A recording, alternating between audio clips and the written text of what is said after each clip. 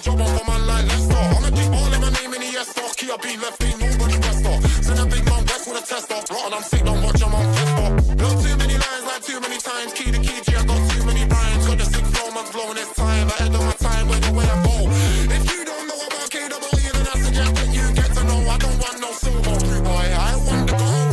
Let's go, I'm feeling like just up.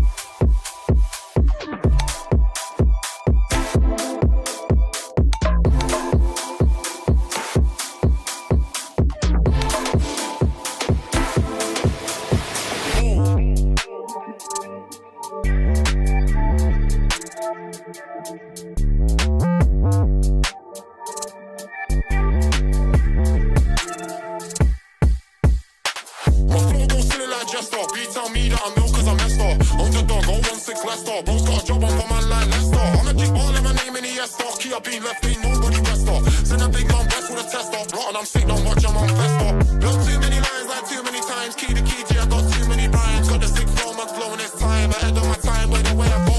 If you don't know about KWE, then I suggest that you get to know. I don't want no silver, blue boy, I want the gold. My flow don't silly like Jester. B tell me that I'm ill cause I'm messed up. Underdog, 016 Leicester. Bro's got a job on for man like Leicester. I'ma keep all of my name in the ESPORT. Key up being left, ain't nobody rest up. Send a big man back with a test up. Rotten, I'm sick, don't watch, I'm on fest up. Blow too many lines like too many times. Key to key, G, I got too many rhymes. Got the sick flow, man's blowing this time. Ahead of my time, by the way I go. If you don't know about KWE, then I suggest that you get to know. I don't want no silver, blue boy, I want the gold. My flow got silly like Jester.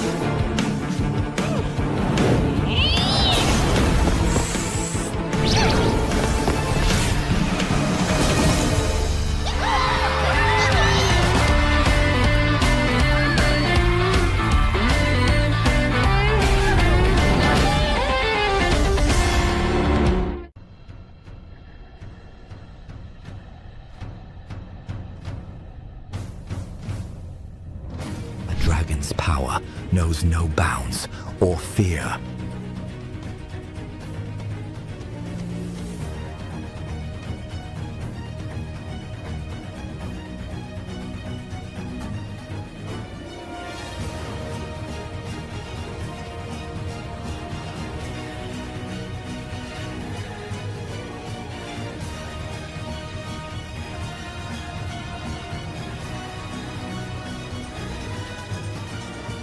Ready to wield it? Fight with the dragon's might.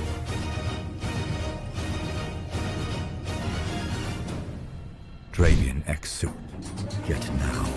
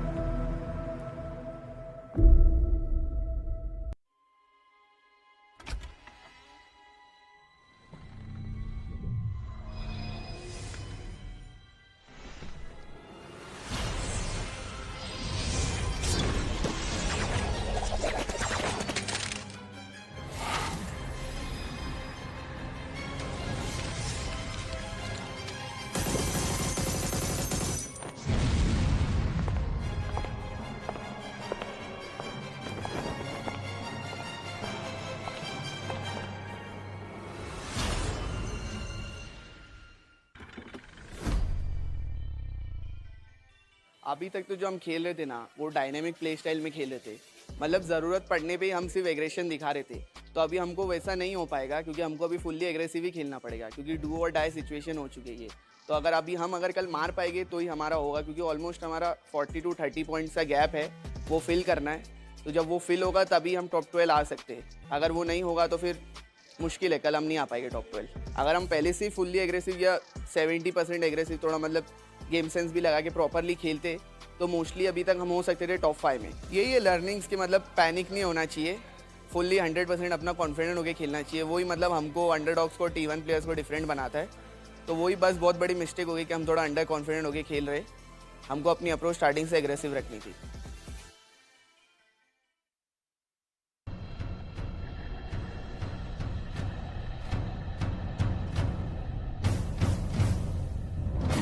Dragon's power knows no bounds or fear.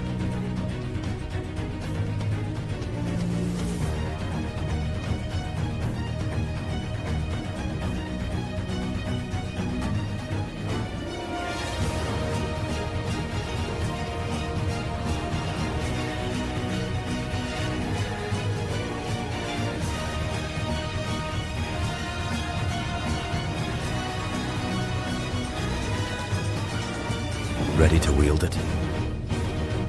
Fight with the dragon's might.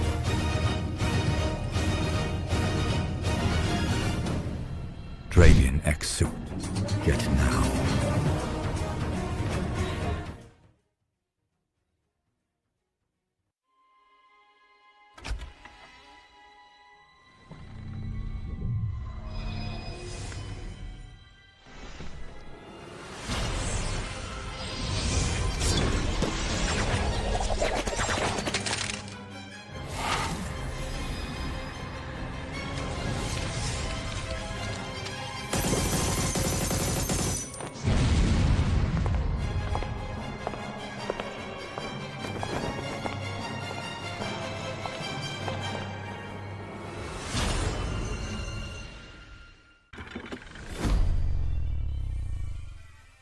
कल का approach तो हमने ये सोचा है कि natural खेलेंगे and थोड़े चेंजेस हैं अपने प्लानिंग्स में, बट हाँ ट्राई तो पूरा यही है कि 100+ पॉइंट करना है एंड एक चिकन लेना है, क्योंकि अभी तक चिकन नहीं आया एंड यही अभी अपनी अप्रोच है फिलहाल। इतना मैंने देखो, जब मुझे पता चलता था कि मैं रैंक 2 में चल रहा हूँ MVP की, तो मुझे पता नहीं था, क्योंकि मैं अपनी टीम के लिए खेल रहा हूँ एंड बस मेरा मेन फोकस था टीम अच्छा खेले।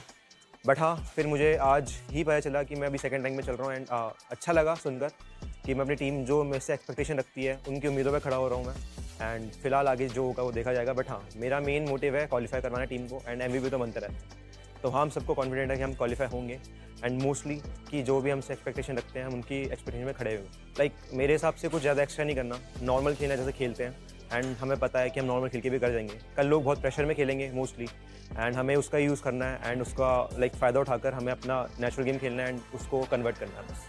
क्लचगॉड भाई एंड शैडो भाई जो कि लाइक मुझे बहुत मोटिवेट करते हैं, लाइक मेरे टीममेट्स ही हैं मोस्टली जितने भी हैं एंड उनसे मुझे मोटिवेशन मिलती है एंड मुझे लगता है और मुझे उन पर बहुत भरोसा है। मोस्टली कल मेरी टीम क्वालिफाई होगी एंड जो आप चाहते हो एंड वही हो कि हम टॉप 12 के अंदर हो एंड नेक्स्ट राउंड के लिए मूव करें।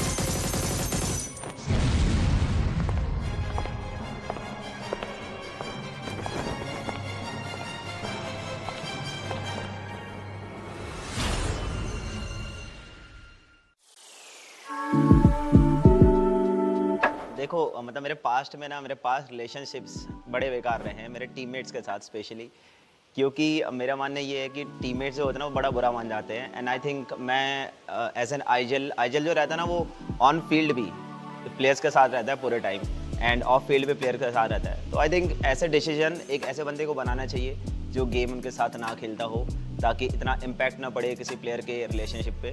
तो ये काम मैंने अपने कोच को दे दिया। मैंने बोला कि भाई आई थिंक तू ज़्यादा समझदार है, एक बार को मैं थोड़ा इमोशनल इंसान हूँ, मैं सोचा एक बार मैं इमोशनली मे भी डिसीजन ले लूँ, लेकिन तो एकदम अनबायस्ड रह के डिसीजन ले एंड वही अब डिसाइड करेगा कि कौन खेलेगा कौन नहीं। देखो मतलब मैं अगर हम देखें जो ऑडियंस में एक पर्सपेक्टिव है ई स्पोर्ट्स को लेकर, तो सबको लगता है कि बड़ा कंपेटिटिव है एंड ये लोग आपस में भी जैसे इन गेम एक दूसरे पे थोड़ी बहुत राइवलरी रहती है, वैसा आउटसाइड द गेम भी होगी, एक दूसरे बात नहीं करते होंगे, एक टीम अलग रहती होगी, एक टीम अलग रहती होगी। तो ये बड़ा मिसकंसेप्शन मुझे लगा कि ऐसा है नहीं, जो लोगों को लगता है, जो लोगों के दिमाग में एक इमेज लोगों ने परसीव कर रखी है। तो आई थिंक मैंने सोचा कि ई स्पोर्ट्स का ये जो एक होलसम साइड है जिसमें प्लेयर्स आपस में बात करते हैं, ऐसा बेस्ट फ्रेंड बेस्ट चीज़ की तरह गेम के बाहर रहते हैं, और बड़े अच्छे कुछ समझदार बच्चे भी हैं मेरी तरह और कुछ मतलब बहुत यंग लोग हैं। तो आई थिंक सबका एक अपनी लाइफ में स्ट्रगल रहता है, सबका एक स्टोरीज रहती है। तो मैं सबसे यही झूठ बोलता हूँ कि भाई मैं कंटेंट क्रिएटर हूँ, मैं ई स्पोर्ट्स प्लेयर नहीं हूँ। मैं आता हूँ लेंस में फ़न करने के लिए, स्ट्रीम करने के लिए, कंटेंट बनाने के लिए।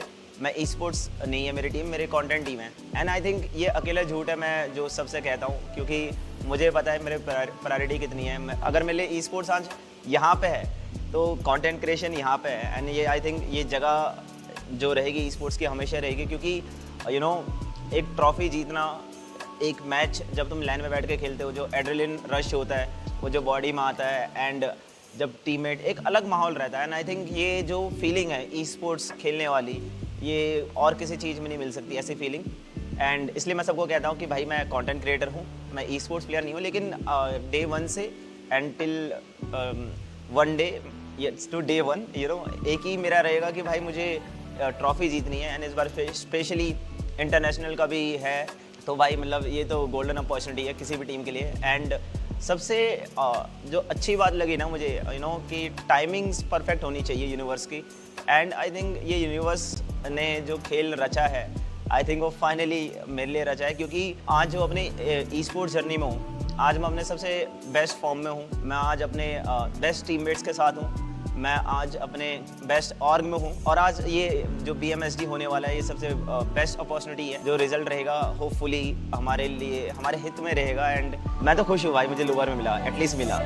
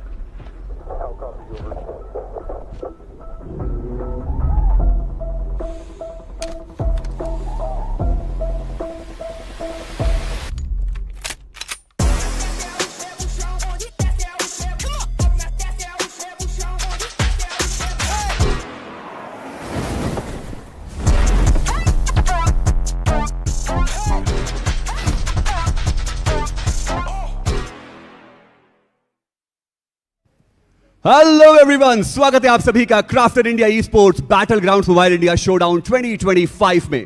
Day 1 was the day of foundation. Day 2 और डे 3 पे हमें देखने को मिले मल्टीपल कमबैक्स, लेकिन आज है day number 4, the day of decision.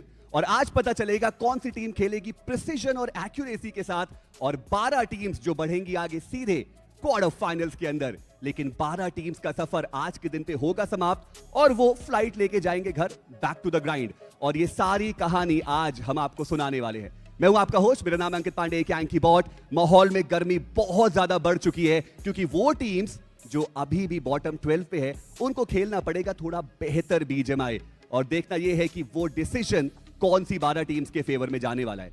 But at the same time this is esports, और वो टीम्स जो already top of the table आपको देखने को मिल रही हैं, जो कंफर्टेबल स्पॉट में है, इट माइट बी पॉसिबल कि आज वो किसी को क्लैश देने के लिए जाए, थोड़ी टारगेटिंग वगैरह हमें देखने को मिले। More on this letter, but अभी के लिए चलेंगे सीधे हमारे एनालिस्ट की तरफ। Over to you. Thank you Ankit, इतने अच्छे तरीके से इन सारी चीजों को बयां करने का। और बेशक माहौल में गर्मी बढ़ चुकी है, क्योंकि आज के दिन हमें डिसाइडेड देखने को मिलने वाला है। उसके साथ साथ मैं इंजीनियर वाइटी, और मैं यहाँ पर स्वागत करना चाहूंगा मेरे बहुत ही अच्छे एनालिस्ट स्पीरो का। स्पीरो, कैसे हैं आप? मैं बहुत अच्छा हूँ यार इंजीनियर। और जिस तरह से एंकी ने बोला ना कि 4 दिन पहले जब यहाँ पे टीम्स आई थी टेसरेक्ट अरीना में, पहला कदम रखा था, सपना मन में था कि ग्लोबल चैंपियनशिप में जाएंगे, भारत का नाम रोशन करेंगे, और आज 12 टीम्स का सपना आगे बढ़ता रहेगा। लेकिन वो 12 टीम्स जो बॉटम पे रहेगी वो बाहर जाते नजर आएंगी। सो एक्साइटेड हूँ आज के दिन के लिए engineer. It's going to be day जहां पे कमबैक्स जरूरी हैं टीम्स के लिए। देखिए, आज का ही दिन है, कमबैक जरूरी नहीं, बिल्कुल आप कह सकते हैं कि आज अगर कमबैक नहीं हुआ तो फिर आपको अपने घर के लिए कमबैक करना पड़ेगा। उन चीजों को कहीं ना कहीं टीम्स को समझना पड़ेगा, क्योंकि देवियों सज्जनों, आज 12 टीम्स, उनका सफर इस टूर्नामेंट से समाप्त हो जाएगा, और बाकी 12 टीम्स उन्हें क्वार्टर फाइनल्स के लिए एक टिकट मिल जाएगी। जी हाँ, बिल्कुल। बट एंकी ने एक बात और बोली यहाँ पे कि आज टारगेट होने वाले हैं, बट एग्जैक्टली मुझे लगता है कि it's too soon to say anything, because अभी हम बहुत अर्ली स्टेज में हैं इस टूर्नामेंट की। अगर आप किसी को टारगेट करते हैं और वो एलिमिनेट नहीं होते हैं तो दिक्कत हो सकती है आपको आगे आने वाले समय में, बिकॉज क्या पता फिर क्वार्टर फाइनल्स में जब आप नीचे हो आपको टारगेट किया जाए। तो इन चीजों का ध्यान रखते हुए टीम्स को आज खेलना पड़ेगा। देखिए, आपने बिल्कुल सही कहा, और मैं यहाँ पर बाकी टीमों से बात कर रहा था जो टॉप 12 से बाहर हैं, और उन्होंने ये कहा है कि ड्रॉप चेंजेस देखने को मिल सकते हैं। देखेंगे कैसे गेम जाते हुए नजर आते हैं। जी हाँ, बहुत सारे सवाल हैं जरूर यहाँ पे, बट चलिए चलते हैं अगले सेगमेंट की तरफ और देखते हैं कि क्या हमारे सामने आज प्रस्तुत होने वाला है। It's going to be a day जो हम भुला नहीं पाएंगे। और शुरुआत तो बहुत अच्छी हुई थी फीनिक्स की भी। वेरॉन एक ऐसा प्लेयर जिन्होंने बहुत सारे समय में बहुत कुछ देखा है। उन्होंने एक पार्ट टाइम जॉब भी करी एक डिवाइस खरीदने के लिए, उसके बाद कमबैक करने की कोशिश करी, बहुत समय तक वो 5th पोजीशन रहे। लेकिन ये वो प्लेयर्स हैं जिन्होंने बहुत अच्छा खेला कल के दिन में। जिम जैम, ये नेड्स कमाल के साबित हुए उनके लिए। टीम तमिलास थोड़ा सा वहां पे ढेर होती नजर आई। आखिरी में एम गॉड बहुत देर तक सर्वाइव किया, टॉप 2 में आए, बट ये वो क्लच आदि का जिन्होंने अंत किया TWOB का। काबिले तारीफ एक क्लच था, और देखिए लाइन ऑफ एक्शन में ही 2 प्लेयर्स को डाउन कर देते हैं। तीसरा प्लेयर की HP बहुत कम थी, बहुत अच्छा वो 1v4 देखने को मिला। वसिस्टा esports की जब भी हम चर्चाएं करते हैं तो सैनहॉक का वो गेम देखने को मिलता है जहां पर ये टीम बेहतर देखने को मिलती है। मतलब ओवरऑल भी अगर वसिस्टा की चर्चाएं की जाए तो सैनहॉक वो मैप है जहां पर ये टीम बेहतर खेलती है। बट उसके साथ साथ स्पीरो चर्चाएं तो इस चीज पे भी रहेंगी कि आज के दिन कोई भी गेम हमें सैनहॉक का देखने को नहीं मिलने वाला। जी हाँ, शुरुआत होगी आज की मिरामार के साथ, उसके बाद हम एरांगल पर जाएंगे, बट उसके बारे में भी चर्चा करेंगे। अभी के लिए ओवरऑल स्टैंडिंग मुझे लगता है कि बहुत कुछ बयां करेगी। देखिए, हमने कल के दिन में एक्शन तो भरपूर देखा, लेकिन ओवरऑल स्टैंडिंग में एक चीज जरूर जाहिर है कि टॉप पे अगर आप हैं तो आप सुरक्षित हैं। अगर आप टॉप 7 टॉप 8 में हैं तो लग रहा है कि आप सेफ स्पॉट पे हैं, लेकिन उसके नीचे वाली टीम्स अभी भी मझदार में फंसी हुई। चलिए चलते हैं ओवरऑल स्टैंडिंग की तरफ और देख लेते हैं कि टॉप पे अभी कौन सी टीम्स है और बॉटम से किसको कम बैक करना है। नेबुला नंबर 1 107 पॉइंट्स के साथ, ब्लिट्स दूसरे पायदान पे 105 उनके पास हैं, और दोनों ने कल के दिन में एक शानदार प्रदर्शन किया। रेवेनेंट एक्सपार्क पहला दिन काफी शानदार, लेकिन उसके बाद एक डबल प्रदर्शन उनका भी। ऑटोबॉट्स हर मैच में कंसिस्टेंसी दिखाई है इन्होंने। और देखिए वहीं पर आप बात करते हैं जब रेवेनेंट एक्सपार्क की, तो पहले ही दिन इतना बेहतर खेल गए कि दूसरे और तीसरे दिन से उतना फर्क हमें देखने को नहीं मिला। सिनवे की बात करें, उन्होंने भी एक अच्छा गेम प्ले दिखाया, बट वाइल्ड फैंग्स कल के दिन बैक टू बैक 2 बड़े चिकन और उससे एक बड़ी वापसी। बट ये वो नाम है जिनके ऊपर अभी के लिए आप कह सकते हैं कि संकट की घड़ी आ चुकी है। स्पेशली मैं फीनिक्स ई स्पोर्ट्स के बारे में बात करना चाहूंगा, कहीं आज के दिन वो एक बड़ा चोक ना कर दें। आप सोचिए कि पहले दिन 3 मैचेस में 51 पॉइंट्स, दूसरे दिन 7 अंक, तीसरे दिन 17 अंक, और अब ऐसा समय आ चुका है जहां पर उनके लिए भी चीजें बिगड़ सकती है। देखिए उनके लिए बेहतर करने के अलावा और कोई चारा भी नहीं है।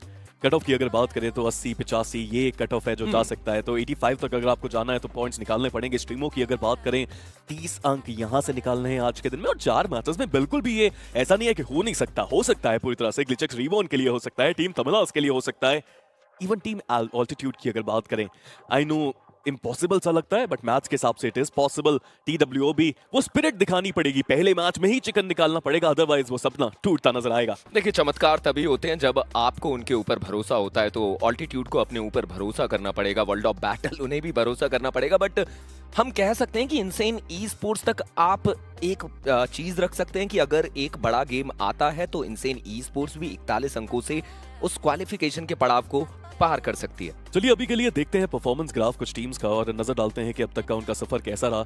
आप देख ही सकते हैं फीनिक्स ई-स्पोर्ट्स 76 पॉइंट्स है, बट अगर आप उनका ग्राफ को देखेंगे तो शुरुआत कमाल की हुई, फिर वो ग्राफ नीचे भी आता आपको नजर आया और वहां से मुश्किलों का सामना उनको करना पड़ा। ब्लिट्स they were brilliant, शुरुआत भले ही थोड़ी सी नीचे से हुई है लेकिन उसके बाद जो ग्राफ है बस ऊपर ही जा रहा है उनका। आप उनको ऑरेंज कलर के लाइन में देख पाएंगे वहां पे। अब नेबुला की अगर बात करते हैं, they were good, they were really good, started slow but slow and steady is winning them this race। वही रेवेनेंट एक्सपार्क की बात करें तो यार देखिए वो टील कलर की जो लाइन है कैसे शूट अप हुई है सीधा ऊपर, फिर stable stable stable and then कल का दिन डिसेंट गया उनका। तो ये वो 4 टीम्स हैं जिन्होंने बहुत अच्छा खेला और इनमें से 3 टीम्स तो ऐसा लगते भी हैं जो ऑलरेडी पहुंच चुकी हैं quarter finals. There is just one team Phoenix जिसको आज कम से कम 4 मैचेस में 10-15 अंक निकालने पड़ेंगे और इंजीनियर लग तो रहा है कि इतना भी मुश्किल नहीं होना चाहिए यार, 4 मैचेस में 10 अंक फीनिक्स जैसी टीम को निकालने चाहिए। देखिए जब मैं ये भी कहना चाहूंगा कि पिछले 2 दिन जिस तरीके से गए उस तरीके से तो थोड़ा सा डरना चाहिए। फीनिक्स ई स्पोर्ट्स के लिए भी चिंताओं का विषय बन सकता है। देखेंगे किस तरीके से ये गेम जाते हुए नजर आते हैं। आज के दिन स्पेशली सबसे खास चीज ये रहने वाली है स्पीरो कि एरेंगल और मीरामार के गेम्स देखने को मिलने वाले हैं। मैं जरूर आपसे भी जानना चाहता हूं कि सैनहॉक वो आज के दिन नहीं है, कितना बड़ा प्रेशर इस चीज का रहेगा टीम्स के ऊपर। देखिए कुछ टीम्स हैं जिन्होंने सैनहॉक में बहुत अच्छा प्रदर्शन किया है, जैसे कि वशिष्ठा ई स्पोर्ट्स, बट उन्होंने पास्ट में इतना अच्छा कर लिया कि आज कुछ करने की जरूरत नहीं उनको। उनके अलावा कई सारी टीम्स जिनको बेहतर करने की जरूरत है। नीचे वाली जितनी भी टीम्स है, अगर आप बात करें यहाँ पे स्ट्रीमो की, GLITCHxREBORN, टीम तमिलास, एरांगल, मिरामार ही ऐसे गेम्स हैं जहां पे आप अपने नेचुरल स्किल्स दिखा पाते हैं। जोन को प्रायोरिटी देना पड़ेगा आपको वहां पे, तो एक्सपेक्टेशंस काफी हाई हैं। बट 12 टीम्स ही हैं जो क्वालिफाई करेंगी आगे क्वार्टर फाइनल्स के लिए और 12 टीम्स ऐसी होंगी जो बाहर हो जाएंगी आज के दिन के बाद। देखेंगे किस तरीके से गेम जाते हुए नजर आते हैं फिलहाल के लिए। और अब हम चलते हैं अपने होस्ट की तरफ, एंकी की तरफ, और उनसे आगे की चीजों को जानते हुए नजर आएंगे। कहते हैं कि कथनी और करनी में कई बार थोड़ा फर्क हो जाता है, लेकिन अभी मेरे साथ मौजूद है एक ऐसे आईजीएल जिन्होंने कथनी और करनी में कोई भी फर्क नहीं रखा। मेरे साथ मौजूद है नेबुला स्पोर्ट्स के आदि। 1.5 साल का एक स्लम फेज हमें आपका देखने को मिला, वहां पे क्या चल रहा था, कैसे किया आपने कमबैक, टेबल टॉपर अभी आप बने हुए, थोड़ी कहानी बताइए।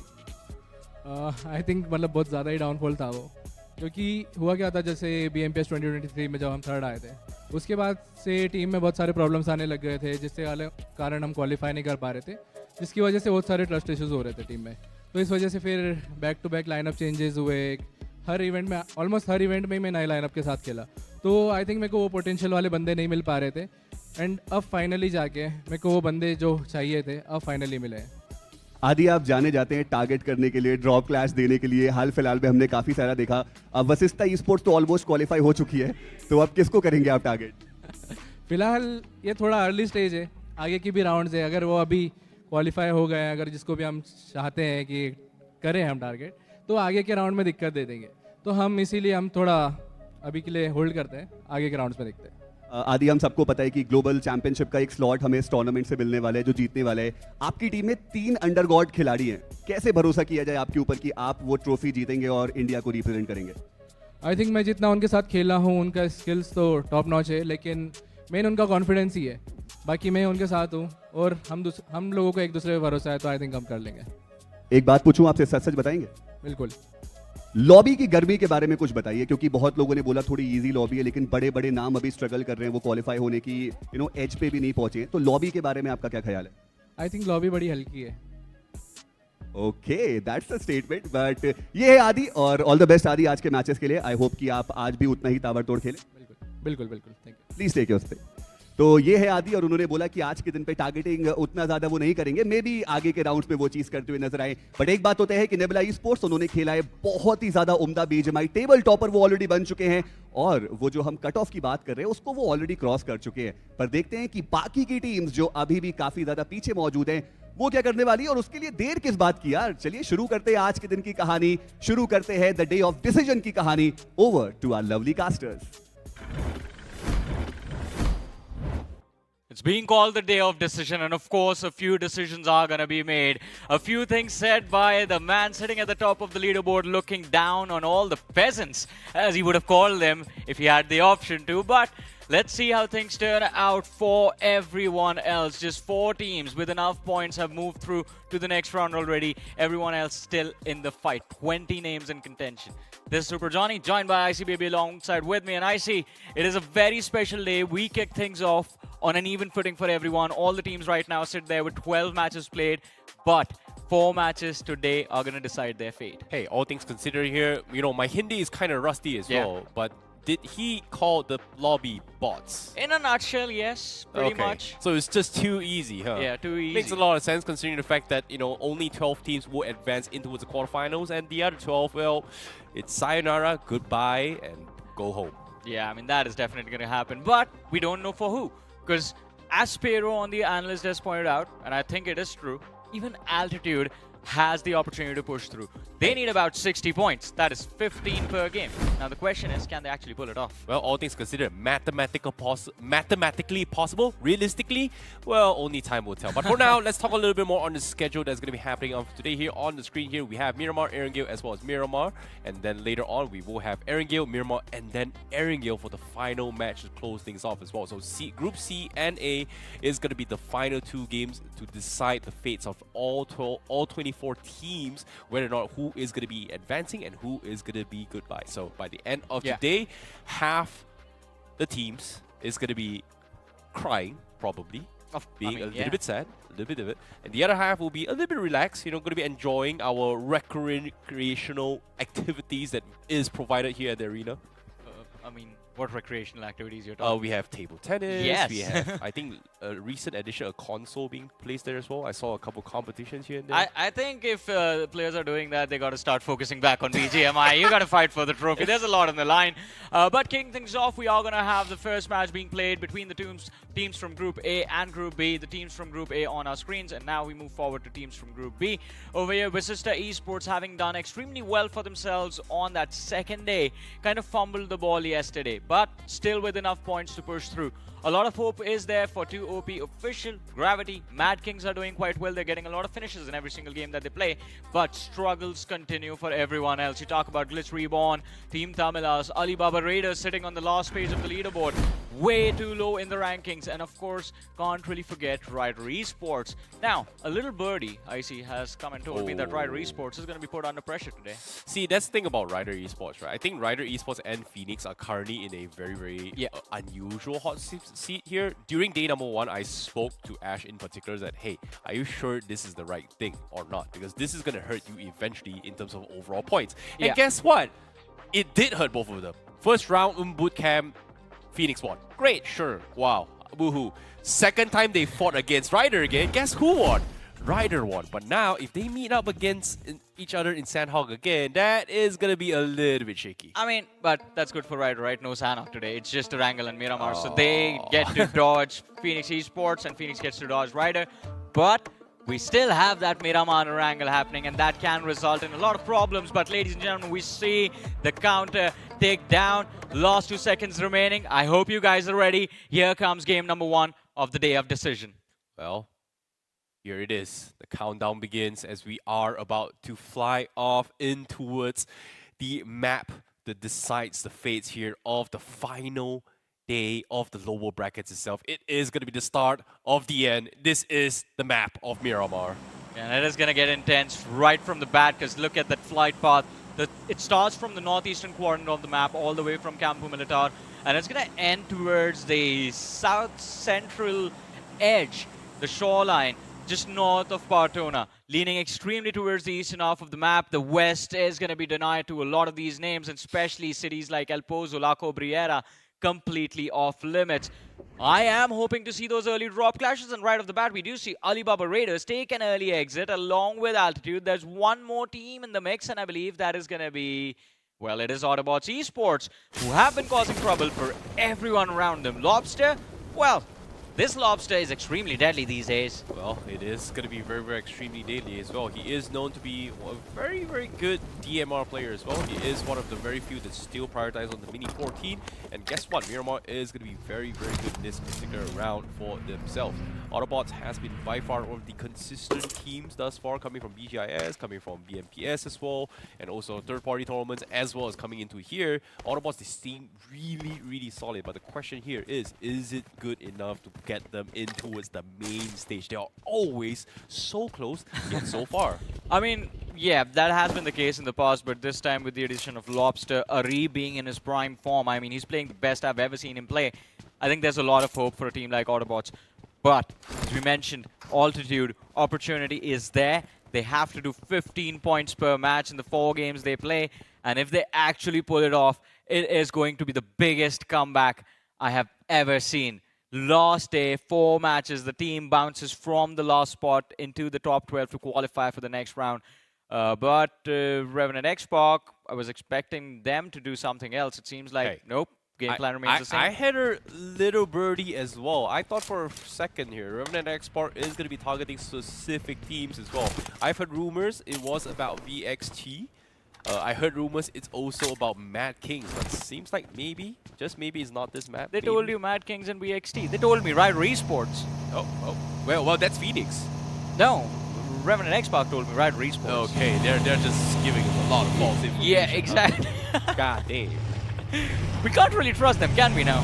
Sometimes. Specifically Sensei. Oh, for sure, for sure. I mean, when it comes to the game, can't trust what he's saying about his own definition of troll. Yeah, pretty much. Yeah. But anyways, we saw VXT on our screens. It seems like they did get a drop in San Martin, picked up a vehicle as well, on the move already. And Vasista Esports now in Picado. It's a luxury for Vasista Esports whenever they get this city all to themselves, and right now they have been giving that luxury, along with the fact that they are going to be extremely close to the center of the circle, which right now is just a little bit northeast of Chumacera. Yeah, but at the same time as well, I want to talk a little bit more until it's a blast from the past. When we talk about blast from the past, teams like obviously Team Tamilas as well as Team Tamilan, these are 2 teams that has been playing for the longest of times. And for some reason, especially coming in from BMPS onwards, it feels like their performance has just not been doing really well. And Lens as an addition to Team Tamilas, I thought it was going to be a addition that would help Team Tamilas, which again, Lens has had a lot of historical moments coming from BMPS in particular, so I was very surprised to see this roster, a very well-rounded roster, to be picked off like that. But again, reverse curse comes in as soon as I say this. Guess who they picked off? Revenant Xspark, they pick off Fierce. Maybe I should just stop talking about teams and their lack of performance this past week. I guess. And then just proceed to, perform out of nowhere. I mean, this is what I want to talk about Revenant Xspark, though. I mean, usually we do see them drop towards Los Leones directly. This time, they, for some reason, just went on the outskirts towards the south. That has resulted in them losing a key fragger for the team. Pierce out of the way. Goten and Trace will have to do a lot of heavy lifting. Sensei, he already has too much pressure. Try and get the team to the first position. Ryder Esports, we were talking about them for a long time, about how they were getting picked upon today, but turns out teams have just let them go.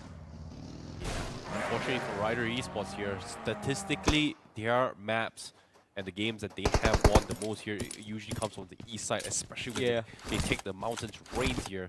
Unfortunately, the circle is going to be shifting towards Chuma's vicinity, so they do have to find an entry point to find the next best spot here, or things are going to go south here for Ryder Esports. And talk about top 12 here as well. Currently gatekeeping on the top 12 position is going to be VXT, Madkings, GENxFM, Phoenix Esports, and Mysterious4. So these are the few teams that needs to be very, very worried about their position. So they need to start racking some serious points before they they actually lose the potential chance of qualifying into the quarterfinals. There is no takebacks, there is no setbacks. Basically, there is no second lives. It's now or never for these teams, or this 24 teams in particular. And I think in my hand here, at least 5 teams. Sorry, let me rephrase that. About 4 teams. Okay, 6 teams is pretty much guaranteed. So you're looking for 6 more entry points. Yeah, pretty much. I mean, anyone over that 80-point marker, I feel the cutoff is going to be 80 first of all. And anyone that has managed to cross that 80-point marker is going to be safe. There are a few teams in the mid-70s that are still there. Top 12, and it is going to be quite critical for them to be able to respond to it. GLITCHREBORN. Spray finds no contact. Fan needs to calm down. Well, they are going for a couple pokes here and there, but on screen now, Tamilan looks like they do find a couple of stragglers here. In this case, Fragger from Madkings is going to be all by himself here. He's going to be cooking up a couple of nades, but he is going to get rushed through here. And that's going to be a very, very easy takedown coming from Tamilan Esports. And seems like no fear, no retreat is going to be the strategy here for both Team Tamilas and Tamilan Esports, because somehow they're getting a couple of finish points here and there. Yeah, Madkings losing out on another key player of theirs. Quite unfortunate. 3 players remaining. Madkings has been very impressive. I'll be honest about that this time around. I mean, the level of aggression we have seen from them is just insane. They aren't really prioritizing placement points as well. Like, look at that. Total points secured, 72. They have 54 finishes. Yeah, that's insane. Like, Madkings, this is a blast from the past, right? This is a roster with a lot of veterans who's made it to LAN finals. In particularly this year in general, we've got Apollo and Shadow, multiple entries into his LANs. BGIS, BMPS, they were both there. For BGIS, Shadow was as a sub, but in BMPS, he was an official roster. So for them to be playing for low brackets, you know, I was very surprised, but as of yet, based on their current standings, 72 points is okay-ish. Yeah. But like you said, the cutoff is expected to be 80. But I'm a math guy. You know, at the start of the day, the top 12 position was 67 points. You divide by 12 and times 16, which is the total matches played by each and every single team. That is 89 points. So that means if you get 89 points, that is guaranteed safe. Anything higher than that is a surplus. Yeah. I mean, that is going to be the case, but... well, Tamilan Esports, it seems like their case is being dealt with by the players of GLITCHREBORN. The opening knock found. Pekka hits the floor. Dazzle, he's been dropped extreme low as well.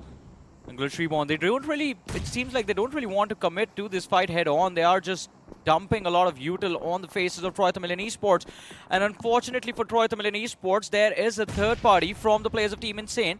You barely see them on the radar towards the southeast. Just like a small pixel in yellow, and they've been taking a lot of shots. They were the ones who knocked Pekka as well. The finish secured. Yeah, that's a little bit unfortunate as well. All this long-range third party is going to be very, very awkward, especially with the circle shifting onto his Chumacera. And when it comes to Chumacera's circles, it is going to be very, very difficult to play against teams on top of those mountain terrains here, especially coming from sound side. So, like you said, Insane had full control of those situations. And Tamilan Esports, they're currently positioned in one of the, I would say, eastern side of Los Leones. I would say the west side of Los Leones, not even in towards the entry point of Chumacera, so they're kind of stranded out and open. But by stage 3, they need to find a way to get out. So that's going to be very, very difficult to do so if they are stuck in a stalemate. So I guess that's what Team Insane is thinking about as well here, to make sure that all this team gets stuck, forced out a lot of utilities, and just get completely stuck out in the open here. But speaking of which here, Insane, they're taking a couple shots in. Trace God goes down from beside Revenant Xspark, and Goten says, you know what, I'm just going to try and take space away, and he's going to try and challenge this. Yeah, he's just running forward, driving towards the hill. JD hit behind the car. Trace, I guess, decides, Goten decides it's going to be a little too much for him to deal with, just completely backs off. It is a good decision. He does not have a lot of backup available. Sensei is kind of far away, and Trace, he's been knocked out. Just 2 players left for the side of Revenant Xspark. My apologies, it wasn't the Team Insane that got the man from the side of Tamilan Esports. It was someone else entirely. They were present in the same vicinity as GLITCHREBORN. Gravity was there as well. Goten spotted out. Eggy with the spray. Few shots connect, not enough damage though to secure the knock, but there goes the rare left. He's gonna have to pit this this buggy somewhere, find a replacement as quickly as possible, otherwise Team Insane are gonna come hunting. Well, the replacement is abandoned ship, and we are gonna be stuck in a shack. That's gonna be his best option right now, considering the Revenant Xspark, they lose Trace early on, they were able to pick him up. So that's gonna be a little bit of a saving grace for them, but for now, they have to play the bigger picture, and that is how do they get to the next phase of zone. If the circle shifts to the Chubasera, they are in for a lot of pain, especially for every single team stuck out in open here. Now GLITCHX as well as Troy Tamilan, they're stuck in a neighboring situation. A couple of nosy neighbors being extremely noisy, but they just cannot take each other out unless the circle forces them to. Which, again, I think better quick than sorry, man. they have to be quick, man. Yeah, I mean, that's the rule of the game, right? Get to the circle early, get to the center of the circle early, and then just hold your ground, let everyone fire it out till they get taken out. Gravity Esports, they have the players of Riders surrounded. Both teams outside the circle, 50 seconds remain before they are going to be required to move in, and that is when they can strike. This is happy hunting for Gravity Esports if they decide to stay here, but as soon as I say this, GLITCHxREBORN, they're pushing up the Troy Tamilan, and the Esports here, Circle forces them, and they have no choice but to speed things up, and looks as this, go, go, go, all the way, 100%, 0 to 100, but that's, oh!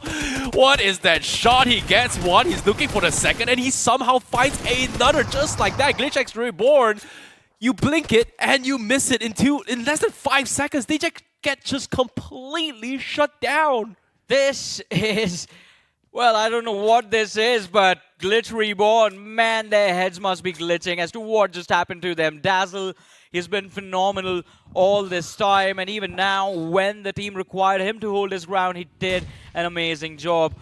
Can Fox OP do the same for Team Tamilas as they are trying to make the bounce on the players of Team Insane? That's the Dazzle we remember. That's the Dazzle we know. It's been a while, but that's a huge, huge win coming from them. But as the journey continues as well, the circle shifts onto his Chubasera. Inside Chubasera, we do see Insane having a little bit of a slight hiccup here with Team Tamilas. As of yet, JD, he's pretty much stuck out on the second floor. A couple of smokes has been set up to get him back to safety. But Team Tamilas, they will not try and pursue this. You can see teams outside are struggling to go in for those push. GLITCHxREBORN, they had no choice but to flush out against Troy Tamilan Esports, but even then, it's not over yet. The fight still continues. Even Mysterious4 was looking at third party against Troy Tamilan, and just like that, both are stalled outside the zone. This is like an even trade between the two sides, but Troy Tamilan already down a man, but they find the trade. iQOO, he's going to shut down Mysterious4, and there you have it. One last man left alive. iQOO connects, and it's the end of the mystery. Mysterious4 bite the dust. Troy Tamilan follow up, but at least they take an exit with 9 finishes on the board. That is still a decent amount of points. A massive performance from Troy Tamilan Esports. After so many days, it takes this game to pull a big win like that, but still, oh, you hate to see moments like this coming from Troy Tamilan Esports. Like, 2 massive wins. I wouldn't say 2, almost 3 massive wins in this situation, but just could not convert into his later stages of the game on placement points. And hopefully this does not hurt them even more, because as of yet, hopes for Troy Tamilan Esports to qualify into the quarterfinals are still very, very possible with this 9 finish points. Yeah, I mean, this is a decent start to their day. They still have 3 more matches left, and if this is how they are going to show up on the last day of competition, at least in round 1, man, oh man, I can't wait for this team to move forward and see what they do once they go up against the teams from the upper bracket. Hey man, for all things considered, it took 4 days to see the razzle-dazzle that we saw, man. Like, hey, we had some expectations on how Dazzle is going to be performing here, but I'm glad we got to see it. But I just hope it's not too late. That's all. Yeah, that's very true. I just hope it's just not too late. Meanwhile, speaking of not too late here, we have to talk about VXT. This is a super stacked powerhouse of a team, and who's currently in the borderlines on the 12th position. Just recently was overtaken by Team Troy Tamilan just because of about 2 to 3 points. So if they themselves, they want to maintain that 12th position right now, they do need a massive performance here. But look at this. It seems like out of nowhere, what Revenant Xspark said about going after Wyld Esports, They have manifested it. Exist caught off guard. The shots connecting on him. Still no knock secured. Will Sensei and the lads just keep Wyld Esports on their toes? They do spot out an individual from the side of TWOB, but Sensei, now the entirety of Wyld Esports, they show up looking to take him out. Goten needs to save his IGL. He's a little far away. There's pressure building up on the players of Revenant Xspark. They're surrounded from every direction. That is very, very tricky situation here that Revenant Xspark is going to be playing as well. They are trying to play the mountain terrains, but at the same time, the circle, if they shift up even towards the west side, which surprisingly enough, based on the minimap, we see a huge cluster of teams on the east side. But from what we see, everywhere from the southwest is just completely empty. There's just huge congestions on towards the northeast, all the way through from the city itself. So very, very surprised by this. So this is a big, big game for Revenant Xspark if they are able to survive this. But nope, Fragger gets a knock, and that's going to be Sensei taken out. Well, that's the first knock for Wyld Esports, but they've lost a man as well. Fame, his HP is back up, looking to re-engage. Sensei out of the way, Goten and Trace. It's going to be a 2v3 these players have to deal with. Nice little nade with the players from Wyld Esports just circling around in that buggy, causing a lot of chaos. Frag at the finish goes to the zone itself. Fame confirms the frag for Sensei. But Goten, he's lost a big chunk of HP, and the next stage just takes him and puts him on his knees. Trace, he's too far away. It's going to be difficult for him to provide any sort of cover fire to his teammate. But look at the radar, TWOB as well aren't really allowing Wyld Esports a lot of room to work with. The moment they stand up, the moment they go over the ridge, there's shots fired in their direction. That's just making it difficult for them to progress any further. But what is going on over here? Gravity against the players of WXT, and WXT, well, it seems like they aren't versatile enough to take on both Gravity and Altitude at the same time. Here comes the push. Draxi around the corner with his teammate. Now they have to push beyond the ridge. There's one more man on the other side. Knight confirms a frag for himself. That's going to be the first finish for Gravity Esports. And Shadow, well, all he can do right now is to stay hidden in the shadows, because if he steps out, these players, they're going to kick him out of the game and into the lobby. Oh no, not a great start here for VXT as well. Shadow, one man against the wall. Gravity Esports is here to try and deny them a potential opportunity here. And as you can see on the bottom right of the screen as well, the pressure is on VXT. You can see nobody is smiling here.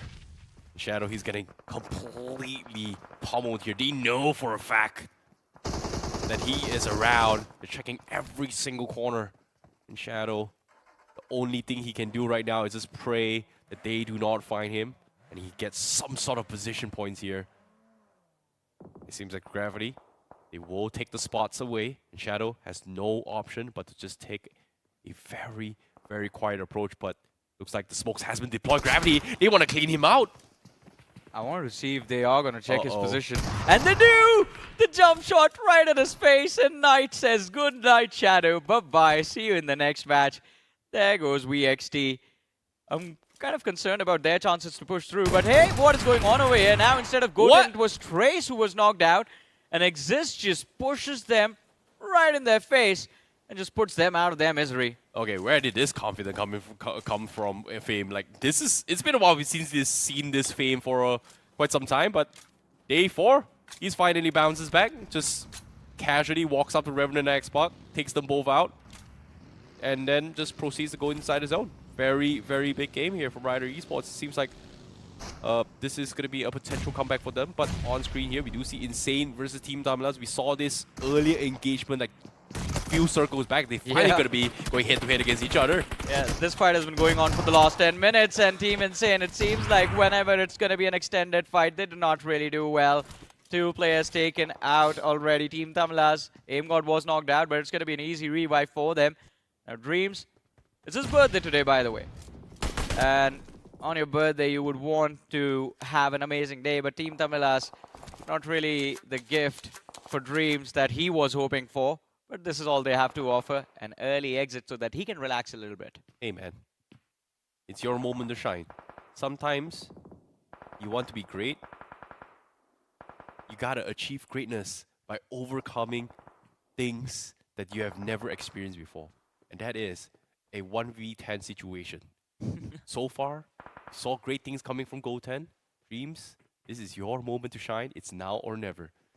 Technically, it's a 1v30 situation right now for him. There's Well, 31 players left. Fair enough. Fair enough. It starts somewhere, man. It starts somewhere. You gotta start somewhere, man. He has to go nuclear if he has to perform, if he hopes to win this game.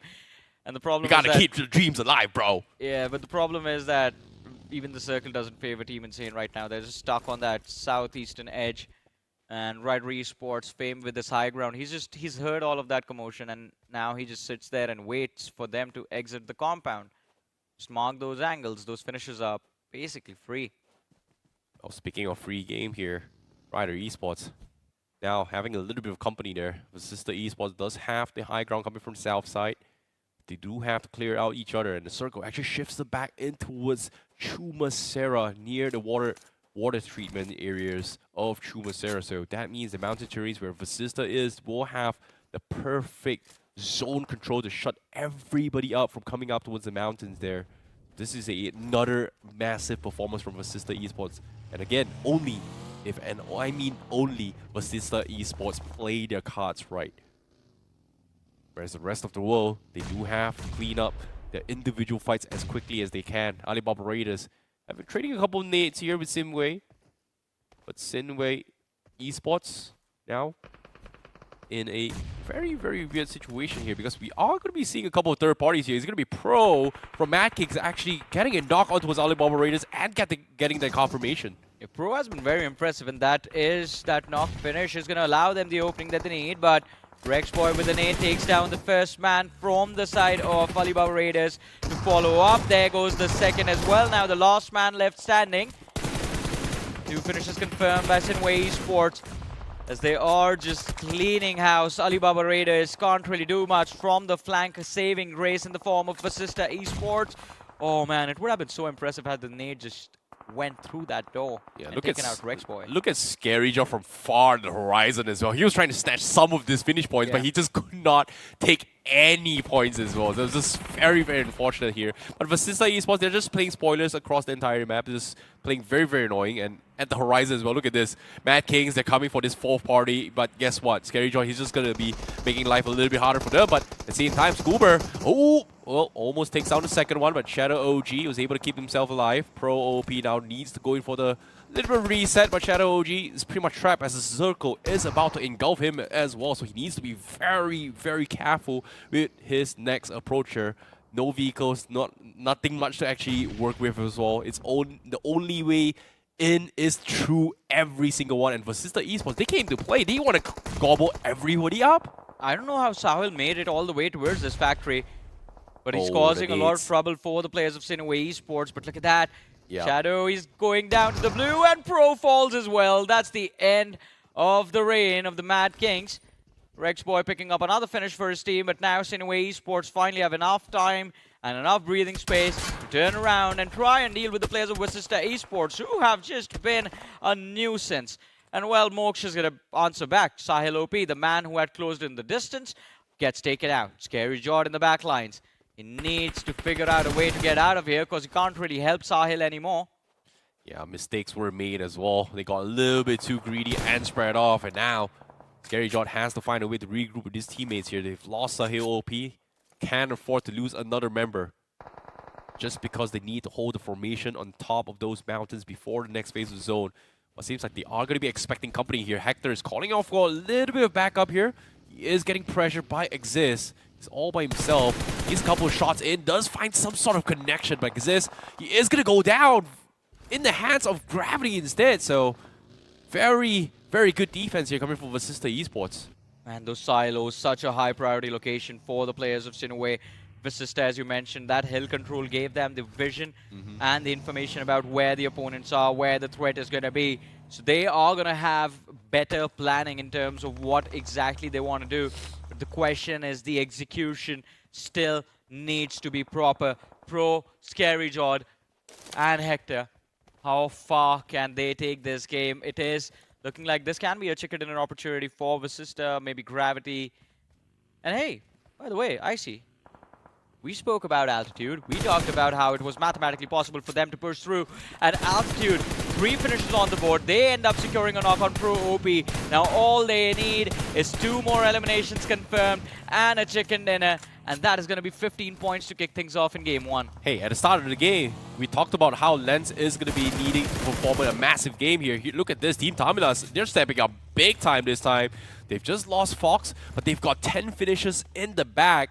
And of course, from the side of Team Tamilas here, it's now or never. They get the chicken dinner and a massive performance this game.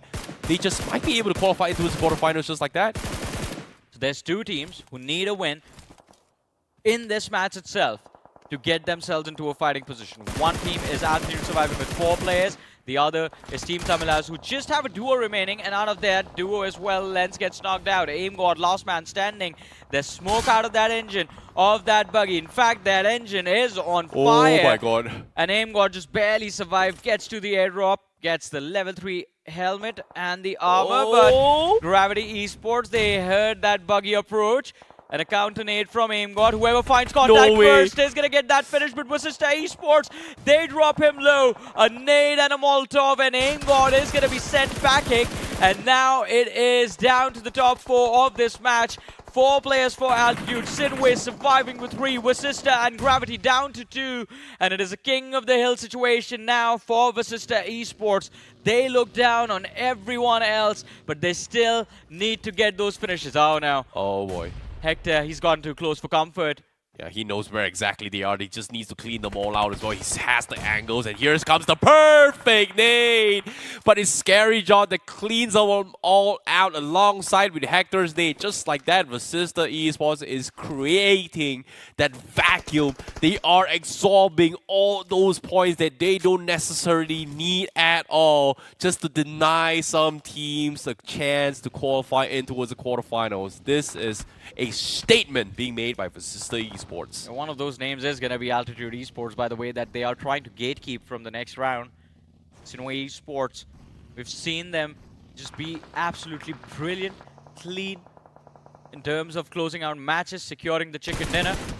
And again, the opportunity presents itself for them to win yet another game. Scary John would have been scared at that moment. That was a lot of damage in just a split second, almost getting knocked out. But Altitude might have just blundered this up. One man overextends. And Vasista Esports, they again move in towards the airdrop. That nade, if it lines up on Bunny, Altitude lose 1 player for no reason at all. And there it is. The knock is going to be secured before they find the trade. Hector backs off. Vasista Esports just being a menace, as you mentioned, to everyone inside of this lobby.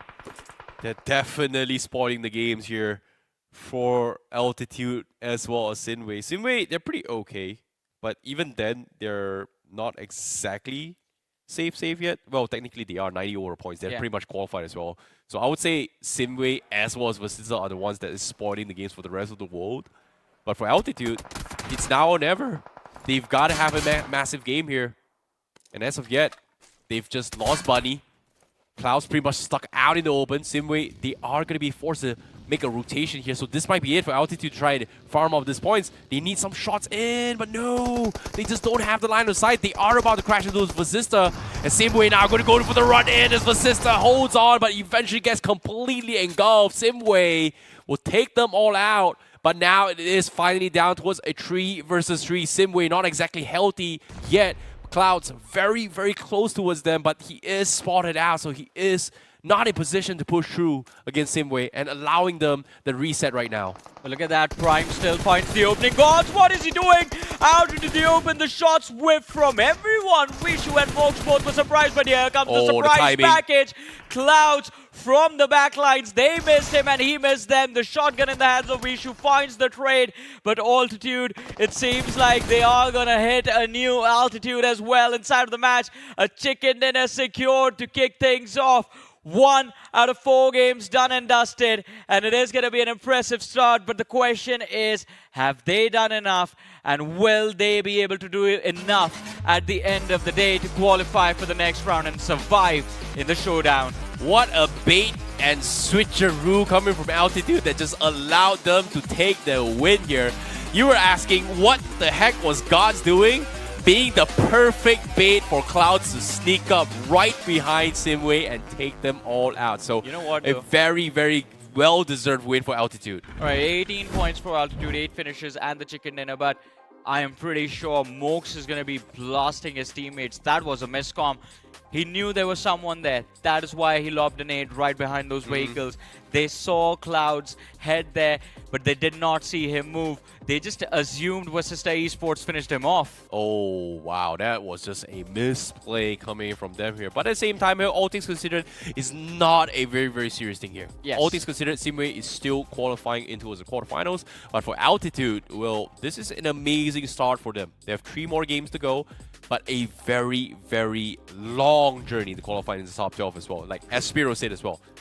Mathematically, still possible. Realistically, well, with this performance and their remaining 3 matches looks like this, maybe, just maybe they might qualify. Just maybe. I mean, that's going to be the thing. But let's have a look at the recap of the last few fights. Vasista Esports. See, this is what happened.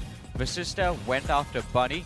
SINEWY saw Clouds headed to the exact same spot where Bunny was. And then they just assumed that, oh, Vasista got both of them. And then these Clouds just show up, a Cloud burst, and well, SINEWY just got flooded away, basically. Yeah, it was just very, very awkward as well. Like, Altitude, they technically shouldn't have actually won that fight. But you could also see that there was a misplay coming in from SINEWY in that final moments as well. It's like, I think the moment they saw Gods out and open, they just shifted the entire focus on trying to take down Gods. But the weirdest thing was that nobody actually got Gods down. I don't know how they made that mistake Yeah. as well, because you see the number of players remaining. There's 3 of you guys, and the counter is still at 6.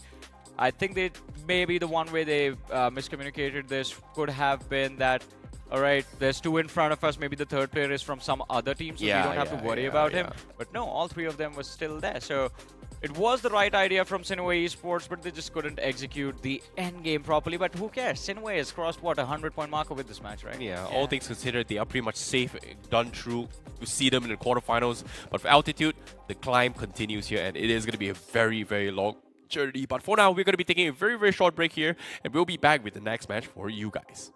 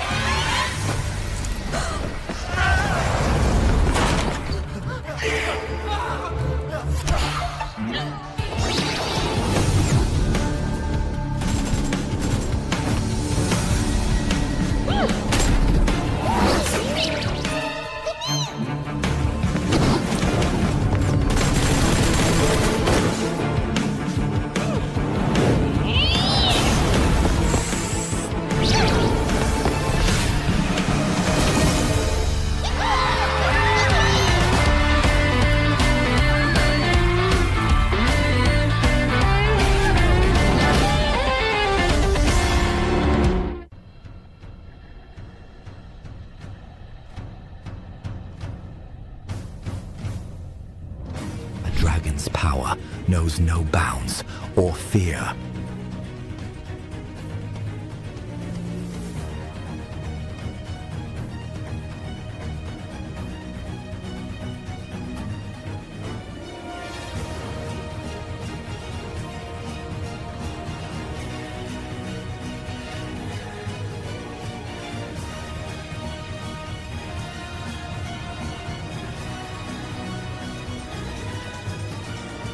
Ready to wield it?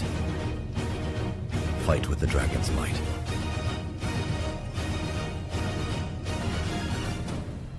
Dravian X suit. Get now.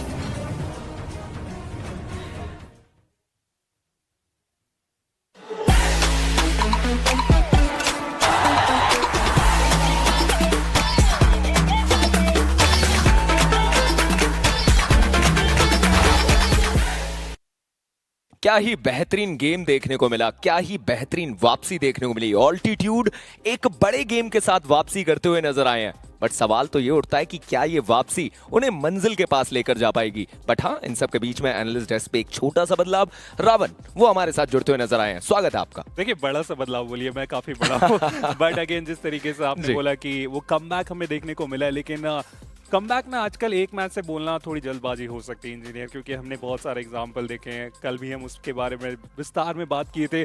अगर वो दोहरा देते इस कहानी को, ये मैं नहीं बोल रहा हूँ कि आप सेकंड डिनर लेके जाए, कम से कम भी फिनिशेस आप देखें और अच्छे से अच्छे प्लेसमेंट देखें, तभी जाके वो कमबैक, मैं अपनी इंड से बोलने वाला हूँ। ये बोल सकते हैं कि उम्मीद की किरण, लेकिन कमबैक के लिए इंतजार करना पड़ेगा। लेकिन एक खिलाड़ी रहे जो कि बहुत अच्छे फॉर्म में रहे इस मुकाबले में, सीधा चलते हैं उनके तरफ नजर लेके, जो कि इंडिविजुअल फॉक्स।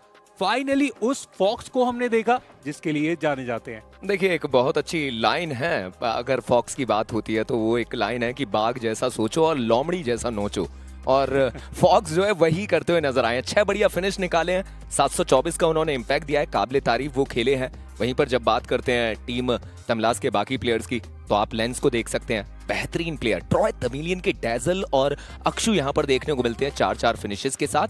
और वहीं पर वसिस्टा ईस्पोर्ट्स के स्कैरी जॉर्ड, उन्होंने भी 3 फिनिश निकाले।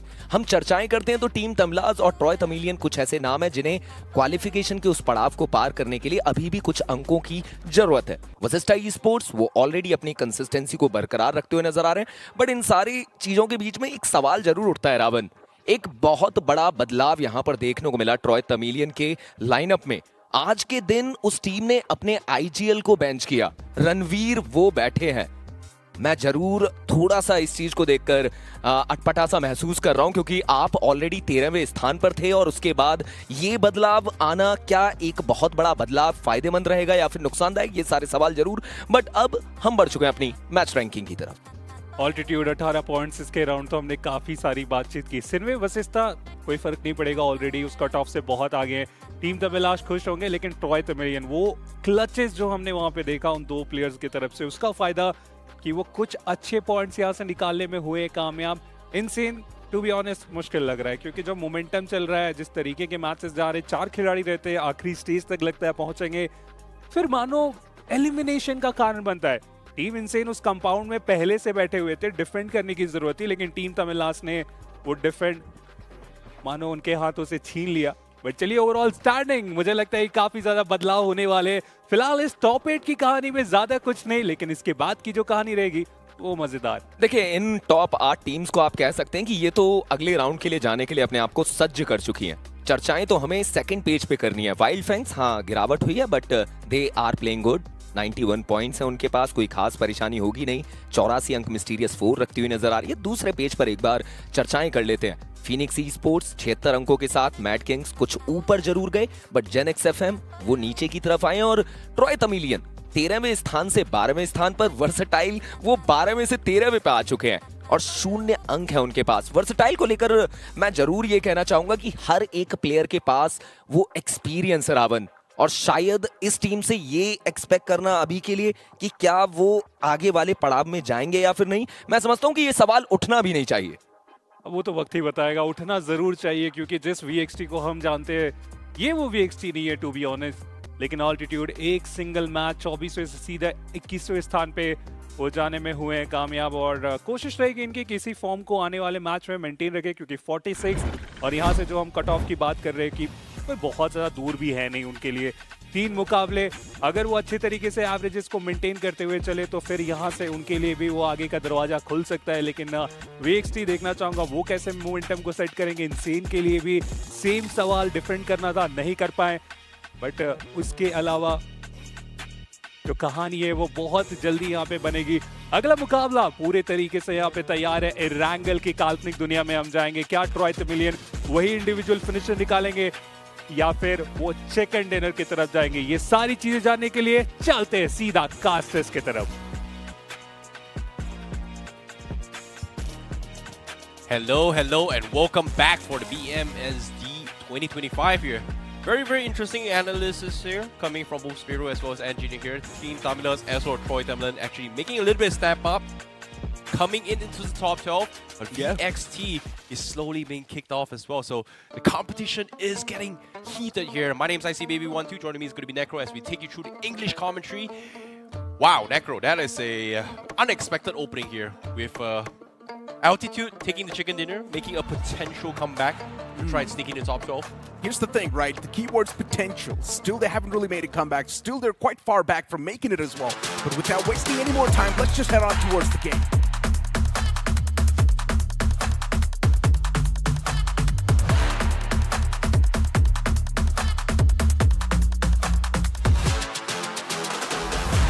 As the plane's going to be in the skies this time as well, it's starting all the way from Severny towards the southern side, which is fair here. This plane flat path extremely tilted towards the left side. If the teams do want to move in towards Lipovka, Mills of Power, now that's going to be a tough stretch. Yeah, back towards the conversation that we're having, right? Altitude, yeah, it was a potential comeback, but I still doubt that Altitude will be able to end things off in the top 12 at the end of the day. Yeah, this is going to be, again, you know, we made a little bit of predictions as well. Mathematically, very, very possible.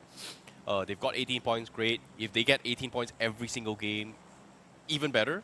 But they have a remaining of 3 matches to go. So that's going to be very, very important coming from Altitude. But again, it sounds easy, but it's not exactly easy. You know, considering that you have so many days and so many games that you have been playing so far, for you to, in this final 3 games, I think expectations is very, very minimal, personally, for me. For Altitude to actually do that. For Altitude, they've pretty much played so many games before this day as well, right?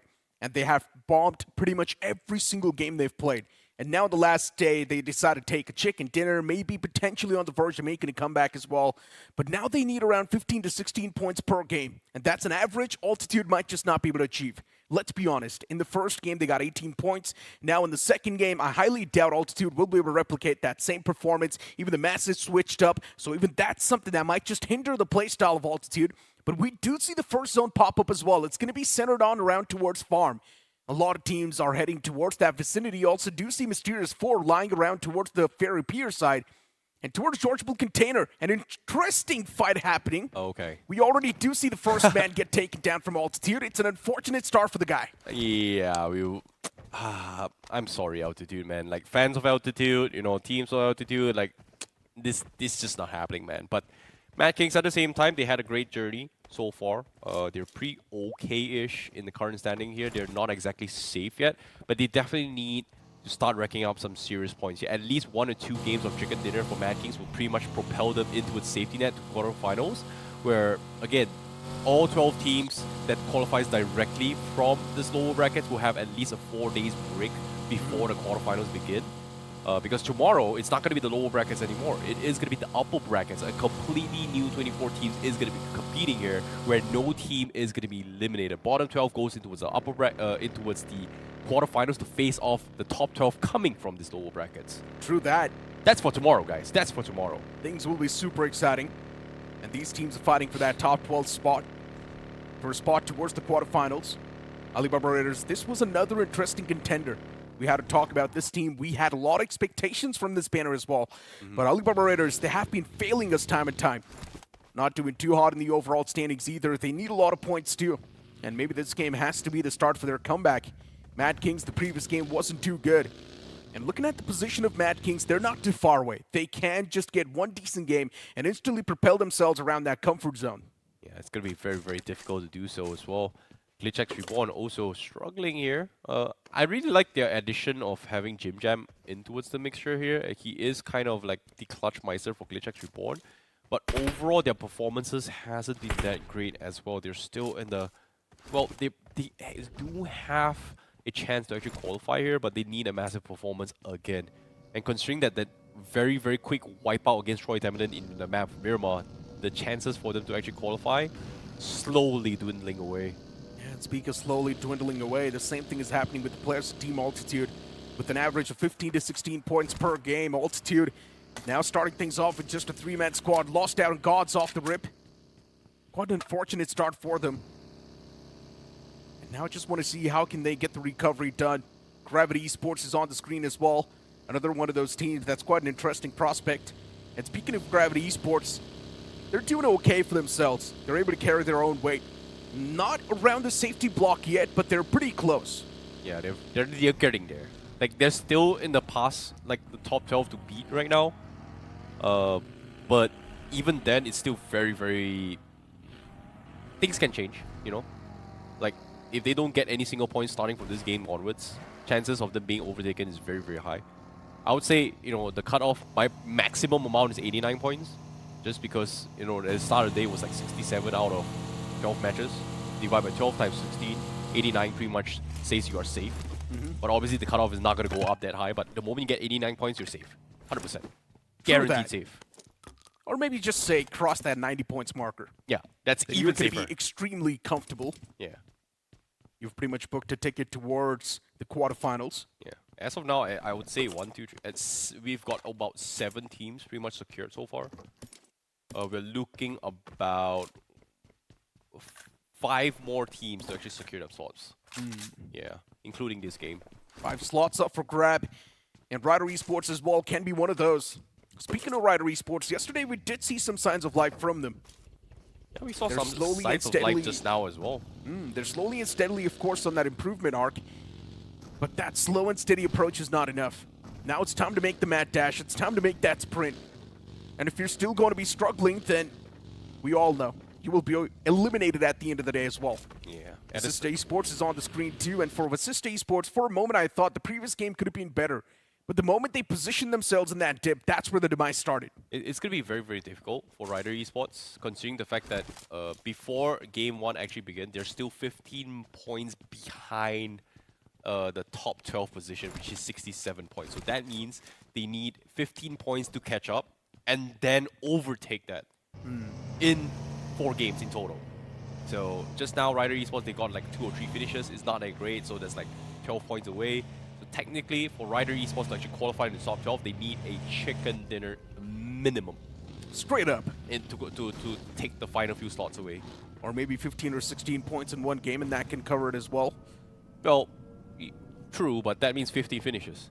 True that. Yeah. Or maybe a second finish bare minimum with 10 elimination points. Even that can do the job. Yeah, that's pretty good, Mats. That's what Team Tamilas did right in the previous game. They had a decent bit of elimination points. Yeah, not really enough placement points to actually calibrate to that. Yeah, they got 9 finishes, but 0 placement points. Just so awkward. No, that was Tamilan Esports. And then Team Tamilas later on got placement points and 9 finishes, yeah. Yeah. It's so confusing. From what I remember, Team Tamilas had 10 finishes the last time I saw them. So yeah, the previous game was decent. Not the best, but what am I watching? Oh. The man was out in the open, just standing exposed. And eventually Hector also whipped all those shots, and now is on the verge of being knocked out. Comedy of errors, Hector, he messed up big time. Okay. How did this happen? And how is Mr. Erangel still alive on the screen? That's my question. Team Tamilas, they made the first mistake, and then instantly even Hector followed up. He doesn't even have a helmet anymore. Like, how is he alive? Like, Hector, what, huh? How, that shouldn't have been possible. That was oh, you hate to see moments like this, man. You hate to see the moments like this. But luckily enough for Vasista Esports, you can't say they're around the safety block. So they can't afford these type of mistakes. It's all good in the hood. Well, they technically qualified.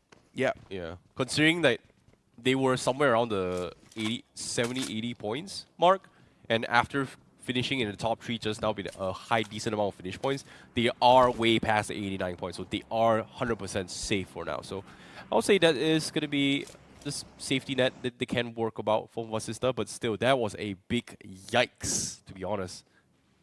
That was something I wasn't expecting at all. We have seen a lot of errors recently. It's not just the first one.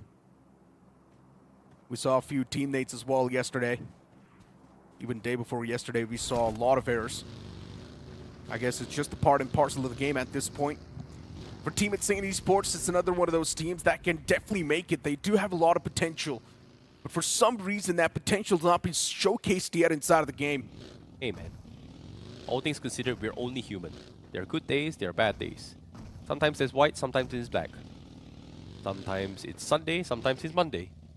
And sometimes it's Tuesday, Wednesday, Thursday, and it goes on. Eventually, you know, there will be days that you are lucky, and there will days you're feeling unlucky. Oh, but look at Team Tamilas spawning out the players. GLITCHxREBORN in the front. No connections found. It was quite a tough spray. But but still he went for it. GLITCHxREBORN's going to be safe. It's all good in the hood. And looking at the split the players of Team TAMILAS have, yeah, it definitely does seem like it's filled with a lot of risk. I would love to see how they're going to be playing this one. It does seem quite tough to play on paper. Soon you will also see the players back away from this spot. Reuniting is probably going to be the best thing you can do in this given circumstance. For GLITCHxREBORN, even they've got a solid hold towards the compound. A lot of teams now, once again, starting to get attracted towards that centric spot. Everyone wants to be proactive. Everyone wants to hold that zone down. Well, this is going to be a very, very important spot here for GLITCHxREBORN. Like, especially now the zone is pretty much shifting out into in this intersection as well. We've seen this happen multiple times, right? Like, every single time if the circle shifts onto the open and north side here, teams are going to struggle to find some sort of space. So they do need to hold on a little bit more. But meanwhile, on screen, Ryder Esports having a little bit of drive-by here coming from Revenant Xspark. And seems like the call of Revenant Xspark targeting Ryder Esports might just come true, because guess what? They found themselves two very, very big picks, and they are looking for Xis as well. Yeah. And Xis is about to flip over as well as he tries to clash and take a little bit pissed off here, but here comes a slam, and that is going to be Revenant Xspark finding another pick of Ryder Esports. That's quite unfortunate. Ryder Esports now getting ripped to shreds, and it's Revenant Xspark constantly hunting them down and chasing them down. Exist was taken out as well a while ago. And now that one man up top, what can he do? Saeed all by himself, even the Blues on the move. It's going to do a bit of that chip damage. Even Revenant Xspark, they should be inside of the circle at this point, but I'm pretty sure they just do not really care. They've got so many points in the overall standings. Revenant Xspark can afford any type of risk they can take. While Ryder Esports, they're on the struggling side of the spectrum. They need these points. They're desperate. And Revenant Xspark just being cruel. Tossing out a flashbang, but that was a great shot from Saeed. Instantly repositions, but now the man's taken down and barely any sort of AP. Okay. But he still finds 3 strike. Saeed, what is he doing? What is that shot, Saeed? What is that shot? Disgusting play from the guy. Taking down 3 players back to back. I did not expect that, I'm not gonna lie. I thought Saeed's done for, but that repositioning that came through from the guy, it was brilliant. The moment he found the first knock, instantly fell back. Repositioned, got the second knock, and the third guy just got taken down in the spam. Revenant Xspark, this is what happens when you're too careless. Oh my lord. Like, Sensei, he's got to be scratching his head. 3 guys went in to challenge 1 guy, and nobody made out alive. That is just unfortunate. Meanwhile, on screen here, we do see ALIBABA Raiders having a little bit of a scuffle there. They are able to take down, well, Team Tamilas just like that. Well, it's a little bit awkward here, but still, that is some points in the bag. But at the same time, well, okay, where did Fox come from? Okay, that's very, very awkward now. Easy confirmations, and that's going to make him feel good. The man's now feeding on these elimination points, and Mr. IGL, even though he's not there in the game anymore, he still has managed to get a lot of confirmation. And because of that, Team Tamilas is not doing too bad in this game as well. They're getting those elimination points looking pretty good and dandy. Vasista Esports backing away against the players of Tamilan Esports, respecting their approach. And for Tamilan Esports, looking at their spot in the overall standings, even they're in quite an unsettling spot. They need to find that stability. This is very, very tough here, but Dazzle needs to, you know, take a little bit chill pill here. Too much utilities has been expended as well. He's pretty much given himself a little bit of leeway to work with, but it's actually Vasista Esports that's dropping those smokes, huh? That's weird. For a second, I thought it's Dazzle that's been smoking his way through. Seems like both teams are going to be using up all those utilities here, trying to regroup the rest of the pack. But Vasista Esports, they want to push in though. Yeah, it's going to be a little bit of a tricky situation here. Tiger going to be hunted down by Team Tamilas. Not too happy with the early engagement. Looks like Team Tamilas will be trying to clean up all those points first before they push through. But Team Tamilas, they're not going to be overcommitting to this. So, I'm surprised they're not going all the way with this. Indeed. ALIBABA Raiders. Tiger all by himself. And it's one of those moments where Tiger, I'm pretty sure, does not know what exactly to do. That's only so much he can do as well. He doesn't have a lot of mats to work with. Vasista Esports cruising past the players of Tamilan Esports. Yeah, that is also one of those interesting things. But looking at the zone as well, we've got Altitude right in the smack center, GLITCHxREBORN a little bit towards the off-centric side. Then you've also got Team Esports outside of the zone. And Revenant Xspark Sensei is still towards prison, the only man surviving. Yeah, this is going to be very, very awkward here. Shots have been made as well. Things are getting a little bit spicy here. Gunshots has been made. And we know for a fact that every single team is trying to struggle to force a fight into its shelter in particular. But Team Tamilas now will be holding the outskirts of shelter to work with. And it is going to be very, very difficult to actually force that fight just because of the fact that in shelter in particular, there's just not a lot of space, not a lot of room to work with. So they definitely have to start cleaning out all the players around them. They indeed do. But having a look at the replay of that previous fight, right? Zayt just striking down those 3 players. It was quite a disgusting play from the guy. I mean, overall, of course, it was also the play of the game, without a doubt. But Team Tamilas with 5 finish points acquired so far, looking pretty good. I think that's a play of the day for sure, right? For yeah, now. maybe the play of the game, play of the day. Depends, though. Okay. We might just see better plays. We might just see a 4-piece as well in the future. Anything can happen. But hold on to that thought.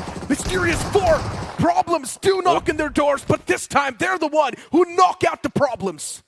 TWOB official just completely shut down in this game. Even Madkings as well. This is not a great sign for Madkings with only 1 elimination point thus far in this game. They just might risk not qualifying in the quarterfinals at all. Vasista Esports out in the open. That spray's disgusting. And it's going to find that first man. Laser beam. Autobotz Esports already having the advantage inside of the fight. While if you speak of the players of Vasista Esports, now it's down to just Pro, the only man, and even the utilities are doing a lot of chip damage, and that's going to be it. The final man, the final nails in the coffin. That is it for Vasista. But even then, Vasista, they've done a lot of work so far. We're down towards the final 13 teams so far. Altitude is smack middle of the zone this game. Autobotz Esports, on the other hand, they do clean out those members, but they have pretty much a little bit of a problem right now. That's going to be Toxic being knocked off. They do hear a couple of gunshots on the horizon. That's going to be Team Insane that's going to be poking a couple shots in, but aside from that, little did they know, Sensei is also hiding inside prison all by himself. That's going to be a very, very awkward one. EXT next to SINEWY. 2 solid names. And unfortunately for SINEWY, under heavy fire. Losing out on motion, such an awkward scuffle. And Ninja just close by. Utilities tossed from BXT to try and stop them in the momentum. But at the same time for SINEWY, the only thing they really care about is getting the revival back up on towards Moch. Which makes sense. Ninja's going to go for that revival, get the fallen comrade back up on his feet. BXT, they just want to try and disrupt that flow for SINEWY. It's going to be tough. And looking at VXT's ranking in the overall standings, they're outside of the top 12, which is concerning. Yeah, they were top 12 at the start of the day. But now they are definitely outside because of Team Tamilas. And as we got, this is going to be very, very concerning here. This is a champion, former champion lineup. Not for BMSD, but a champion of BMPS 2024 and BM. Well, hold that thought for now. Sarang getting completely manhandled by Tiger in a 1v1. Who's been lurking all by himself inside the shelters now. Going to be in another 1v1 with Ninja John. Wait for a couple of taps here, and eventually Ninja John falls as well, and Tiger takes him out. Oh no, not like this. And now Ronnie is coming down to say hello. Even Shadow as well, but Tiger has done the damage. VXT just lost 2 to absolutely nothing. Yeah, down in the dirt, that's where they are now, but GLITCHxREBORN, they're getting pounced on by the players of Tamilan Esports. 2 players looking extremely healthy, and GLITCHxREBORN, all they can do is respect the opponents and maybe give them that space. Oxen is taken down low. It's completely fine though. Still things can be recovered. Utilities tossed down in the outskirts. But Oxen, the man gets chipped down even lower. Tamilan Esports, they need to be careful off the utility placement. And GLITCHxREBORN now having the advantage inside of the fight. As Pekka is the only man in this room. Constantly spamming through in the hopes of maybe he's going to stop the players from moving up close and personal. But what is happening with GLITCHxREBORN? They unfortunately knock out their own teammate with the utility. That's a massive blunder. And maybe Tamilan Esports, this is a second chance to life. Oh boy. Now Pekka, he needs to do so much more. Even GLITCHxREBORN, you can see the stakes are at all-time high. Team Tamilas with 6 finishes, they have been eliminated this game. Tamilan Esports now 0 finishes in the bag. Pekka, you need to get some points here if you want to stand a chance to qualify. Well, GLITCHxREBORN, they realize that there is somebody stalking them here. All the 4 players. Uh-oh. All the 4 players against just this one man, Pekka, and he can't go anywhere. He's cracked up for floor, and in the end, he will be eliminated too. Tamilan Esports, that's it from them. 0 finishes acquired from this game. That's going to be no placement points as well. 0 points from this game for Tamilan Esports. That's got to sting. That is going to be a very, very clean takedown here coming from GLITCHxREBORN. And just like that, they are able to get those resets here. They are going to be playing from the west wall. Gravity, as of yet, seems like they are going to be in the middle of this entire zone themselves. But again, on screen, Altitude somehow making a survival on towards the top 7 here. VXT finally eliminated as well with 1 point in the bag. Team Altitude, not enough finish points, but again, if they get the chicken dinner with at least 5 to 6 finish points, they just might be able to pull the miracle run right here. Yeah, they might be. But look at Autobotz Esports next to SINEWY. 2 players are chipped down extremely low, but Ninja, he gets ran over. And now Mo, shoulder burden on the man's shoulder, is taken down pretty low. And he won't stand a single chance as Autobotz Esports, they clinch their fists yet again. And that's going to be SINEWY down 2 with 0 finishes. Look at Autobotz Esports. This team is fragging out. In the first 2 days, Autobotz Esports was playing that passive gameplay. But yesterday, we saw Autobotz Esports get that aggressive face on. And now, they're just completely dominating the lobby. Yeah, this is just a masterclass performance coming from Autobots here. Complete wipeout coming from them. But it's not over until it's truly over, Necro. 6 teams remain, everybody looking for those chicken dinners. GLITCHxREBORN definitely needing this massive game to stay in towards the tournament itself here. But what a shot for Prime OG. Scouts off Murnox on the horizon. Insane, getting taken out. Team Altitude definitely putting a big game today itself. Good taps. Man gets confirmed. Team Insane a bit in the far fray. But just that one man getting isolated like that was a little bit concerning. For Altitude, somehow just this one man is alive, which is quite impressive. Around this visitor tower, that's a little bit problematic. And the remaining teammates, they are there or close by, but still, I highly doubt there will be any sort of cover fire when there is an actual pounce. Yeah, they have to play this very, very safely as well. As of yet, Team Insane. They're checking in their corners here. Autobots is oncoming from the north side. But as of yet, Altitude has prime position to zone everybody out. And even Team Insane, they're afraid to push through those directions just because the sniper towers are pretty much exposed to pick them all apart here. So they are waiting for somebody to make a pounce onto them before they make those moves. Meanwhile, for GLITCHxREBORN coming in from the west side instead, they're also trying to make an entry point in Sujao from the side of Gravity Esports. He's the last man standing. He's going to get surrounded. He gets scouted out, and now here he comes. He has no choice but to make a mad dash. But GLITCHxREBORN, they have the vehicles, they have the numbers. There's only so much Sujao can do. Yeah, pretty much. He's getting absolutely pounced on by the players. And he was also getting overwhelmed at the same time, so he could not really do a lot in that scenario. GLITCHxREBORN, that's going to be an easy confirmation. Should be able to get the reset too. It's not a problem. It just felt like a pack of trucks just completely surrounding Sujao and it's just engulfing him together at the same time. Oh no, the utilities, they're chipping away a lot of damage. And now even the gunshots from Autobotz Esports, they will find the confirmation, and just like that, you blink it and you miss it. GLITCHxREBORN's down and dusted. For Altitude, I was not a big fan of the position they've got, but it does seem like it's working out for them. in the smack center, trying to avoid as many eyes as they can. Off the rip, Altitude lost out on one guy, but now look at Autobotz Esports. They're constantly hammering down players and teams that are right next to him, and this time it's Mysterious4 who are under their sights. What a shot from Lobster, man. Very, very quick shots coming in. Headshots all the way through. Getting those connections. 14 finishes in the back from Autobotz Esports. What a dominance, a statement here in the final day of the lower brackets itself.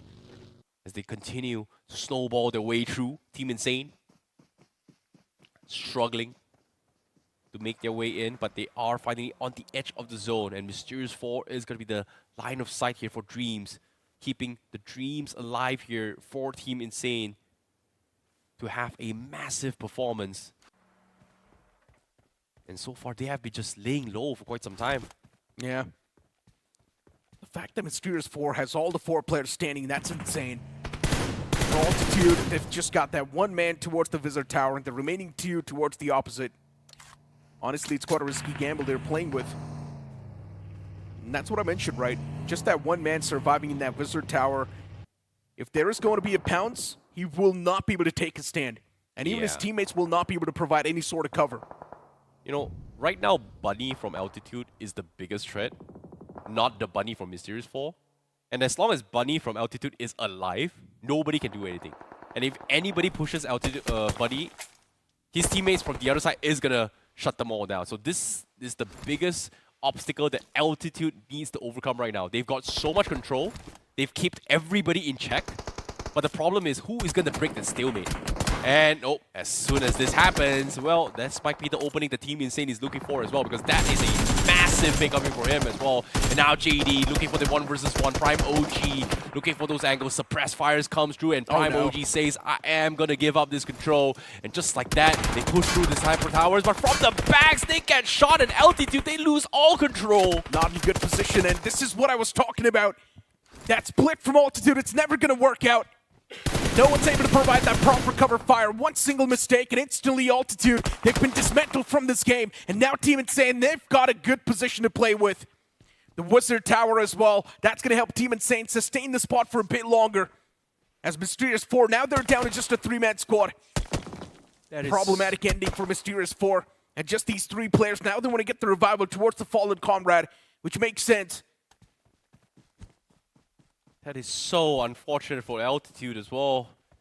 Oh, should have stood their ground.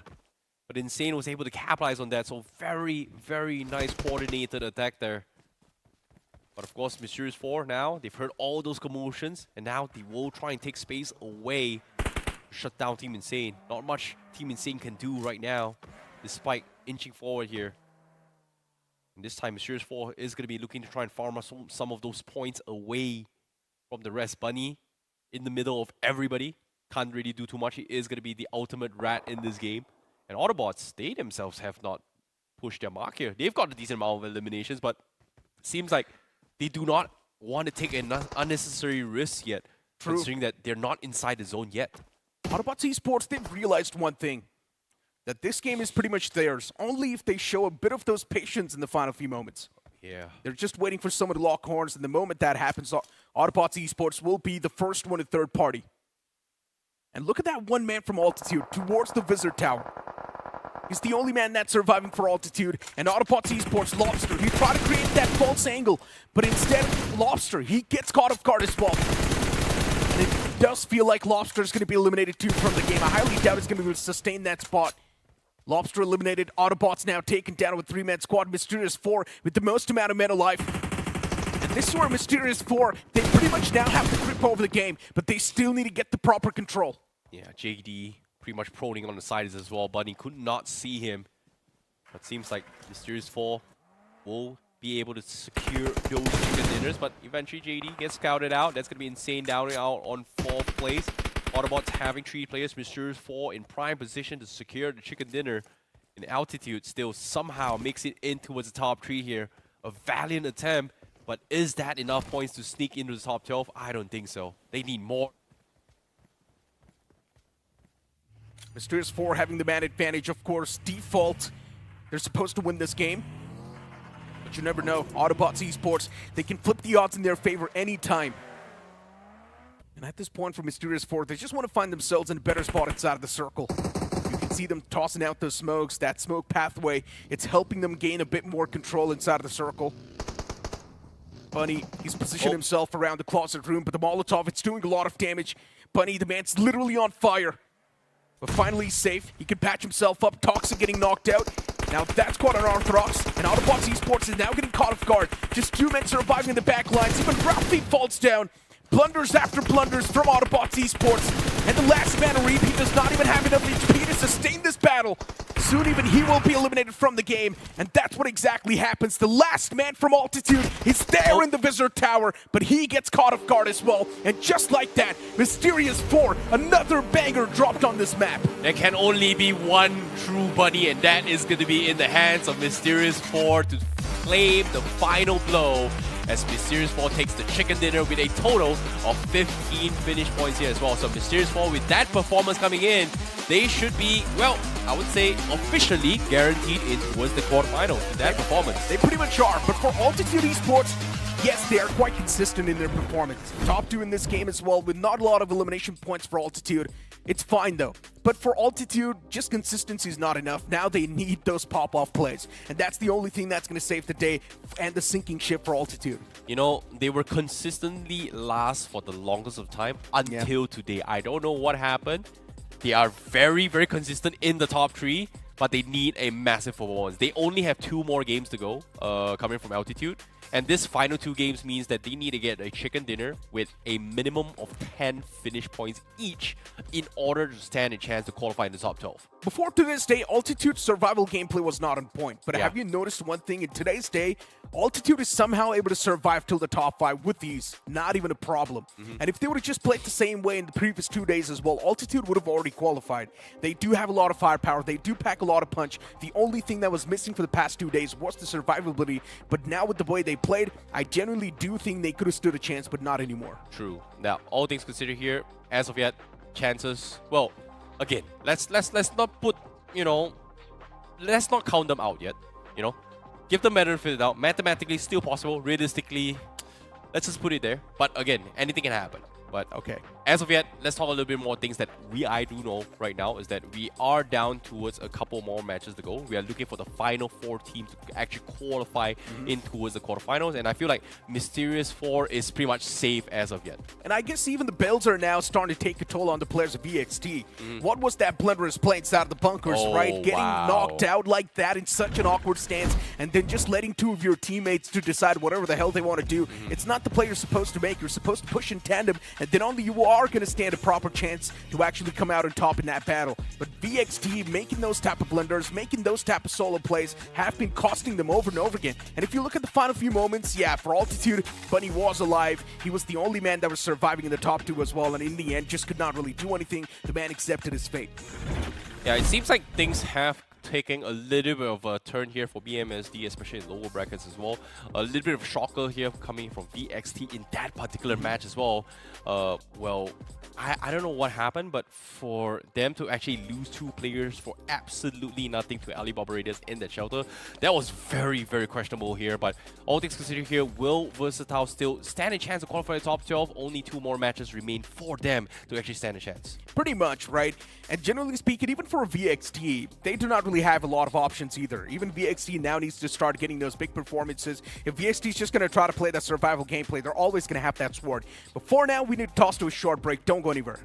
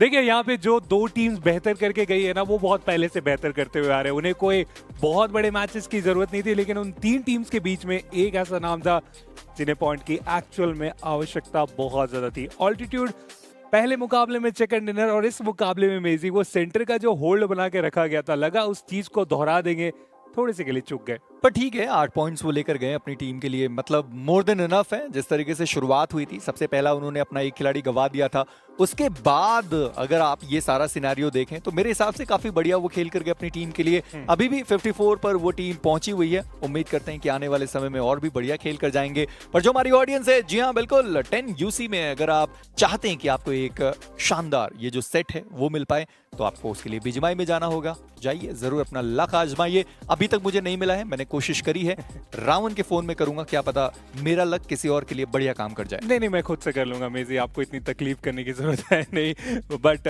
जो matches अभी तक गए वो काफी ज्यादा मजेदार हुए, तो क्यों ना उस खिलाड़ी की तरफ चले जिन्होंने इंडिविजुअल परफॉर्मेंस में मानो 4 चांद लगा दिए इस एरांगल में।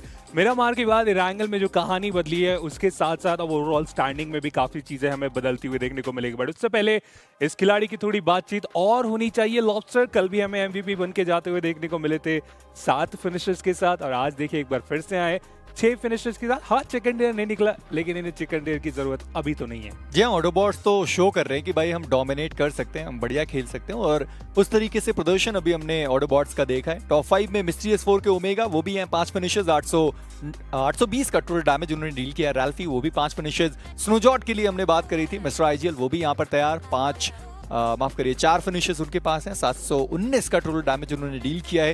यानी टीम तामिलास, जिनको ज्यादा पॉइंट्स की जरूरत थी, इस मैच में भी टीम तामिलास ने वो पॉइंट्स निकाले। पिछले मैच में भी आया था। चलते हैं पॉइंट स्टैंडिंग की तरफ और वहां पर देख लेते हैं कौन कितने पॉइंट्स लेकर गया है अपनी टीम के लिए।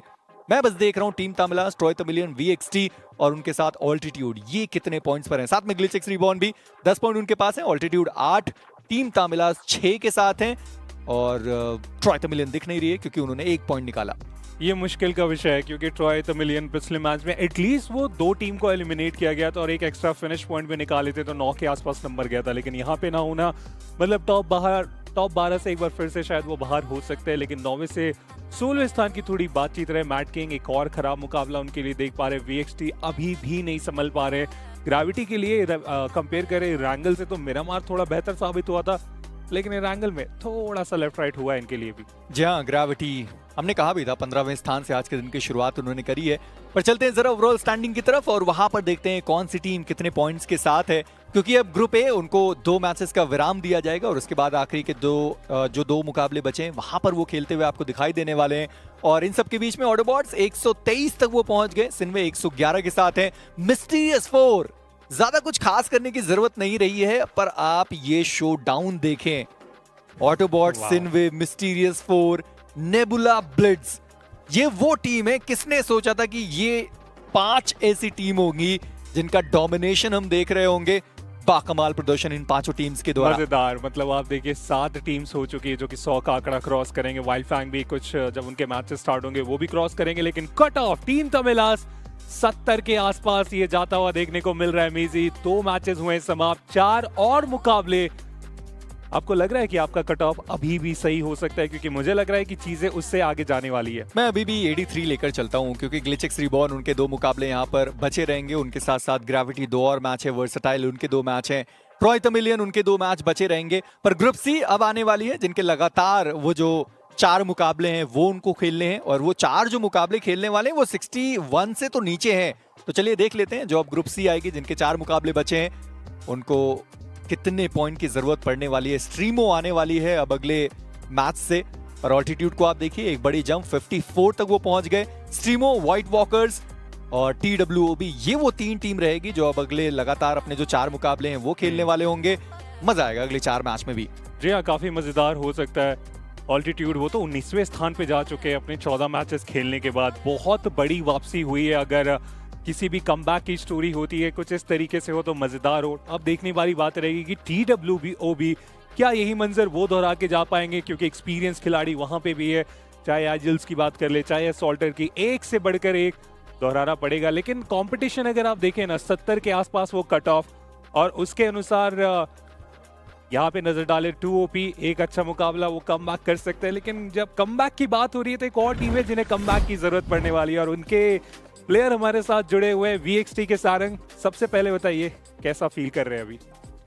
हाँ मतलब थोड़ा बहुत प्रेशर है, 2 मैच है बचे और 2 मैच अच्छे निकालने हैं तो थोड़ा बहुत प्रेशर है। होपफुली आपका वो मैच हमें देखने को मिले। देखिए एक कॉमन पॉइंट रहा है VXT के लिए, 2 चिकन डिनर आपने निकाले और दोनों ही चिकन डिनर में एक चीज बड़ा कॉमन लगा, सर्कल का होल्ड बनाना, इंतजार करना, आखिर के स्टेज में डोमिनेट करना। जब इससे फायदा आपको हो रहा था तो आई मीन अगले स्ट्रैटेजी की तरफ फिर एकदम से स्विचेस क्यों देखने को मिल रहे हैं? स्ट्रैटेजी में तो स्विचेस नहीं है, मतलब पहले भी जो मैच हमने निकाले हैं उसमें वैसे ही निकाले कि अर्ली होल्ड करा, फिर ट्राई करा फिनिशेस निकालने का, और ये 2 मैच में वर्क नहीं करा वो चीज़। हमने जबकि सर्कल अच्छा ले लिया था, थोड़ा होल्डिंग में हमने गलती कर दी, आगे के मैचेस में वही सुधारना है।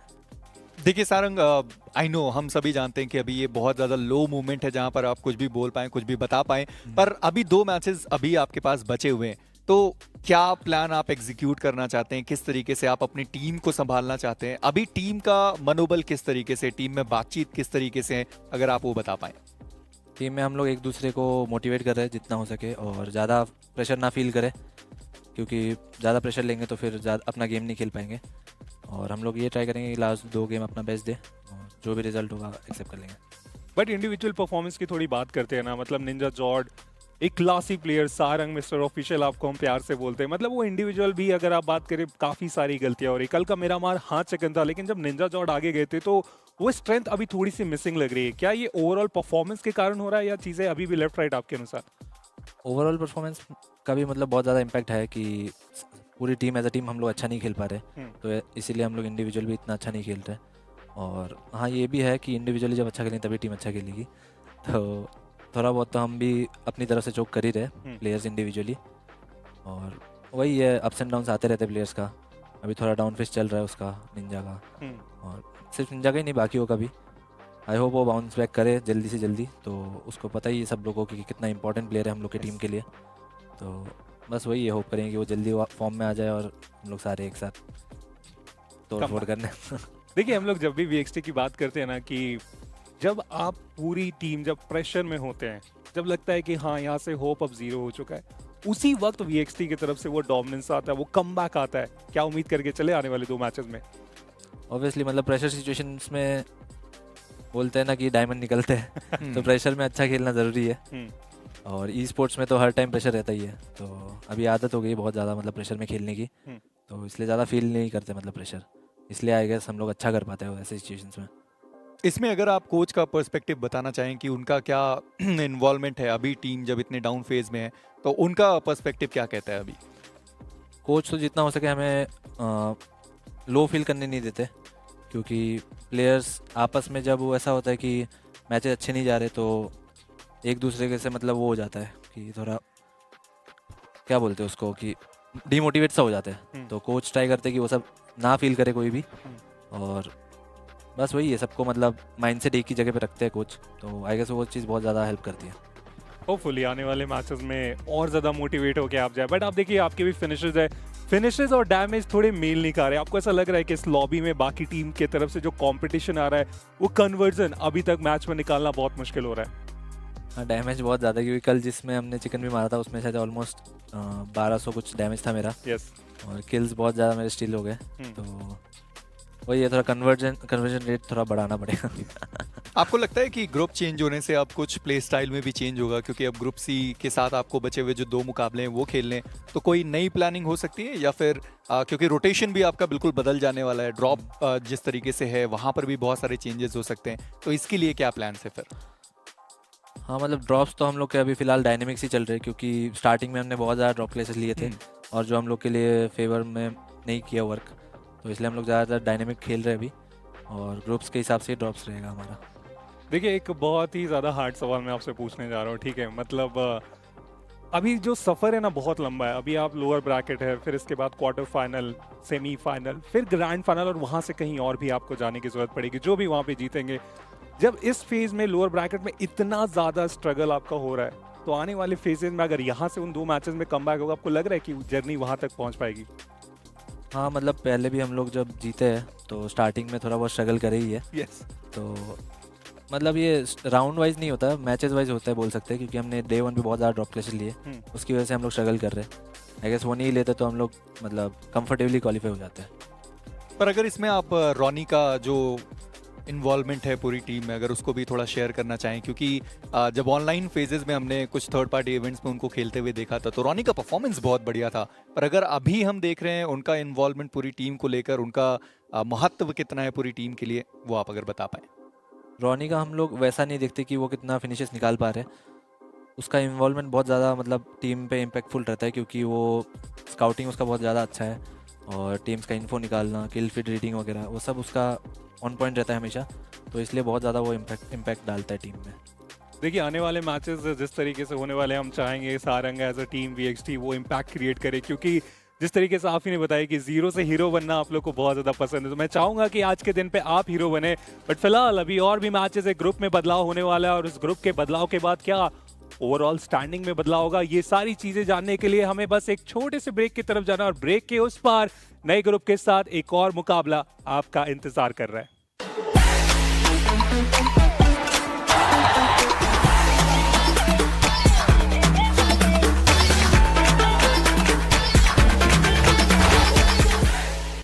टीम्स जो पहुंच चुकी है the city of Joy Kolkata के और भी ज्यादा करीब। बहुत सारी मैक्सिमम टीम्स का मैं बोलूँगा इंडिया में बहुत टॉक्सिक रहता है। वो शक्ल कैसे दिखाऊं कि मैं एक साल तक कुछ कर ही नहीं पा रहा। हेटर्स भी है, फैंस भी है, तो हेटर्स खुश हो। स्टार्टिंग में लगता था कि लक फैक्टर है, but I'd gone mad.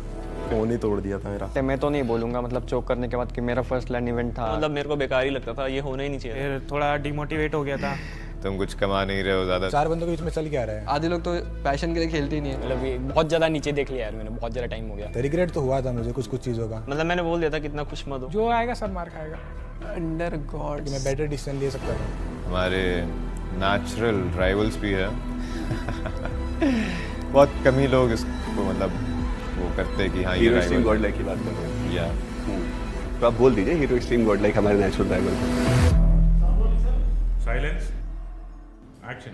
BGS मेरे लिए बहुत ज़्यादा इम्पोर्टेंट इवेंट है, क्योंकि एक पास्ट रह चुका है। जब मैं आया था BGS देखने मुंबई में और मेरे एक्स टीममेट को जीतते हुए देखा, I was happy, but at the same time बुरा तो बहुत ज़्यादा लग रहा था।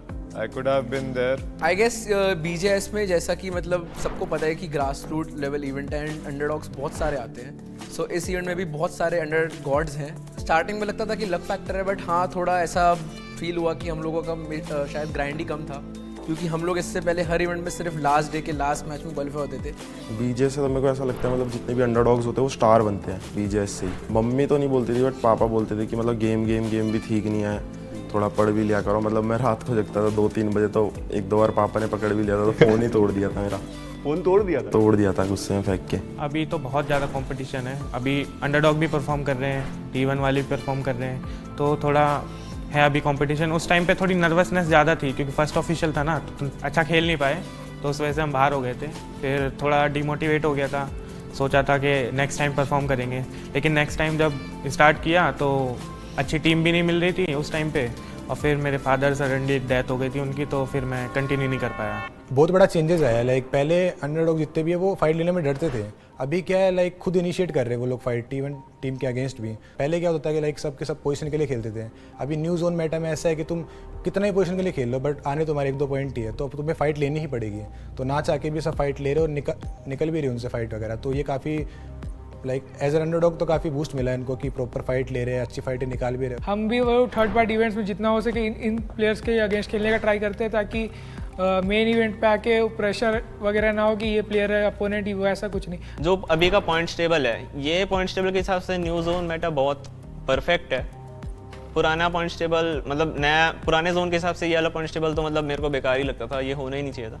न्यू जोन मेटा का इतना इश्यूज नहीं है, बस ये बोलने का है कि न्यू जोन मेटा 2 मैच खेल के भी तुम सीख जाते हो कि भाई न्यू जोन मेटा में है क्या, मतलब उतना डिफरेंस वगैरह है नहीं कुछ ज़्यादा। नहीं भाई मतलब इतनी बड़ी एक्सपीरियंस टीम हाँ, को मतलब प्रॉब्लम हो रही है। जोन का है बस उतना, तुम सेंटर मतलब अप्रोच करो खेलना, बस बाकी कुछ दिक्कत ही नहीं होगी। एज खेलोगे तो ऑब्वियसली तुम मरोगे ही। तो मैंने बहुत सारी अंडरडॉग टीम्स को देखा है जो अभी आई है, मतलब वो उसमें कि थ्रू वो मैचेस वो लोग थ्रो नहीं कर रहे कि हाँ पर जोन मिल गया तो दे कन्वर्ट, पर हम लोग ऐसे बंदे कि हमारे पास जोन रह के हम लोग थ्रो करते थे थोड़ा ओवर एग्रेशन में, वो हमारा प्रॉब्लम है, उसको ही हम लोग को बस फिक्स करना है। मेरे को लगता है कि हम लोग ने माइंडसेट से हम लोग ने बहुत अच्छा करा, क्योंकि बहुत सी टीम्स डर जाती हैं, आईजीएल डर जाते हैं कि यहाँ जोन नहीं लेना वहाँ जोन नहीं लेना, मतलब उस टीम में मतलब उस जगह पे हम लोग ने वो चीज़ किया है, हम लोग डरे नहीं कहीं पे भी।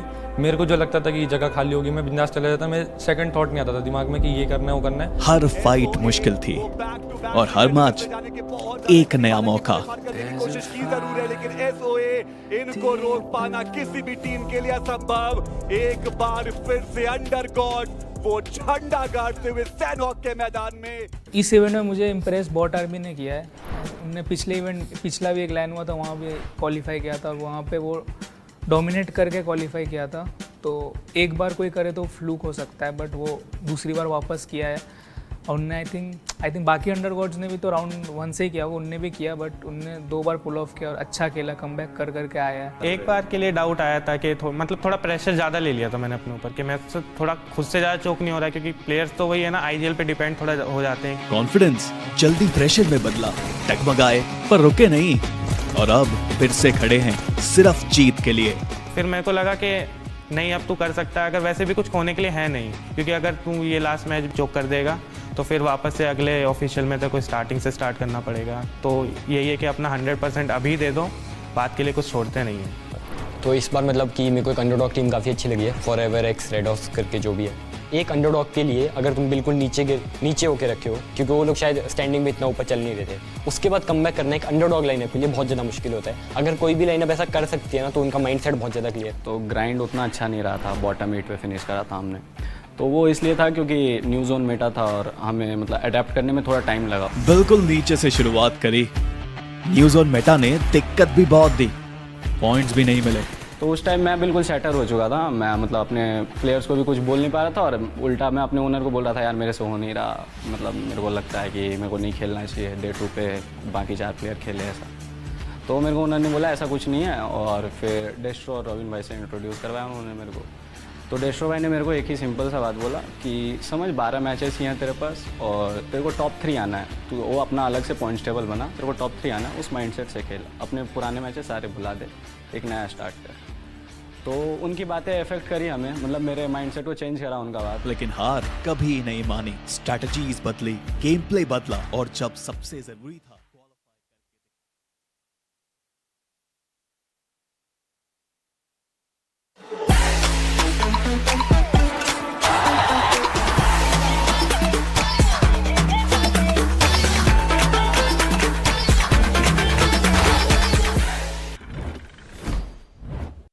Welcome back after that short break, and yes, now we're also going to see a bit of that switch in the group. Group A is going to be taking a backseat, and we're going to have Group C back inside of the action, which means Nebula Esports once again back in the fray to wreck a bit of that chaos. Absolutely, and I think Nebula Esports, they're going to be angry at Autobotz right now because they've stolen their #1 position, and we know how Adi is when he gets angry. He is always aggressive, and Kratos, with the kind of form he is in, I guess Autobotz might actually have to sacrifice that #1. But hey, let's not forget, recently even Blitz Esports has been doing a fantastic job. If you remember what exactly happened yesterday, Sarwar, the man, was fragging out of his mind. The entirety of Blitz, they pulled off one of the major comebacks that we've seen so far. It's not just about Blitz, but let's speak about the teams on the opposite side of the spectrum now. I'm talking about TWB. For a team like TWB, there's no possible way they're going to make a comeback, but at least go out with a bang. That's what I think. I think at this point, TWB can only expect one thing: prepare for the next tournament right now. They can practice, they can treat the rest of the matches as scrims, and they can actually prepare for the tournament that is about to come, because I don't know what happened with Puka, man. I don't know what happened with Aditya. I don't know what is going on with the rest of the squad at this point, because every single thing that they have tried has just gone haywire. And Pukar, as an IGL, he's considerably good. We've seen him almost come close to trophies and also be part of winning lineups as well. But is he just as washed as the other teams right now? Here's my thing. Pukar as a player, he's good, but as IGL, I do not know if he's good or not. Because, let's be honest, since he's been leading the pack for TWB, TWB has not been able to find any sort of success. I know I'm quite harsh with my words, but hey, it is what it is. I'm speaking with stats and facts. This man hasn't even gotten closer towards the trophy since he's been IGLing for the team. And in my opinion, maybe it's time to change the roster. Maybe it's time to get new players. Maybe it's time to change the IGL. do whatever it takes to get that good performance on the board. But for now, the only problem I see for TWOB is that they're playing too passive. And in my opinion, they need to bring that aggressive front, and that's the only thing that's going to save the day for them. And since we're speaking so much about the Group C, we've got the Group C popping up on the screen. We've also got a few names like StreamO, Blitz, TWOB, Phoenix Esports, White Walkers, GENxFM, and Wyld Fangs who are going to be partaking inside of this upcoming game. Absolutely. On towards Group B, ladies and gentlemen. You've got GLITCHxREBORN, Ryder, Alibaba Raiders, Madkings, Vasista Esports, Team Tamilas and Necro have actually made an amazing comeback. We'll talk about this team a little while later. TWOB as well as Gravity. Now, one of these teams, TWOB, has had a massive fall. Team Tamilas, on the other hand, they're slowly crawling their way back up. Team Tamilas, they're not playing as aggressive. They're always used to knowing. We know how Mr. Erangel plays, but this time it seems like the strategy is very different. Yeah, Team Tamilas is definitely playing a little bit more on the aggressive front now. We're seeing them go for the elimination points. In the previous game as well, Team Tamilas did have the consistent point flow of 7 to 8 points per game. And in the first game, Team Tamilas did have a lot of elimination points and decent bit of placement points as well. So they're doing a phenomenal job in at least maintaining a good spot in the overall standings. But we know good's not enough. You need to be outstanding. You need to be extraordinary. And that's the only thing that's going to help you surpass towards the quarterfinals. As of now, we've got too many teams on the line, including GLITCHxREBORN as well, who look extremely desperate for those points. Well, talking about desperate for points, ladies and gentlemen, last 4 matches of the day, off lower brackets before 12 teams get eliminated from Crafted Esports Battlegrounds Mobile India Showdown 2025. This is going to be a heck of a blockbuster, and we are ready for yet another game. Miramar is ready to be locked and loaded. Are you ready, Necro?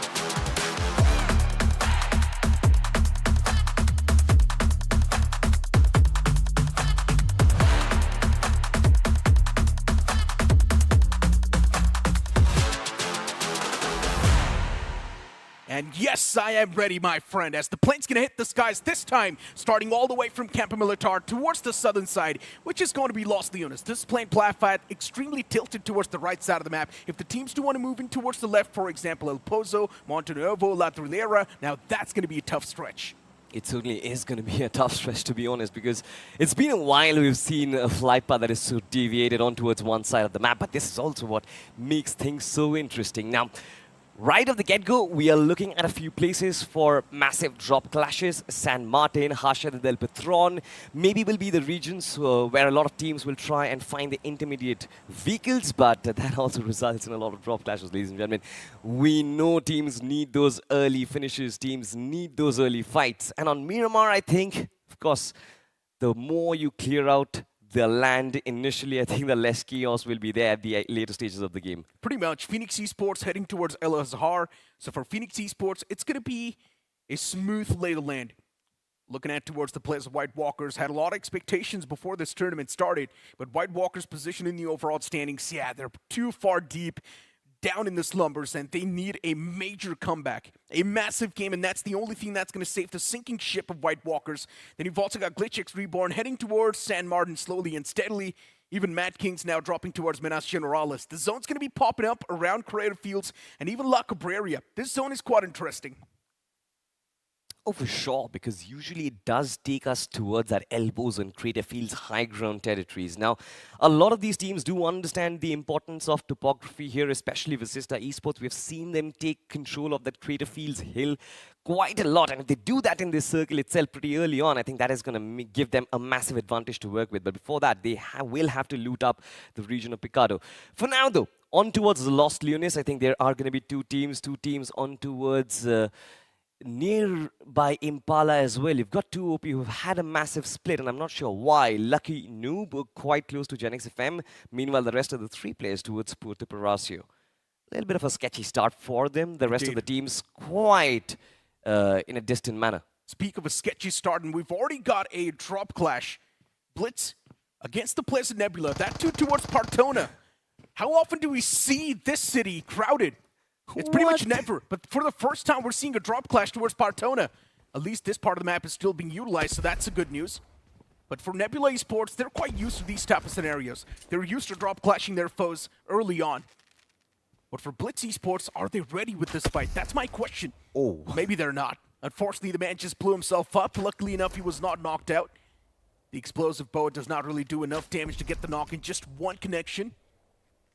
But still, he's constantly chipping away damage, so that's a good thing.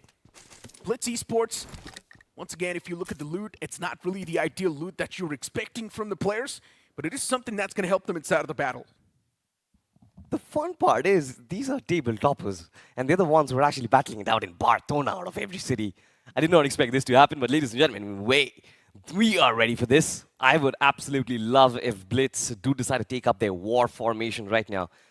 A little bit of loot going on here and there. Nova 21 already has that nade equipped. I think he will be able to pull that off, but what will be the stance for a Nebula Esports is my opinion, because they usually don't like to take these fights early on. They will, or rather might actually look to fall back. Kratos, with those small little smokes, will try to cover up those entry points.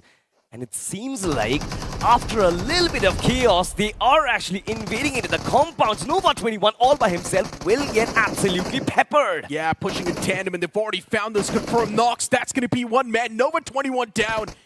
Remaining two players next to each other. And at this point in time for Nebula, if they want to get anything done, they need to get those equal trades, and that's what they've exactly done. Blitz, unfortunately, for them, the way the fight kicked off, it's not something they expected. Now even they're down to a three-man squad, but for Nebula, they can easily go for the reset. The man's still locked out. The revival's being stuck. So that's a good news. Nebula Esports having the advantage inside of the fight. And that too, it's the man advantage. And for some reason, Nebula isn't really going for that revival. The utilities tossed out from Blitz. Now they're finding some insane connection as they found a knock towards Adi as well. And Nebula now crippled big time. Just two players left to face off against the entirety of Blitz, and this is where the real problems will start to knock. Kratos, the man's got an AK for up close and personal combat. No one really has the shotgun to help them survive this scenario. For Nebula Esports, it's going to be a tough fight that cannot be converted. But let's see, you never know. It's Nebula Esports at the end of the day. They can make a major bounce back anytime. And look at Ryu! What just happened? All the players from Blitz, they wanted to make a pounce at the same time through the staircase, and Ryu, he lined him up. The UMP goes and cleans up. He sweeps the floor with his opposition, and we did not expect that. The Blitz, they had a fighting stance. They also got Adi knocked out from the rooftop as well. They were holding on to that position really well. But then it was Drew who just turned into a Shinigami by himself. This man just cleans up the opposition with that one spray from that UMP, but, well, we'll talk about that later because this time Ash is under fire. His UMP almost about to flip out of control, but that did not happen. White Walkers, they are in charge. Shiraj will join him in the party as well. Flash cooking up that nade and wants to connect it in the first go itself with Jito creating that flank angle. Are Phoenix aware of his position is going to be my question. Veron from a different angle does find the knock, and Flash is down already. First man from White Walkers already down and out, but an instant trade does pop up. It's Arjun who knocks back. That's going to be the third knock from Arjun. He's fighting back like no one else, and White Walkers, the only reason why they're still standing tall, it's because of this man. Precision, on point, beat with the utilities, shotgun, or the AR. He's making sure that anyone who stands against him, they will collapse. Insane stuff from White Walkers, Arjun. And he's the only man why White Walkers is surviving as of now. The last man from Phoenix Esports with no other option left than to back away. And let's talk a little bit more about Phoenix Esports. Day 1 was phenomenal. Day 2 was bad. Day 3 was bad as well. And that's why now Phoenix Esports, they're pretty much on the verge of being eliminated. Momentum has been lost. Nectar momentum has been terribly lost. 76 points on the overall standings. Phoenix Esports just standing with that one player. Imagine this, Veron has been that lead character, and in this fight he was almost there, nowhere. What is going wrong with them? It's salty. Remember you mentioned one thing? Ash is the most 2019 IGL. Why do you keep bringing that up, man? Look, at the start of the Showdown, I genuinely thought he's updated strat book. We saw him play quite aggressive. We saw him drive his team quite aggressive. But since the day 2, it feels like, once again, the man's back in 2019. Man's flipping the pages of the history book, ain't he? Yeah. But generally speaking, look, Phoenix Esports was aggressive in that fight. I'm not going to take that away from them. They did try to play it aggressive, but they just messed up because they did not have a proper formation to go for that. Exactly. I mean, you can be aggressive without having a lot of plans, and that is always supposed to fail. You can only be successful in an aggressive stance if you've done it over and over again, if your teammates are communicating with you, if you know your position of your assaulters, and if you can deploy them well. And it seems like Ash has been feeling a little overwhelmed with so much pressure on him. Let's have a look at the replay. Look at this. They have no idea where Arjun is, because you usually expect these nades to come in through. How can you be exposed in a situation like that? Arjun, in spite of being completely grounded, there are no reverse nades coming in. It's just one player trying to spray him down. And of course, Arjun, I mean, he's always going to spray him down as long as you just peek out in the open and try and body shot him. That is not how it works, ladies and gentlemen, but Phoenix Esports, they will hopefully come back from the dead. But the circle, mind you, Necro has actually taken a massive shift. We are moving in towards Hushin and Delpatron, where Ryder Esports will find an easy entry. StreamO, they're also going to find the northern fringes of the circle all by themselves as well. But look at that cluster, wow. Gravity, Tamilas, Vasista Esports, GLITCHxREBORN, ALIBABA Raiders. How many teams are in that position? GENxFM in the smack center, so that's a good thing. And GENxFM, this can be a good game for them. Even that's another one of those teams that's quite unstable in the overall standing, so they are quite desperate for the points. TWOB official, the same storyline as Phoenix Esports for them as well. Day 1 was immaculate. Day 2, they messed up. Day 3 as well, it was mediocre. We all remember what happened yesterday, right? Adi just dismantling all the 4 players of TWOB. And the only reason why that happened is because all the 4 players of TWOB were in that one single US. We're talking about all players in a vehicle. This time it was just Hector in one vehicle all by himself. Gravity Esports did get a chance to spot him. Shots being taken, not a lot of them will connect. But of course, this is going to be problematic if you decide to actually rotate in such a high traffic region where a circle has been shifting in, giving you constant troubles. Vasista Esports still looking for that high ground advantage, but I don't think they're really going to find one. Apart from that, majority of the other teams, they are circling right around it. Hector's still looking for that best spot, try and hold on to. On the other side, ALIBABA Raiders, this has also been one of the teams who has been struggling so far in taking fights. And this time, Jogish, does he not know there is another team in the vicinity, White Walkers? Seems like it. But ALIBABA Raiders, the position they've got, it's okay. Around the off-centric side, inside of the circle, looking okay. They're very nonchalant about the way they're moving right now. It seems like they're not aware of the threat. In my opinion, ALIBABA Raiders, instead of just running around inside of the houses, they should start scouting. They've already got a solid hold. They should look around them, see where teams are positioned, and gather a bit more of that intel. That's the only thing that's going to help ALIBABA Raiders pave a good pathway in the future if the zone does move away from them. I like zones like these, Necro. They give us some good extravaganzas. Especially in the late game. I'm a big fan of exposed zones. ALIBABA Raiders. What is Chris doing? There's no way. He wanted to get back inside of that house, but he kept on messing that angle up. The doorway was blocking him. Kind of funny, I'm not gonna lie. He wanted to actually get back inside, but he got caught in the doorway itself. Imagine he would have gotten knocked and finished in that instance. That would have been hilarious.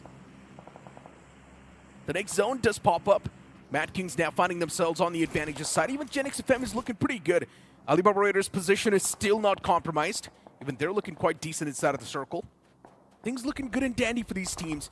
But there are so many teams still looking to breach inside of the circle, and that's where we might just see a lot of ruckus happen.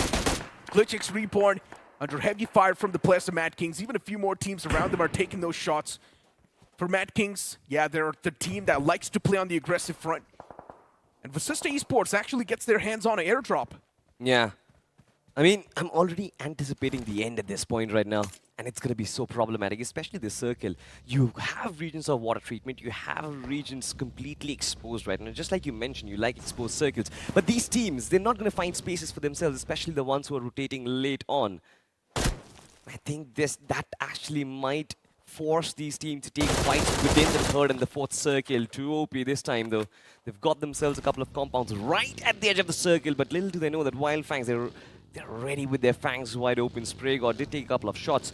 Top Dog was almost ready over there to just get his life taken away, but it seems like they didn't manage to save themselves. But are they taking this fight?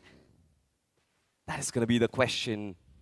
A very awkward pause, I believe, in this third stage of the map of Miramar, because considering the amount of space that there is and considering the amount of players that are alive, I did not expect such a slow game in such a deep position of the map itself. Wyld Fangs, even they're moving up inch by inch. For Wyld Fangs soon, there's a chance they might just clash against the players of Nebula. That will be another interesting fight. White Walkers, the position they've got, it's looking pretty good. It's not the best, but it is still something they can work with. Soon they're also going to be punished from the backlines. Maybe if Ryder Esports wants to be aggressive, that can be a potential threat. Talk about potential threat over here, Nebula Esports.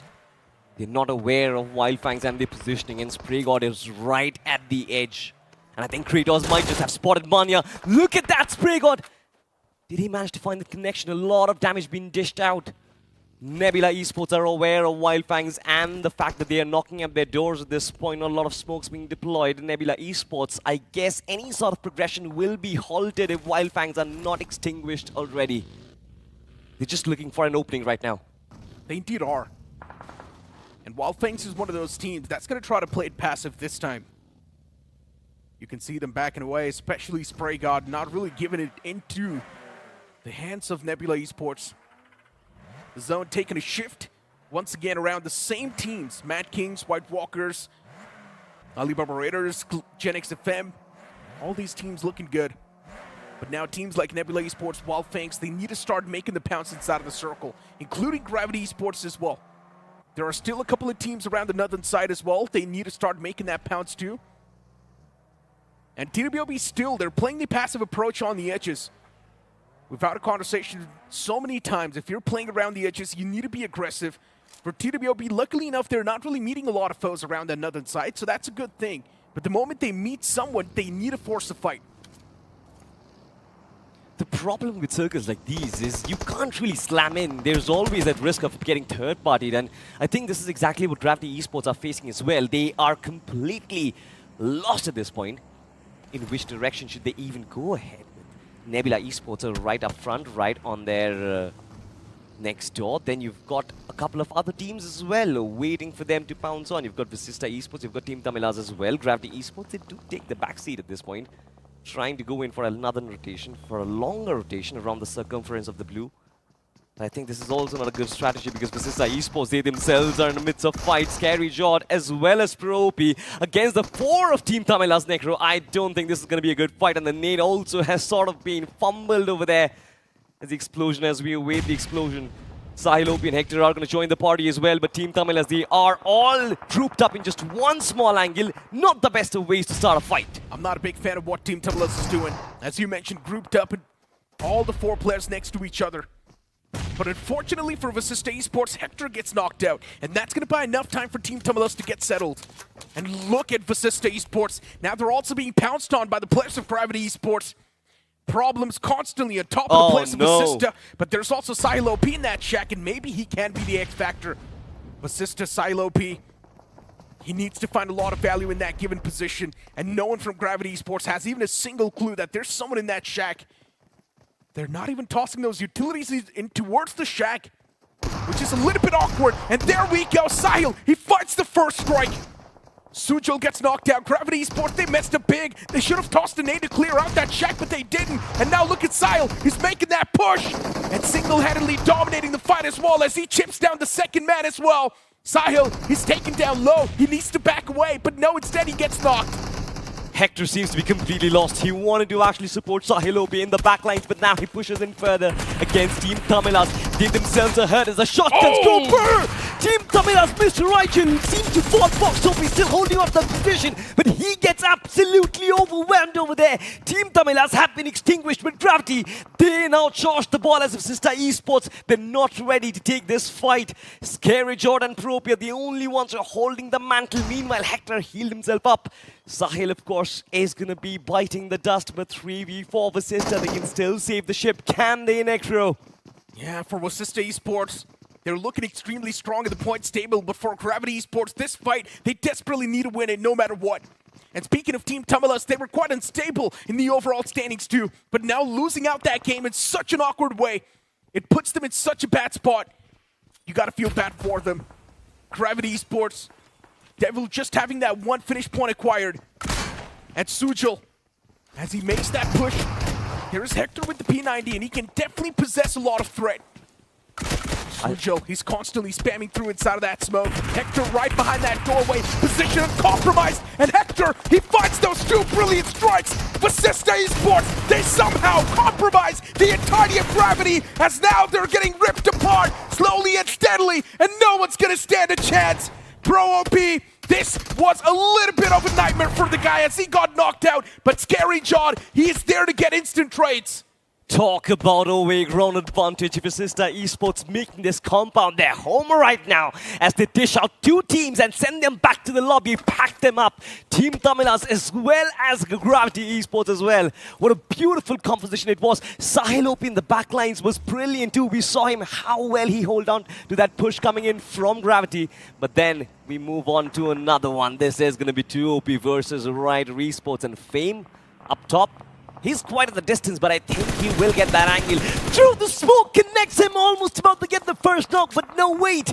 He survives, Spotfire lives to fight another day, Necro. This is fun. This is the end game that I like. Wyld Esports just looking around to pray as Wyld Fangs now, they're chipped down extremely low. Fame did want to go for the confirmation. But yeah, speaking about the previous fight, once again, Vasista Esports lost out in Pro. And that's what I mentioned. The fight was an absolute nightmare for Pro. He did not even stand a chance. The moment the players made the pounce, Pro was the first man to get knocked out. But Hector's positioning behind that door, it was brilliant. And even the opponent's not really checking that position. It was just the added salt on top of the wounds. Yeah, for Wyld Esports, they're just constantly peppering those shots away against Wyld Fangs, getting the confirmations too on the knocked players. Wyld Fangs, they're like a feast waiting to be devoured, and now this time it's ALIBABA Raiders who makes the pounce, and that's going to be the confirmation. But even Tiger, the man's down low, and on the verge of being knocked out. Even the second man falls apart. ALIBABA Raiders, this fight, it was a little bit awkward. This position's not good. Out in the open, caught in the blue, there is absolutely nothing that you can do. Ladies and gentlemen, Wyld Esports, they're looking to make that pounce. The Molotov comes in, is through. But I really wanted Wyld Esports to kill in for that push. Botfire holding on to that position. 2OP, they're completely stuck. There is nothing they can potentially do right now. Wyld Esports constantly pushing in the trigger, but I'm very surprised. How are they still alive? Especially with visuals coming in from ALIBABA Raiders, especially visuals coming in from multiple other teams as well. The southern part of the circle has always been chaotic. Wyld Fangs has been dished out. Vasista Esports, just one player left alive. These teams who were doing so well initially have now sort of been completely eliminated from the end game. Ladies and gentlemen, as the circle does bring us to water treatment, the central part of the circle, Scary Jord will be that one lonesome survivor who will feel a little lonely, but I think there's a lot of threat waiting for him as well. Look at StreamO, look at the way this team has been lying low, but now they can actually pose a massive threat to all the teams who are still looking to fight for that chicken dinner. White Walkers is chilling. The compound they've got, it's probably the best compound anyone can ask for. It's on the high ground, and that's the only compound inside the circle too, so White Walkers can literally farm. They can get so many finish points if they play the cards right. But they also need to be careful. It's a massive compound they need to take care of. All the four players spread out. They've got decent amount of utilities as well. Even if someone closes on up, White Walkers can just flush them out just with the use of utilities. Madkings Pro. Man's in the back. Looking at this entire fight, it's a little bit awkward.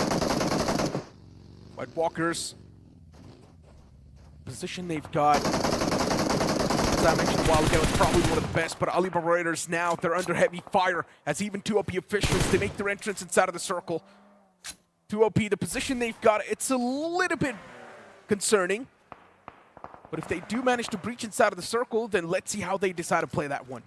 Sitting at 61 points, Necro, I think for 2OP, this game is so crucial right now because unless and until they get to that 80-point mark, I think it would be very hard for 2OP to actually go aggressive Alibaba Raiders, a little bit of damage being caught out, but look at that Shorty, the MVP from last day, has once again been knocked out in the open. This has been the problem. They're not having that confidence to actually push out in the open, go head-to-head against White Walkers and challenge them for that compound. They're still trying to dish out damage, which is not giving them any favor. Oh no, Joyish, the man's barely surviving. Luckily enough, gets that first aid popped out. Now the man's looking healthy, good and dandy. Alibaba Raiders, Joyish. Position he's got, it's quite exposed, but luckily enough, there's no one really in the back lines, so Alibaba Raiders can't contest this spot. And now for White Walkers, they're sharing the same compound with someone, with the foe they really did not want to share. Now they seem a little bit insecure. Utilities are tossed out, and on the back of those utilities, they're also doing a lot of damage. And White Walkers, now they spring back to life, as they've got the advantage inside the fight too. Archon, he gets taken down pretty low. He needs to be a little bit careful. Alibaba Raiders, just that one last man standing inside the compound, and even he will be wrapped up in a sheet. Systematic destruction, ladies and gentlemen. 6 finishes on Arjun. This man has had a ball in this map of Miramar. He finished off the likes of Phoenix Esports, now he finished off the likes of Alibaba Raiders as well. Well, talking about being finished off, TWOB comes up to be the first suspects. Now up against Wyld Esports. Will they be able to hold their ground? 2 players already knocked out. StreamO being challenged inside of their smoke spirit. Wow! The connection from the shotgun was brilliant, but for a second I thought that TWOB would have won that fight. StreamO has been eliminated, but we move on to the next one. Third parties being absolutely destroyed right now. Pukar in the front lines being knocked out. Mac not really confident about him. The smoke cover has been deployed already, but Wyld Esports, I don't believe they're going to give them a lot of time, as nades and artilleries might come through any given point in time. Pukar will sort of try to get rest up. Raise God is already on it. Wyld Esports also taking a little bit of time to try and resurrect back into proper form. I want to see TWOB win a good fight next. I really want to see this team perform. Yeah, but here's the thing. Soon the Blues going to be on the move. And these teams, they will not have enough time to wrap this fight up. 20 seconds. Knowing the fact that TWOB, they're quite the passive bunch. Just look at them grouping up together. What do you expect? TWOB, of course, there's going to be utilities tossed against you.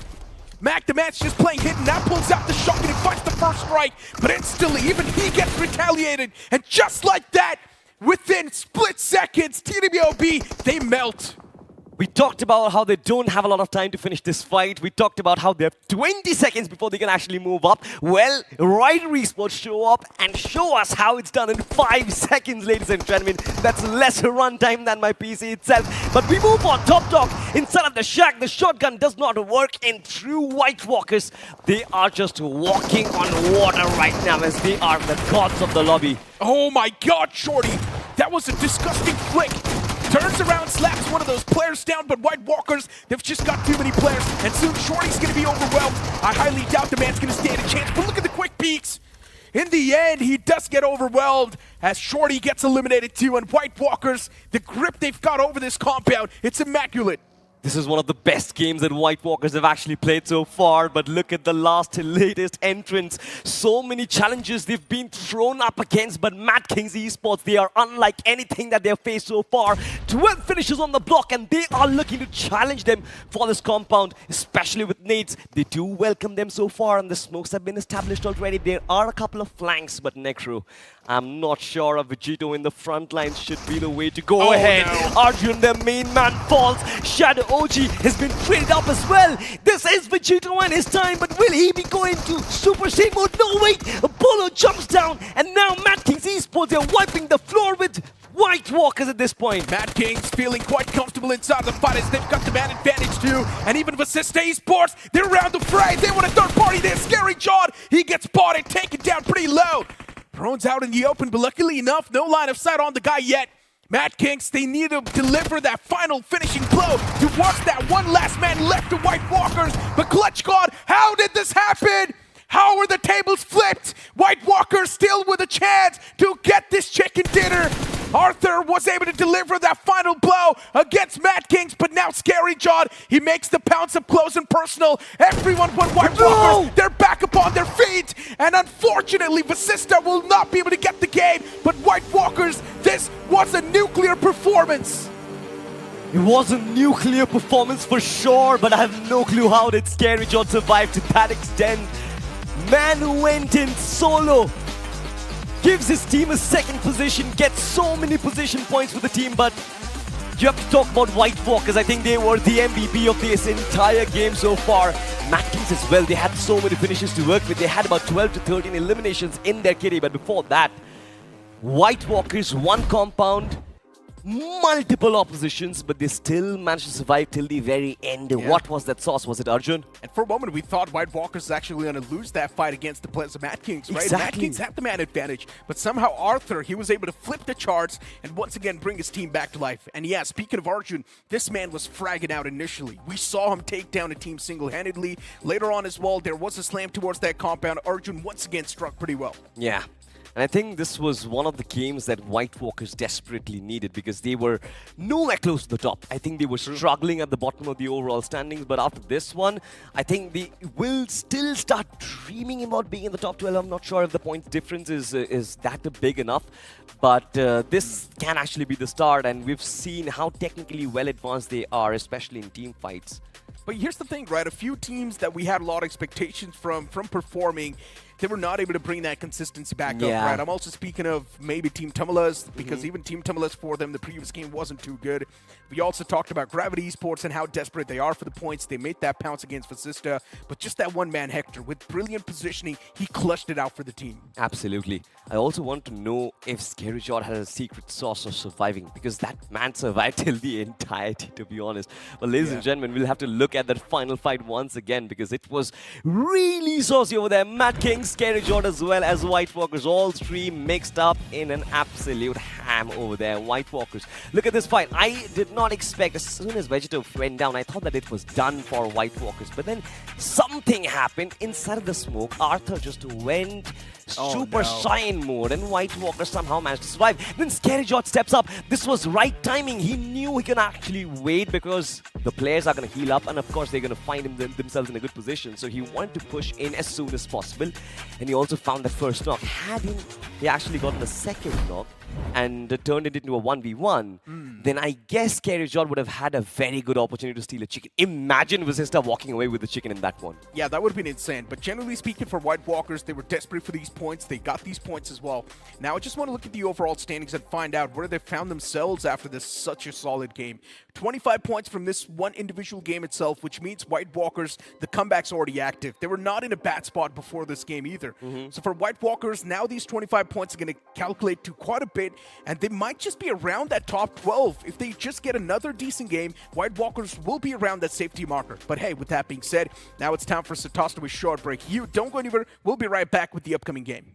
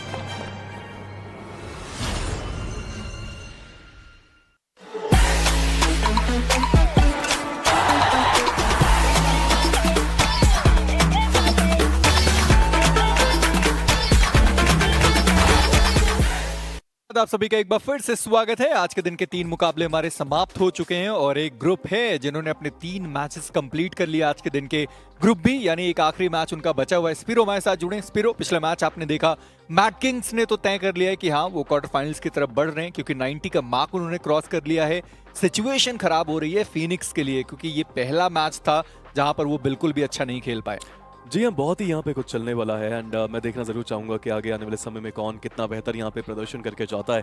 लेकिन Phoenix एक चीज़ उनके लिए अच्छी है कि उनके पास matches की संख्या थोड़ी सी ज़्यादा है, बट स्केरी जॉर्ड यार ये कुछ ऐसा प्लेयर है ना जिन्होंने बहुत कुछ अपने छोटे से जीवन में, छोटे से करियर में अचीव कर लिया है। इज अ प्लेयर जिनके रिएक्शन स्पीड के बारे में हमने बहुत सारी चर्चा करी है पिछले कुछ समय में, बट अभी भी एक ट्रॉफी, अभी भी एक पोडियम फिनिश करना वो बाकी है स्केरी जॉर्ड के लिए। जी हाँ, लैंड फाइनल्स वो भी पूरा एज अ टीम अगर आप बात करें तो वो जरूरी है क्योंकि स्केरी जॉर्ड एज अ प्लेयर तो पहुंच चुके हैं। जब वो बॉट आर्मी के साथ थे तब हमने उनको BGIS कोलकाता खेलते हुए देखा था, पर अगर आप चाहते हैं कि गेम के अंदर आपके पास ये स्किन हो तो आप BGMI के अंदर जाइए। 10 UC में आप इस सेट को अपना बना सकते हैं, तो क्यों ना बनाने की कोशिश करी जाए, क्या पता आपका लक काम कर जाए। अभी के लिए स्केरी जॉर्ड बहुत बढ़िया खेल रहे हैं। लक का नाम नहीं दूंगा क्योंकि उन्होंने हार्डवर्क बहुत किया है, रिफ्लेक्सेस बहुत कमाल के हैं, मूवमेंट्स बहुत ज्यादा फास्ट हैं, यंग है तो सोचने की क्षमता वो थोड़ा ज्यादा है। जी हाँ, सोचने की क्षमता भी ज्यादा है, खेलने की क्षमता भी ज्यादा है, बट मुझे लगता है कि इस मुकाबले में जिस तरह से अर्जुन ने खेला है वो काफी काबिले तारीफ है। कई सारे प्लेयर्स थे जिन्होंने फ्रैग्स निकाले। चलते हैं सीधा MVP की तरफ और देखते हैं वो कौन। जी हाँ, अर्जुन और कौन। 8 फ्रैग्स, 953 का डैमेज, 5 नॉक्स और सही समय पे कमबैक कराया है अपनी टीम को। जी हाँ बिल्कुल, और चलते हैं टॉप 5 की तरफ और देखते हैं कि कौन कहां पर पहुंचा है। व्हाइट वॉकर्स, मुझे ओवरऑल स्टैंडिंग का इंतजार रहेगा। वैसे तो वो भी हैं अपोलो, उन्होंने 5 फिनिशेस निकाले हैं इस पर्टिकुलर मैच के अंदर।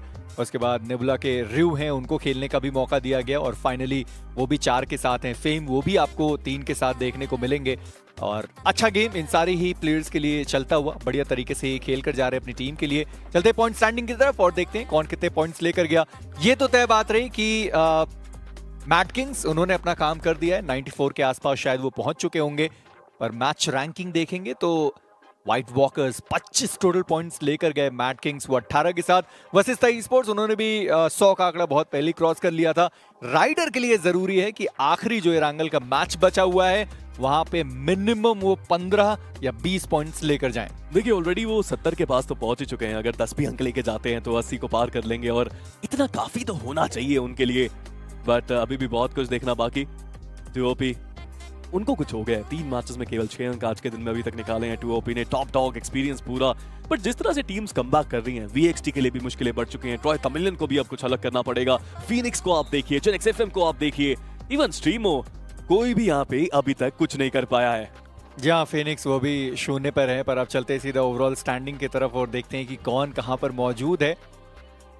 25 पॉइंट्स व्हाइट वॉकर्स, तो ओवरऑल स्टैंडिंग में देखेंगे कि कहां पर उनका जो जंप है वो हमें देखने को मिल रहा है। क्या वो टॉप 12 के अंदर आ पाए इस 25 पॉइंट्स के बाद या फिर नहीं, पर वाइल्ड फैंग्स वो खुश होंगे अपने प्रदर्शन के साथ क्योंकि 95 तो हो ही चुका है। रेवेनेंट एक्सपार्क वो भी खुश हैं, 102 ब्लिट्स बढ़िया खेल कर गई है, 105 के साथ है। पर ऑटोबॉट्स वसिस्ता ने एक बड़ी छलांग लगाई, दूसरा पायदान उनको मिल चुका है, पर मुझे नहीं लगता पहला पायदान लेने से कुछ एक्स्ट्रा आपको मिल जाएगा। जाएंगे तो आप क्वार्टर फाइनल्स के अंदर ही। जी हाँ, बट चलिए ये वो पेज है जिसके ऊपर सबकी निगाहें। देखिए 94 मैडकिंग्स तक तो सब ठीक है। स्लॉट कितने बचे? सिर्फ 3, और 3 स्लॉट्स के लिए लड़ाई कितनी सारी टीम्स कर रही हैं अमेजिंग, जिनके नाम के आगे आप 15 देख पा रहे हैं ना मैचेस प्लेड, उनका सिर्फ 1 मैच बचा है और उनमें से भी कितनी सारी टीम्स इसी पेज के ऊपर हैं। तो बहुत मुश्किल है यहाँ से कमबैक करना, वो स्टाइल को स्टेप अप करने की जरूरत। 2OP एक आखिरी मुकाबला, GLITCHxREBORN एक आखिरी मुकाबला, मतलब सिर्फ एक चिकन है जो शायद उनको बचा सकता है, otherwise it's over for them. देखिए चिकन डिनर भी मिनिमम वो 25 का आना चाहिए क्योंकि अभी भी आप बिल्कुल ऐसे सोच नहीं सकते कि भाई अब वो जो कट ऑफ है वो शायद 85 जाए या फिर 90 जाए। क्या पता वो टीम जिन्होंने अभी अपने मैचेस को खेलना शुरू किया है वो शायद थोड़ा सा ऊपर चले जाएं। जैसे हमने व्हाइट वॉकर्स के बारे में बात करी, आज के दिन का पहला मैच उन्होंने खेला है, कुछ भी हो सकता है, चीजें बदल सकती है। पर वाइल्ड फैंग्स खुश हैं, वो 95 पार कर चुके हैं, खुशी होगी उनको, कोई परेशानी नहीं है। बट आज जो कमबैक्स हमने देखे हैं, चाहे वो ऑल्टीट्यूड की तरफ से हो, राइडर की तरफ से हो, या ही वो व्हाइट वॉकर्स हो, it is brilliant. I think एक नई कहानी बनाने के लिए आए हैं और एक चीज तो ये सारी टीम जता रही है, सारे युवा खिलाड़ी हैं, वो कह रहे हैं कि भाई अभी हम हार मानने के लिए तैयार नहीं, and it is beautiful. But क्या ये ब्यूटीफुल जर्नी सच में उनको लेके जाएगी क्वार्टर फाइनल्स में, या फिर ये सफर बस यहीं तक था? ये सारी बातों के बारे में जानेंगे, बट अगला मैच काफी इंपॉर्टेंट, चलेंगे हमारे कास्टर्स के पास और जानेंगे कि आगे क्या होने वाला है। Alright, it is time for one group to play their last match, and of course a lot of teams under pressure, all of them in fact. And it's going to be interesting to see who pushes through. It is going to be me, Super Johnny, and Salty, ladies and gentlemen, taking you through the action. Salty, are you ready? Oh, I'm always ready, to be honest. And the way we saw the overall standings now, there stands a massive opportunity and also a massive axe on the necks of all of these players, because we know, as a matter of fact, 3 more games remain and 12 of these teams will be chopped away from their opportunity for international glory. How sad is that, Johnny? Oh, it is heartbreaking. It's going to be gut-wrenching for a lot of these names, as you mentioned, especially the ones who will be heading back home and will watch the rest of the teams compete from here on out, well, sitting on their couch. Look at that. Praying to their gods, hoping some miracle occurs, but I don't think Blitz Esports needs that, and a lot of love from Clutch God, Madkings. They have done well, and of course, it is tasty indeed.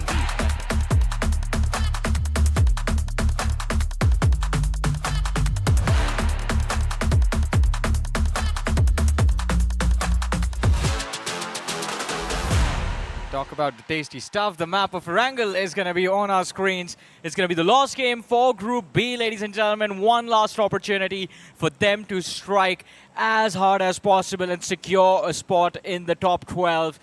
What is going to happen, only time will tell. But so far, we can see that the flight path starts from Severny and ends between Nova Repnoy and a military base. It is leaning towards the eastern side, so teams heading west, well, they better start coming up with new strategies. They will have to come up with new strategies, but I don't think there are going to be many opportunities for them to actually change up their strategies as well. The only thing that they can try and do is to try and get themselves a big chicken, because we saw the point standings, we saw how cutthroat the competition is. Spiro mentioned this on the analyst desk as well. Everyone past that 9th position, I think from 10th to possibly 21st, they stand a chance if they can actually bag a big chicken dinner. Around that 80 point is where we are thinking, ladies and gentlemen, the cutoff to be, but we are unsure, and I'm pretty sure you guys do not have any idea as well. Neither do the players, but at least this game, it's already begun, and look at the cluster over there towards Severny. So many teams, it's going to be Alibaba Raiders, TWOB in close proximity, and Pukar already in a fight. Shall he go in? Shall he go in for the finish? Or is it going to be Chris? Well, ladies and gentlemen, Alibaba Raiders, they get struck first. TWOB with the first finish. Yeah, first finish of the game in the hands of TWOB, and of course Nebula in a fight of their own with Team Tamilas. But my goodness, what a turnaround coming in from Alibaba Raiders. They lose out on Chris, but a brilliant nade just puts Aditya and Pukar, both the lads, on their knees. Can TWOB recover? It's going to be a tough task, a tough ask from the last 2 remaining lads, but Mac on the sidelines, there's going to be Jatin as well to back him up. An AK and a shotgun. Joesh, that's a perfect loadout for this fight. I feel bad for TWOB at this point. Anything they try and do, I don't know why, but it just goes haywire. But ladies and gentlemen, we will move on. Rage God as well as the Mac, they're still alive. But can they overturn this fight? Will be the question. 2v3 certainly can work, especially with the circle being on top of them. But Alibaba Raiders, what is their situation on the overall standings? Well, they're nowhere close to qualifying. Madkings Esports, though, you were saying something about prayers. Who was it who was praying? Was it Blitz? It was Blitz, yeah. They don't need prayers. Yeah. God has been gracious upon them. I mean, for the first 3 days of competition, they did quite well for themselves. I'm very impressed with the way Blitz turned things around yesterday. To be honest, it was exhilarating just watching them do what they do best, which is basically beat down their opponents and note the names of the people they have beaten down. But anyways, we were witnessing Alibaba Raiders taking on TWOB. By the way, both the teams at the bottom of the leaderboard fighting each other. This benefits absolutely no one, but it's still a fight. Alibaba Raiders has actually been struggling with form for quite a while now. Yeah. It's been a couple of tournaments where they have not been performing, not just this one, but also in a recently concluded third-party event as well. Alibaba Raiders, they were nowhere near to the top. it just seems like that firepower that we always knew Chris OP to actually have or he possesses, it's just extinguished for some reason or the other. But we move on, GLITCHxREBORN. GLITCHxREBORN also, one of the teams that I love talking about. A big fan of Ralph as well, one of the most technically gifted players, but it seems like the rest of his comrades, they're not just helping him. Avi, as a matter of fact, such an experienced IGL. Yeah. What do you think is going wrong with him as well? I think GLITCHREBORN, they're just getting unlucky in those fights. And considering this is their last game, they're going to need like 25 plus points in order to get to a safer position. It needs to be a massive matchup. But let's see how things turn out.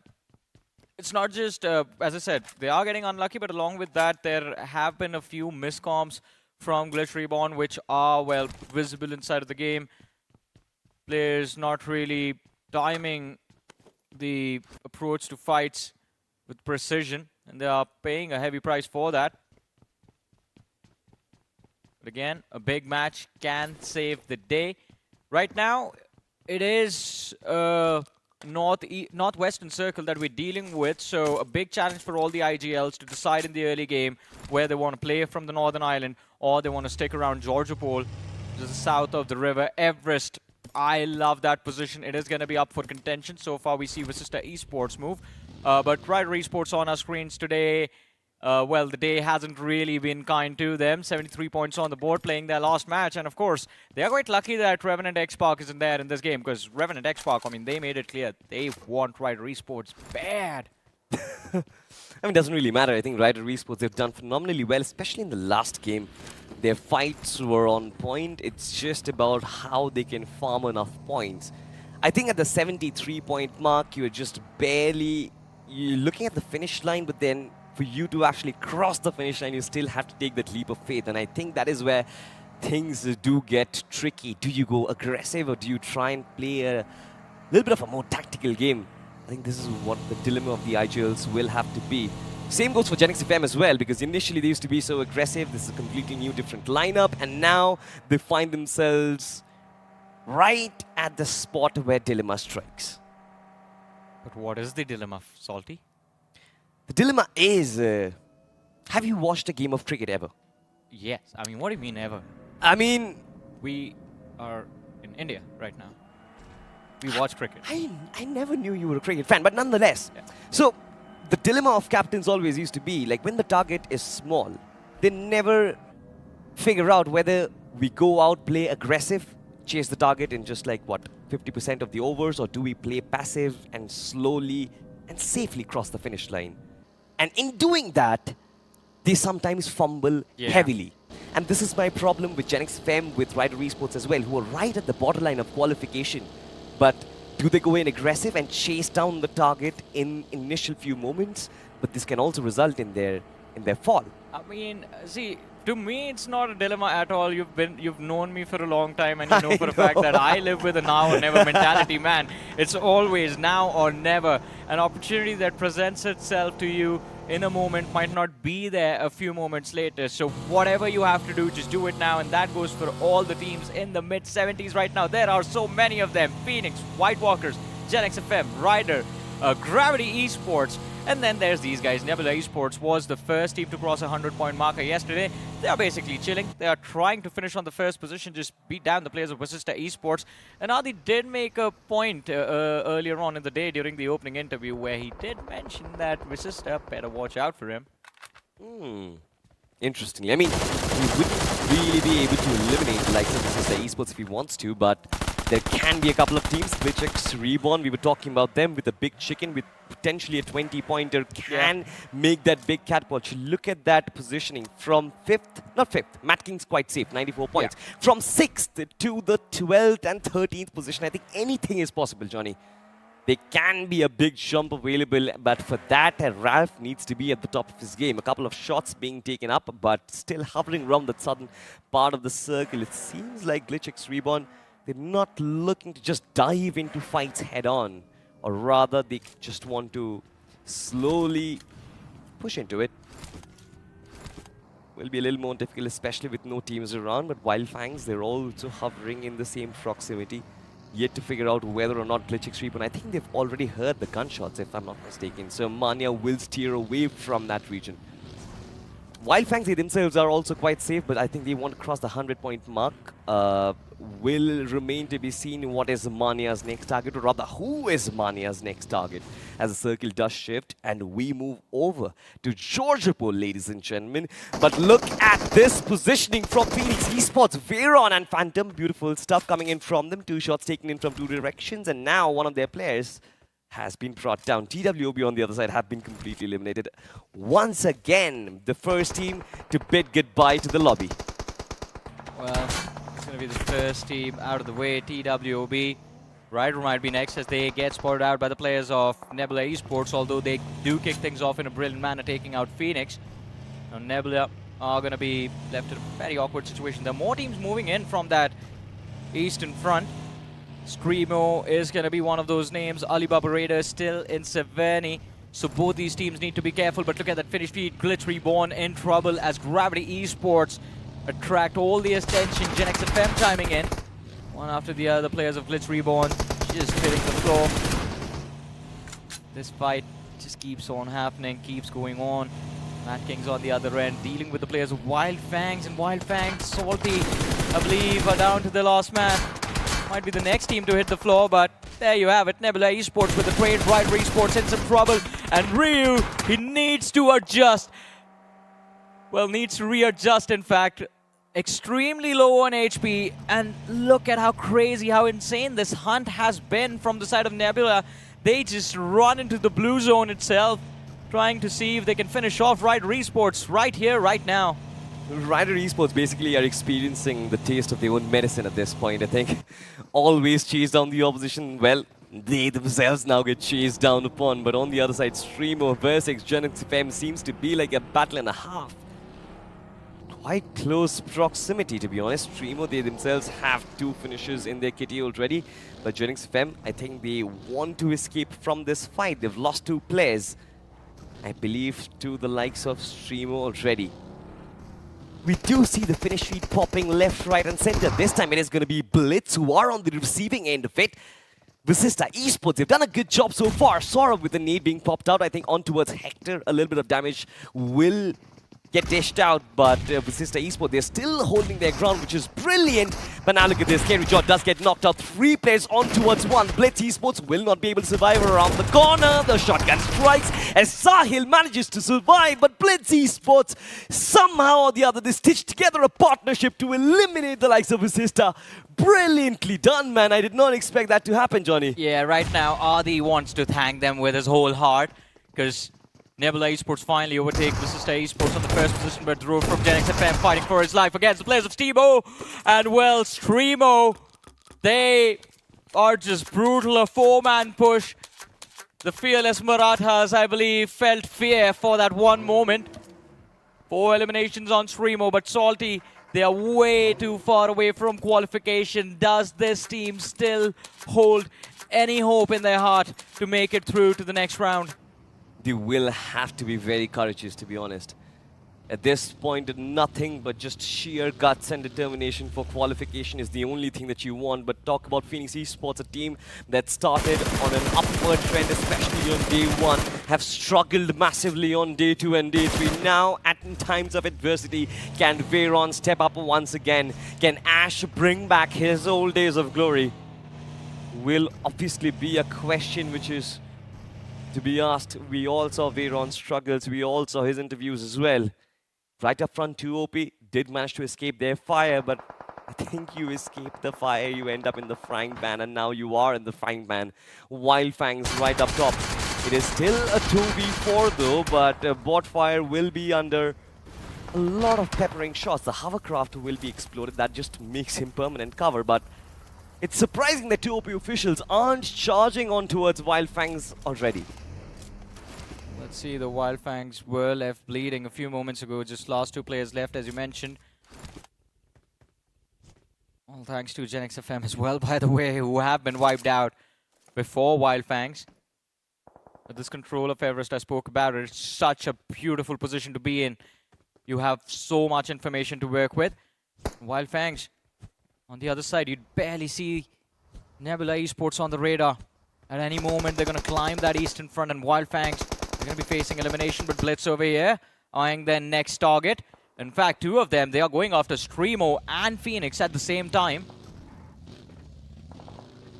This guy, Sarvar OG, is slowly turning himself into a land demon, to be honest. I think he's performed well in the onliners for quite a while now, but to see him perform at LAN events back-to-back, I think this is such a happy moment for all the new youngsters who are coming in. This man is definitely not a youngster, but he's paving the path for everyone else who's just watching him so far. Blitz have been phenomenal. They have 6 finishes already in the kitty, 111 points overall. But the talk of the town, ladies and gentlemen, has to be White Walkers. Arjun, in that last match, 8 finishes, was absolutely scintillating. But now, I think he needs to follow it up with yet another good game. 74 points total. Inching close to that qualification barrier. But can they actually make that home run? Will definitely be a question from the other side. Of course, taking a couple of shots. Will match survive the circle? A little bit closer to the mainland, ladies and gentlemen. So all the teams who are coming in from the northern Georgia Pole region will just have only one bridge to cross on over, Johnny. And that is problematic because if you try and cross on over, there are a couple of teams who are in such a good position to take you down, annihilate you in the process. Will you take that risk? Well, look at this. Arjun in front. Sujal, of course, is going to escape with that buggy itself, but that was a close call. I think a second opportunity being given to Arjun. He will not fail to deliver. Now remains to be seen if White Walkers do position themselves in this position, but Wild Tiger this time, all by himself in a shack. The nade being popped out. Shiraj escaping from that situation absolutely unscathed, and with that SMG is going to clean the floor with Wyld Fangs themselves being eliminated, but Mania doesn't really care. Yeah, they've done enough. I think they are going to be in a decent position to just push through to the next round of this competition, but Phoenix Esports, heavy lifting needs to be done. Need a decent amount of points, about 10, to be a little bit more precise, and this is their opportunity to make it happen. 3 finishes secured on the team. Oh no. Shots with Shiraj. He's drawn the wrong kind of tension. GLITCHGREBORN circling around in a buggy. Is just going to scout for information and just go back to his teammates with reconnaissance being done perfectly. Well, imperfectly, probably, because he did not see anyone out of that smoke. GLITCHGREBORN just being GLITCHGREBORN over there. Yes, this goes and says hello. Hey guys, what's up? How you doing? Hope you're having a good day. Bye-bye. Well, yeah, my boys are calling me. I got to go back and finish this game, you know. I love that from Madkings, to be honest. And it's good to see that every single player from Madkings has actually stepped up. Apollo is on fire. Madkings, GLITCHGREBORN is on fire. You've got Shadow OG as well, who is also playing brilliant. Every single player has stepped up, to be honest.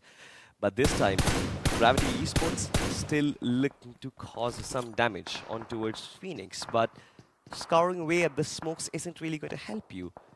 Same thing for Team Tamilas as well, but we were talking about Team Tamilas who were on that upward journey at the 70-point mark, needs to aim for a big game.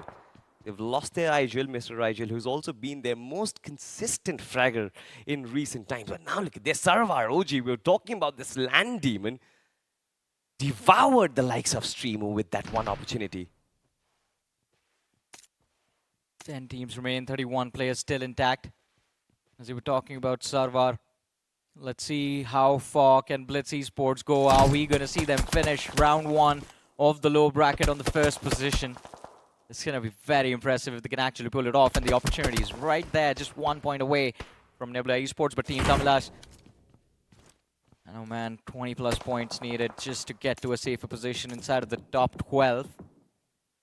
They're kind of in a decent spot in the circle right now, by the way. Sitting towards the western edges, near the triple warehouses. Well, one of the players actually occupies one of the warehouses itself. That is going to be AimGod, and they're blocking the way for Blitz Esports to move in inside the zone. Saurav, though, still does manage to sneak in. Sarvar as well, the frontliner, as he spotted out AimGod. I believe he does see his threat up front. Few shots fired just to check him. No contact, though. AimGod still just tucked away in a corner. Nice and cozy. Imagine the fate of Blitz Esports, in spite of being in such a dangerous position, the circle still ends up right on top of them. You mentioned about how Team Tamilas had actually positioned themselves to block their way, but still the circle kind of favors them. But on towards Everest, ladies and gentlemen, yet another fight being broken open. Nebula Esports now, Kratos on the flank. I love the artillery coming through as well, as spot fire takes so much heavy damage. Nades from either side to land up, but still the opening knock hasn't really been found. They're giving each other time to move about, and that is a good thing. TWOB looking to take an exit from this fight, which is a little too late. And I think there is always that risk of a couple of these players to get knocked out, but they managed to escape, Johnny. Oh, they somehow make it through TWOB. They started their journey in round 1 on such a great note, but couldn't really keep the momentum going. It's going to be such a big concern for them. Oh no, even if it is the hovercraft, if an entire team sprays it down, it's going to blow up in the back lines. Bot fire is going to be the first man to go down, and TWOB now stuck in the middle of nowhere.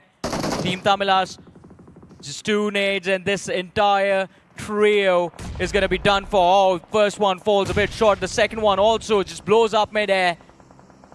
What is Team Tamilas doing? They need to make contact with the utils. Can't really allow TWOB to close in. The third nade also mid-air explosion. So lucky, the players of TWOB. Here comes another one. What is wrong? Don't cook the nades, just throw them out. What is this team doing? That is just horrible. What am I watching, man? I don't know what you're watching, but one thing is for certain, TWOB, even unwillingly, they sort of created a smoke path that can allow them to actually reposition and escape from these nades. Fortunately or unfortunately, the nades aren't really reaching them somehow. But on towards the other side, Joish gets bombarded and overwhelmed with 3 players absolutely facing him. White Walkers walk away from that fight unscathed. One of their players definitely has been taken out, but we move back to that fight. TWOB versus Team Tamilas. And of course, TWOB not in a position where they can survive from the backlines. Phoenix Esports gonna clean them up. In the 9th position, TWOB, they bow out. I don't think a lot of opportunity awaits them now. Blitz Esports, though, they did manage to find a rotation in, trying to stick to the edges of the blue so that they do not really play the protagonist in this circle itself. They want to play it in the end game. Nebula Esports somehow from the top of the Everest into the containers right now, challenging Madkings for their position. Pro OP will be the only one who still stands tall, but it seems like destruction has struck right exactly where it needed. Nebula Esports just destroying everything on their path, and Kratos being the protagonist in this one. There's no stopping this guy, and of course, Nebula Esports, with the way they're moving things, it seems like they are looking to snatch away the #1 position from the overall standings. Well, still sticking around on that first spot, but Blitz, man, oh man. 10 finishes in the game so far, 2 players still left alive. Right, Esports on our screen still, 74 points on the leaderboard as of now. They need a big game, as we've been saying again and again and again and again. And right, Esports, they find themselves stuck outside of the play zone. Trying to find their way, and it's not going to be easy for sure. Tough challenge. White Walkers on the other end, kind of in a much safer spot, 78 points. They need about 10 more, 10 to 12 more. I think they need to touch that 9-point marker just to be safe. But Sujal, my goodness, I think from the flank, his teammates were marking the positions of White Walkers, but not properly. Draxi finally opens things up. The first man from the side of White Walkers falls. Arjun out of the way. And Gravity Esports finally have the upper hand in this fight. They for sure do. I think they have the most beautiful formation out of all the teams who have made it till the 6th stage of this map. I think they cover beautiful positions. It's just White Walkers who will need to find the chink in the armor, which will, of course, be a little difficult for them, of course. Rider Esports, though, inside the warehouse. They know exactly how many teams are fighting it through, and it seems like they are not going to be safe. Look at the nades coming through. A lot of damage being dished out so far, but that does not deter Gravity Esports from throwing more nades at them. Now, this is a proper boiler room at this point. Everything that's inside absolutely gets blown to smithereens. Man, I don't know how Rider Esports are still surviving. Gravity Esports, absolutely unfazed by the result. They keep on popping those nades one after the other. Devil still looking to reposition. Now, one thing is very surprising. Revenant Esports, in spite of holding containers for so long, they are yet to scour for more finishes. They only have 3 in their kitty, but they need a lot more if they want to move closer to that qualification cutoff that we've been talking about. Draxi finally makes the charge, and it seems like the go call has been made. Fame will be in the front line to try and stop them. Choke points have been smoked off as well, but will not deter the information. Fame had no clue. The man actually went right behind him. Gets cleaned up. That is embarrassing for that lad. Ryder Esports, they've been eliminated, they've been dismantled, but Revenant Esports, they need to look for more of these plays because this is fantastic. Inside of the containers, they've done what is extremely difficult to do, to maneuver through containers, but also find those eliminations, keeping all 4 players alive. Close proximity, you'll find White Walkers, you'll also find Nebula Esports as well, and I think Revenant Esports, they know about their positions. It's about when and how do you engage against them to be successful, but also to be efficient. Oh boy. I mean, Revenant Esports, very impressive in this match, but Salty, my fear is that it might be a little too late. They've gone 5 eliminations, that puts them over 80 points, but just that extra bit of chicken dinner tastiness is what they want. Tastiness? Yeah. I'm making up words now. I want some tastiness in my meals at this point. You know, I was sick yesterday. Yeah. I've lost my taste. Were you sick or were you sick? I'm always sick. I think we both are sick. Yeah. Pretty much. But let's see. We are in the end game now, as said by Dr. Strange. Look at that, Nebula still. I mean, Adi knows that this is not the championship game, right? Yeah. Doesn't matter. Still wants to finish on the first position. I mean, just flex on the newer names, I guess. You talked about Doctor Strange. I think, in spite of looking at 16 million possibilities of this game itself, I think Adi wins it in majority of them. Yeah. He's the Thanos of this lobby right now. Rio and Kratos, the dynamic duo, still surviving. Phoenix Esports, by the way, they've done a brilliant job just closing in over here. 83 points, 5 finishes from this particular match. Yeah. Phoenix, Gravity, White Walkers, 3 teams in contention. Team Tamilas as well. Maybe if they get a chicken, they're going to be at 84. And then maybe, just maybe, I will pray to God that they find themselves inside of the top 12. But the 2 teams that have points to give, basically, as donation to everyone else are going to be Nebula and Blitz right now. And both those teams are just playing extremely try-hard, man. Nebula has just completely vanished from the action, and Blitz Esports refuses to move in from that western hill. There they are, Soham and Saurav. Just a stronghold on the top of this small hill. Hey man, I don't blame Nebula, to be honest. This is battle strategy. I recently watched Demon Slayer, and to reduce your presence to 0 is a tactic which has been used by a lot of warriors these days. You do not want to be present in front of your opposition. You just want to strike when their guard is down. Talking about Team Tamilas as well, they have been holding on to these warehouses for a very long time, as this beautiful bird's eye view gives us the positioning of every single team out there. Somebody has to give credits to our production team for bringing up such a beautiful and good-looking match. God damn. I love it. It looks so brilliant, looks so pretty. It's just about who wins it all in the final third. The Blitz have been surviving for a while, in spite of their position being known. Team Tamilas have been guarding them since days, but they haven't been able to pounce on them. Blitz, I think the circle has ditched them finally. They're about 30 meters off center, which means they will need somehow a couple of smokes to create that smoke pathway to enter the circle. Otherwise, they are doomed, ladies and gentlemen. On the other side, Phoenix Esports, we were praising them. Currently, they're under fire from multiple teams. Nebula Esports charging on top of them. Gravity Esports as well from the back lines. It seems like Phoenix Esports, they are caught in a sandwich situation. Phantom, of course, will get taken down. Shiraj holding on to this position all by himself. And look at that, even Gravity is charging in through Nebula Esports. How long can you hold on to that position? I'm not really sure, but Ash from the back lines can certainly make a difference. Shiraj in the front lines as well. Potentially pick up a couple of finishes along the way. Meanwhile, the It seems like Kratos will be the last man standing from Nebula, and we know this man can change the course of a fight all by himself, Johnny. And now he has to do that as well, do the heavy lifting, pull off a miracle as Gravity Esports approach. Nebula, as you mentioned, in the back lines as well, lie in wait. And Gravity Esports, they're looking to find those angles. They have used a lot of utility to try and find an opening against players of Phoenix, but it hasn't really worked out. Blitz in the back end, eliminated at the hands of White Walkers. But Blitz Esports, they are safe inside of the top 12. Phoenix on the other end, Siraj. Oh boy, blue zone pushing his back. Needs to run around the corner, but he hears the threat from either sides. This is when the panic sets in. Siraj only has one nade, one stun to work with. He knows Kratos is just waiting for him. Oh, that Molotov actually helped Siraj. Draxi's going to be flushed out from behind the corner. He's forced to reposition now. Siraj wants to run after him, but he needs to be careful. There's basically a firing squad waiting for him on the other end. The jump shot from Kratos. A little bit of connection found. The damage from the nade and the shot in the back. Siraj out of the way.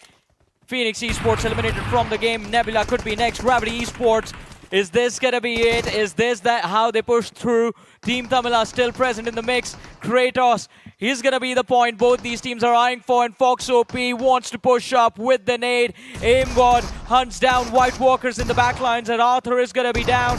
Draxi from Gravity falls to the blue, and Team Tamilas, if they strike and they strike hard, if they walk away with these finishes, then just maybe they will qualify for the future rounds. But Vegito from the blue zone is just stealing every single bit of hope that Team Tamilas needs.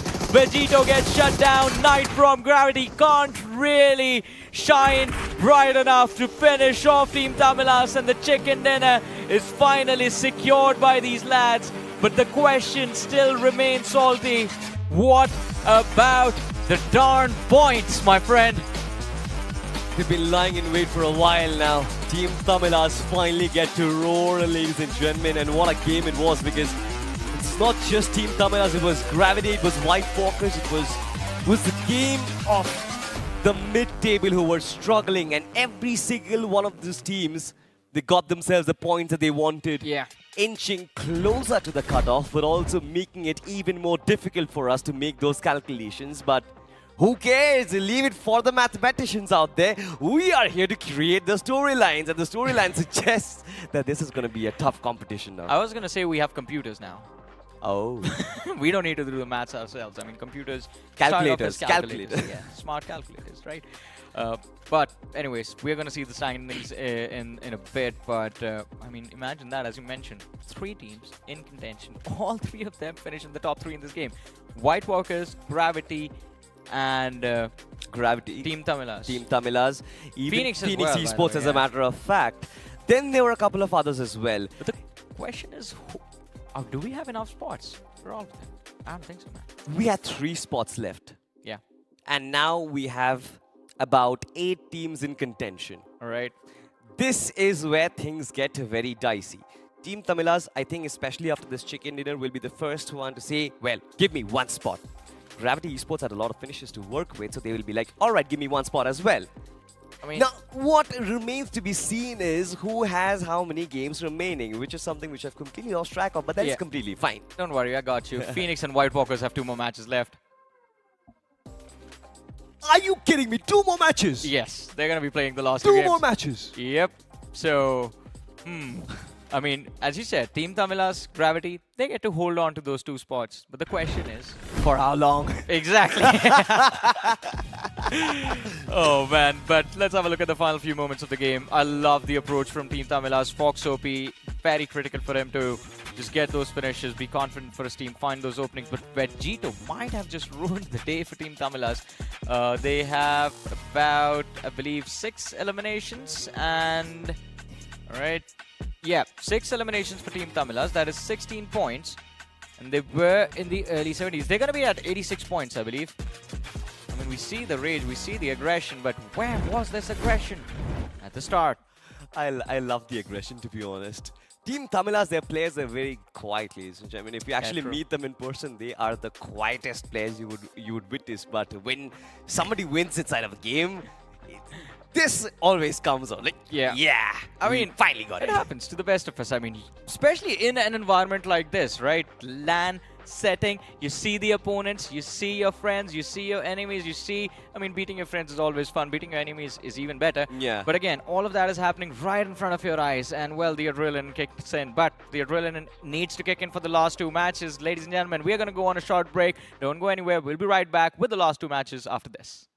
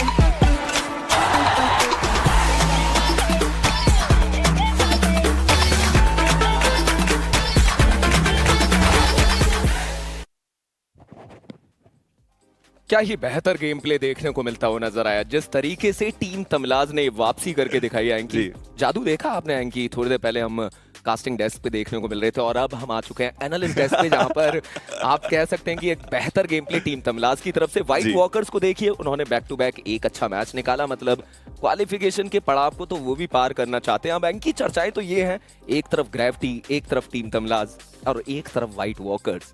ये तीन team एक ही race में एक साथ दौड़ती हुई नजर आ रही है। पर यहाँ पे मेरे को लगता है कि व्हाइट वॉकर्स वो तो फॉर श्योर इस रेस को जीत सकते हैं, क्योंकि ओवरऑल स्टैंडिंग्स में वो ऑलरेडी ऊपर है और साथ ही साथ उनके दो मुकाबले अभी बचे हुए भी हैं और मैं देखना चाहता हूँ कि वो किस प्रकार से खेल करके जाने वाले हैं। बट ओवरऑल आप कह सकते हैं कि हाँ, इंटेंट वो काफी ज्यादा बढ़िया दिखाया गया। और साथ ही साथ बढ़िया की बात करें और बेहतरीन की बात ना करें, आप देखिए क्या उम्दा ये जो एक सूट है वो हमें देखने को मिल रहा है। निक्सन सिनिस्ट्रा जो है वो इस एक सूट का नाम है और आप भी जा सकते हैं मात्र 10 यूसी में आप जो स्पिन है वो कर सकते हैं। और अगर आप लकी इनफ रहे तो ये जो खूबसूरत सा एक सूट है वो आपका हो सकता है। पर खूबसूरत तो गेम प्ले भी हमें देखने को मिला। और वो जो हम बात करते हैं ना कि मुश्किल स्थिति में आप किस प्रकार से अपने गेम प्ले को अडेप्ट करते हैं, वेजिटो जो उस पर्टिकुलर टार के ऊपर चढ़े और वहां से उन्होंने जो वैल्यूज निकाली वो भी काबिल तारीफ था। एक बेहतर गेम प्ले उनकी तरफ से देखने को मिला। बट अब समय हो चुका है एक बार most valuable, most versatile player पे नजर डालने का। चलते हैं सीधे उस प्लेयर की तरफ नजर डालते हैं कि कौन से वो प्लेयर थे। और लीजिए ब्लिट्स के सर्वर वो देखने को मिलेंगे जिन्होंने 6 बढ़िया फिनिश निकाले, 814 का वो इम्पैक्ट देखने को मिला, 4 नॉकआउट निकाले और 19.48 सेकंड का उनकी तरफ से सर्वाइवल टाइम। जी हाँ, काफी उम्दा वो गेम। और उसके बाद ग्रेविटी के नाइट देखने को मिल जाएंगे, 4 फिनिशेस उन्होंने निकाले। डैमेज हालांकि उनका काफी ज्यादा देखने को मिल रहा है। नेबुला के क्रेटोस, जैसा आपने मेंशन किया भी था, इंजीनियर जो वो वेयर हाउस के अंदर मौजूद थे और वहां से कंटेनर के अंदर जो उन्होंने वो ग्रेनेड्स किए, वो स्टेल्थ मोड काफी ज्यादा काबिल तारीफ। स्कूबा वो 4 फिनिशेस यहाँ से लेके गए और साथ ही साथ व्हाइट वॉकर्स के आर्थर 4 फिनिशेस आपको उनके पास भी देखने को मिल रहे हैं। और ये सारे खिलाड़ियों ने बहुत ही ज्यादा बेहतरीन जो प्रदर्शन है वो करके दिखाया। बट चलते आगे एक बार नजर डालते पॉइंट स्टैंडिंग्स के ऊपर और वहां पर हम देखेंगे कौन सी टीम कितने अंक लेकर के जा पाए। ब्लिट्स बहुत ज्यादा बेहतरीन प्रदर्शन हमें उनके द्वारा भी देखने को मिला और टीम तमिलास 16 टोटल अंक है उनके पास। और देखिए ग्रेविटी एक कदम नीचे 15 अंकों के साथ। व्हाइट वॉकर्स पहले गेम में 25 अंक, दूसरे गेम में 12 अंक। आप सोचिए कि 49 से आज के दिन का सफर शुरू किया, 74 पर पहुंचे और अब 86 पे पहुंच चुके हैं। क्या ये नंबर इस टीम को क्वार्टर फाइनल्स की तरफ लेकर जा चुका है इनकी? देखिए, समय जो है वो बहुत बलवान है। मैं अभी भी समय का भैया। जी हाँ, मैं चाहूंगा कि अभी हमारे जो 2 मैचेस है ना वो भी थोड़े खत्म होने की कगार पे आए, तब इस बारे में चर्चाएं करेंगे। बट राइडर के लिए मुझे लगता है कि शायद जो सफर की समाप्ति है वो ऑलमोस्ट हो चुकी है। Same goes with TWOB as well. 0 के साथ उन्होंने समझौता किया। TWOB, अगर आप GLITCHxREBORN की बात करें, ये सारी टीम जो मुझे लगता है कि शायद अब यहाँ से आगे तो नहीं पहुंच पाए। जी हाँ, बिल्कुल। और अब समय हो चुका है कि एक बार पूरे तरीके से ओवरऑल रैंकिंग पर नजर डालने का और वहां पर चर्चाएं करने का कि वो कौन सी टीम है जो लगभग उस सेफ स्पॉट को पकड़ चुकी है। देखेंगे किस तरीके से वो टीम्स देखने को मिलती हैं। ऑटोबॉट्स 123, नेबुला 123 और ब्लिट्ज बोल रही है कि मैं अभी 6 कदम पीछे हूँ, जल्दी से आ रही हूँ।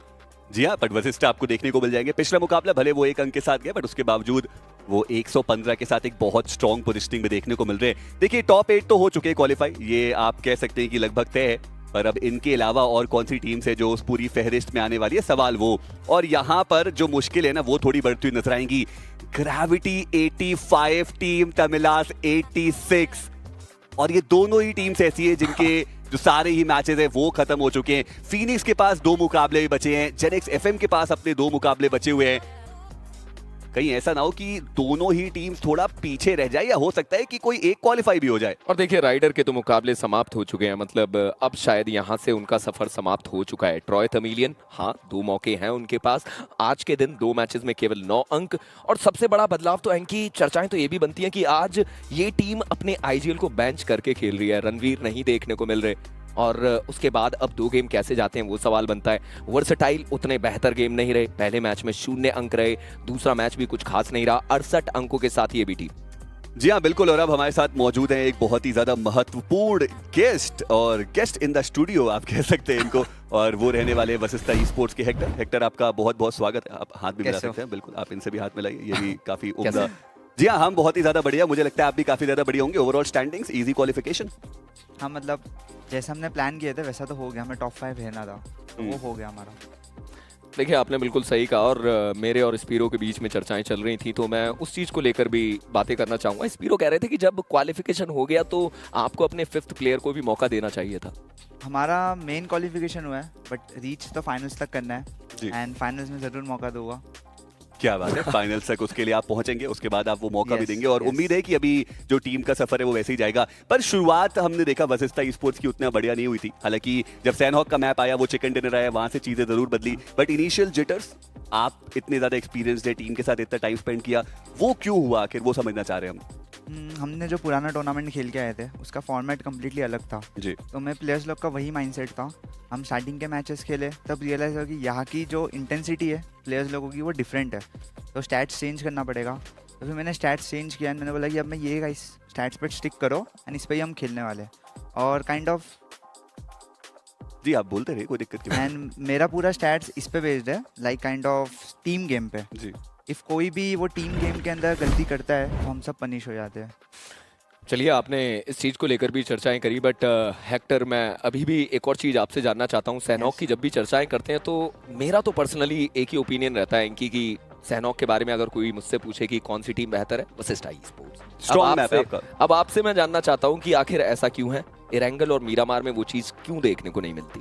मेरे को सबसे ज़्यादा under confident feel Sanhok map में ही होता था तो नहीं, सही में, तो जब मैंने ओवरकम किया तो मेरे को था कि सैनहॉक में ही मेरे को सबसे बेस्ट देना है अपना। तो जब भी सैनहॉक आता है तो अलग ही मेरे अंदर रश जाग जाता है कि मुझे बेस्ट देना है अपना। जी हाँ, बिल्कुल। और आपके अगर हम स्टैट्स की बात करें, 15 टोटल फिनिशेस आपने निकाले, डैमेज वो 2733 का है, असिस्ट वगैरह वो भी हमें देखने को मिल रहे हैं। बट हेक्टर, सिंस आप पिछले टूर्नामेंट का रेफरेंस दे रहे हैं, पिछले टूर्नामेंट में हमने देखा नेबुला के आदि वो आपको काफी ज्यादा हाई हेलो करते हुए नजर आए थे, थोड़ी बहुत वहां पे अटकलें हमें देखने को मिली थी। यहाँ पे वो क्वालिफाई करके गए, आप भी क्वालिफाई करके गए, क्या आगे ये राइवलरी हमें पनपती हुई देखने को मिल सकती है? नहीं, ये कोई राइवलरी तो नहीं है, उसने अपना पर्सनल निकाला था मेरे पे, वो जानता है क्यों निकाला, बट मेरे को किसी से प्लेयर्स ऐसा हेट नहीं है। मेरे को होगा तो मैं जो मोस्ट फैन बेस वाली टीम्स है उनको टारगेट करके उनसे फैन बेस लूंगा, मैं ऐसे सब हरकत नहीं करूंगा। देखिए, वो राइवलरी की आपने चर्चाएं करी है, तो फिर राइवलरी तो RNTX को लेकर भी बनती है। सैनहॉक में आजकल रूइंस के आसपास वो टीम देखने को मिल रही है, उस पर कुछ चर्चाएं करना चाहेंगे? आई थिंक उनको लग रहा है कि हम बहुत ईजी है मारने के लिए, तो वो लोग इसलिए 4v4 लिया जा रहा है हमसे। पर आपका ये जो मूवमेंट था ना हेक्टर, ट्रस्ट मी, आप बहुत सारे ऐसे मूवमेंट्स करते हैं ना जो ऐसा लगता है कि आप आउट प्ले कर जाते हैं अपने ओपोनेंट को। एक एरांगल का मूवमेंट था, इसके बाद हमने एक और मूवमेंट वो आपका देखा था जब एरांगल की एक और दूसरी फाइट थी। कैसे कर लेते हैं आप ऐसा? हालांकि आपके बाकी के जो टीममेट्स हैं वो तो बहुत ही बढ़िया परफॉर्म कर रहे हैं, पर ये जब सही जगह होता है वहां पे आप सही आईक्यू का इस्तेमाल कैसे करते हैं? मतलब मैं काफ़ी सालों से खेल रहा हूँ, तो जब मैचेस जब तुम खेलते हो ओपोनेंट आता है तो तुम एक एजम्पशन रख देते हो कि शायद ये ओपोनेंट ये करने वाला है, तो तुम अपना बेस्ट प्ले करो उसके अगेंस्ट पे। तो हम कभी कभार सामने वाले का मूव्स जज कर लेते हैं कि ये मूव्स होने वाला है। जैसे कि मैं पिछला मैच एक 1v3 किया, तो उसमें मैंने दिमाग से खेल लिया, मुझे पता था दिस इज़ द पोजीशन जहाँ पे बंदे पुश करेंगे, तो मैंने वो पोजीशन हट के दूसरी पोजीशन लिया कि वहाँ से मैं मार पाऊँ। मैंने वहाँ से 3 बंदे नॉक दे दिया। जी हाँ बिल्कुल। और हेक्टर, मैं ये भी जानना चाहता हूँ कि बाकी टूर्नामेंट्स को जब हम कंपेयर करते हैं इस टूर्नामेंट से, तो एक बहुत बड़ा डिफरेंस आता है और वो है ग्लोबल स्लॉट। तो क्या माइंडसेट में डिफरेंस है इस बार इस टूर्नामेंट को खेलने का?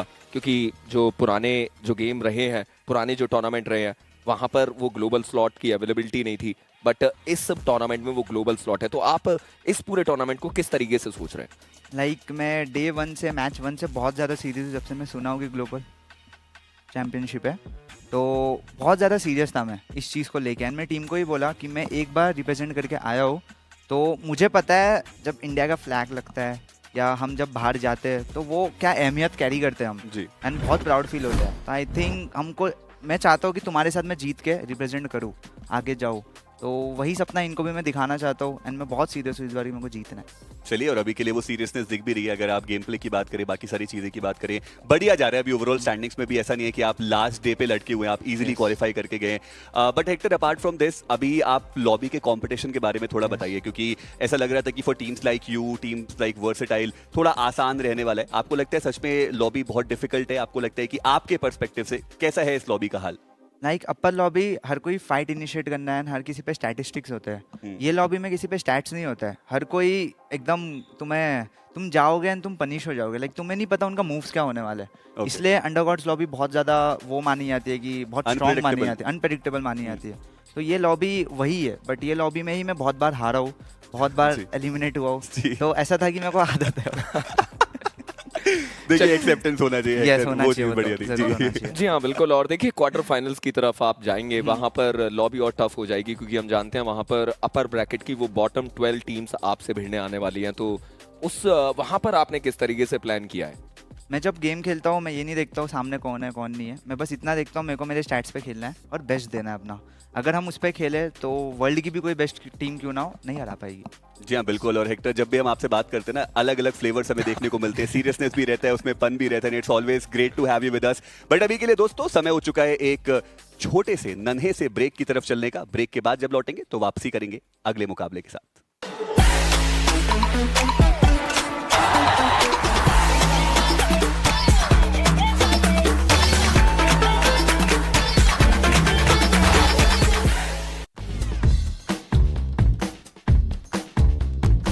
रैंक योर ऑप्स में आप सभी का स्वागत है। मैं हूं आपका होस्ट ज़ीशान अलमी के मेजी। मेरे साथ जुड़े हैं दो शानदार गेस्ट, हेक्टर एंड टॉप। आप दोनों का स्वागत है। हेलो मेजी। हेलो। और गेम बहुत ज्यादा सिंपल है। मैं आपको टीम दूंगा, आपको उनको रैंक के हिसाब से प्लेस करना है। आप क्या सोचते हैं, अगर वो आप बताना चाहें तो बता सकते हैं। Are you guys ready? Yes yes. चलिए, पहली टीम मैं टॉप डॉग को देता हूँ।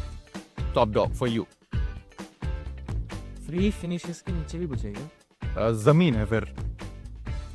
क्या रीजन है फिर? ऐसा है कि जब तक इस टीम में एक प्लेयर है टर्मी करके, तब तक उसके बाकी 3 प्लेयर्स बेट ही होते रहेंगे। तो इनको एक चेंज लाना चाहिए, जो मैं चाहूँगा कि ये लाएं, क्योंकि ऐसा कुछ हो नहीं पाएगा इनका। चलिए हेक्टर, आपकी बारी। आई थिंक रिस्पेक्टेबल, क्योंकि काफ़ी न्यू टीम बनी हुई है टीम, एंड मुझे लगता है कि अच्छा करेगी। मेरे दोस्त लोग ये काफ़ी ज़्यादा अच्छे ओपोनेंट्स है। आई थिंक अच्छा है। चलिए नेक्स्ट टीम। टॉप मैं इनको टॉप कंटेंडर्स में डालना चाहूँगा, क्योंकि हाल फिलहाल में इन्होंने काफ़ी अच्छा खेला है। ये जो कर्स इनका टूटा है उसके बाद इनका मोमेंटम अभी बिल्ड हो रहा है, तो मेरे को लगता है और अच्छा खेलेंगे और ये टॉप कंटेंडर्स हैं। अब हेक्टर के लिए देखते हैं कि दिल के करीब या दिल के बहुत दूर। ऑब्वियसली टॉप कंटेंडर्स रहेंगे लोग भी, क्योंकि ट्रॉफी वाली टीम है एंड अच्छा खेलते हैं चारों बंदे, तो डेफिनेटली। चलिए, अब एक और आपके लिए।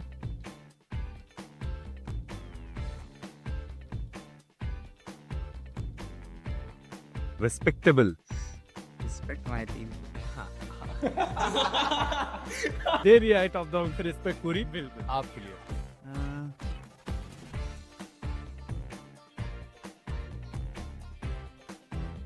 यार आई थिंक फ्री फिनिशेस, क्योंकि रिटायरमेंट के वापस कहीं कम बैक आके बोल दे कि अब मैं टफ कॉम्पिटिटर होगा, तो मुझे ऐसा बिलीव नहीं होता. कुछ बोलेंगे नहीं आप उनको? नहीं बोल के तो कितने लोग चले जाते हैं, स्ट्रीम पे बोलते रहते हैं ये करके दिखा वो कहेगा, जिसने करना था उसने कर दिया. हाँ बट यहाँ पे बात आप. अरे नहीं मैं वैसे चली तो उसने कर दिया. वाइल्ड फैंग्स इनकी टीम काफ़ी अच्छी है. इनका जो एडिशन है अभी वाइट टाइगर करके, वो काफ़ी बढ़िया प्लेयर है मुझे जो लगता है. और सैप भी अच्छा प्लेयर है, स्प्रेगॉड अच्छा प्लेयर है, मान्यता रही है. बस मैं देखने जाऊँगा कैसे खेलेंगे आज. Next team for you. आपके लिए सारे टॉप कंटेंडर्स ही हैं. ये इस वजह से क्योंकि वाइपर का रिसेंटली एडिशन हुआ है एंड वाइपर हंटर ग्रेविटी की पुरानी जोड़ी काफ़ी अच्छी थी. तो आई थिंक ये मतलब ने BGMS में बहुत अच्छा किया हंटर के साथ. अभी वाइपर क्या मे भी वो लोग BMSD बहुत अच्छा करें. मैं चाहता हूँ ये टीम अच्छा करे. वही को सीधा ठीक है. मैं चाहता हूँ ये टीम अच्छा करे क्योंकि काफ़ी टाइम से स्ट्रगल कर रही है. और मेरा एक टीममेट भी है साहिल, तो मैं उसके लिए अच्छा चाहता हूँ. बाकी तो कोई मेरे को वो नहीं.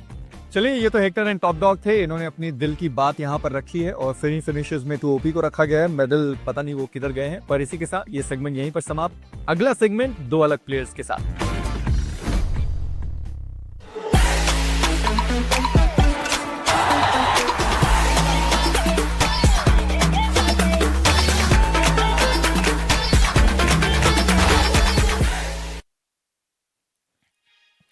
Last two games of the day, ladies and gentlemen, and it is gonna be an intense one for sure. One Miramar and one Erangel remain, and of course, the teams still lie in wait to find out which 12 names get to move forward from round 1 all the way towards the next round of the tournament. Which 12 names are gonna bid us adieu?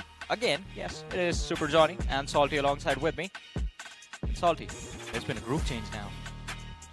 There's been a group change, but I'm only looking at one thing. What? For the 12 teams, it's going to be long flight back home. Ooh. Yeah. We saw the cutoff. We saw the cutoff kind of surpassing all the casters' expectations. Now, let me tell you, it was... Wait a second. There were two teams, Tamilas and Gravity, who had finished off all their matches, 84 and 86. Yeah. But then, of course, there was White Walkers who had actually surpassed all of them. They have 2 of their games remaining, but Phoenix Esports, who are just below them, somewhere around 83, they themselves have 2 of their games remaining as well. Will they be able to overcome the hurdle is the question. Of course, apart from them, if there can be some other teams, there will be Versatile, who are sitting at 68 points. A very big jump needed, which I don't see is coming in my sight so far. I mean, let's see if it happens. Right now, just 20 seconds left before the action commences. As we mentioned, the group change has happened. Group A back in action. And that means the heavy hitters, Revenant Xspark, they return with anger in their eyes. And of course, along with them, there's going to be Autobotz Esports, SINEWY, WXT still fighting for glory. I think I missed it.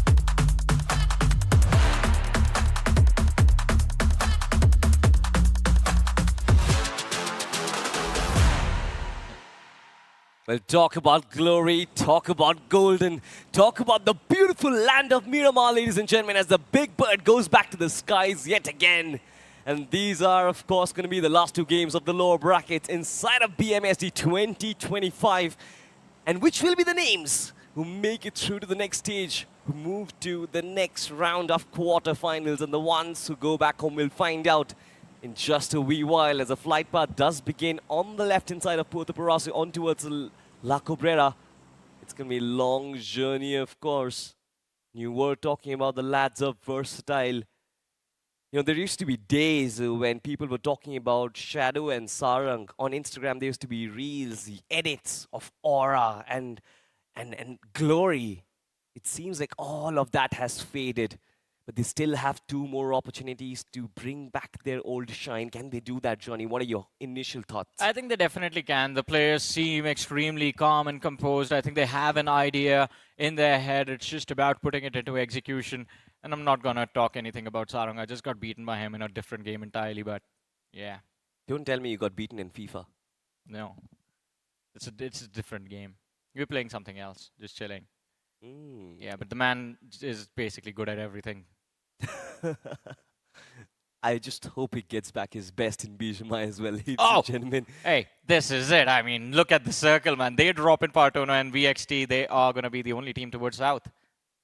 Yeah, potentially, yes. But then, of course, Partona has been very heavily contested in recent matches that we've seen so far. And considering the circle is on towards the south, I believe there's going to be that influx coming in from that western side as well.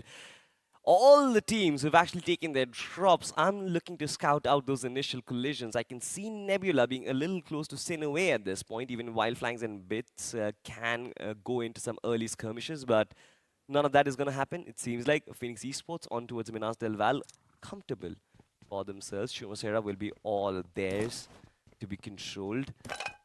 You talk about a Revenant Xspark come in the mix of things as well. Team has qualified very comfortably, especially after their first day devastation. Now they can actually look to eliminate teams that they want to. I mean, if they want, they can go up and strike certain names.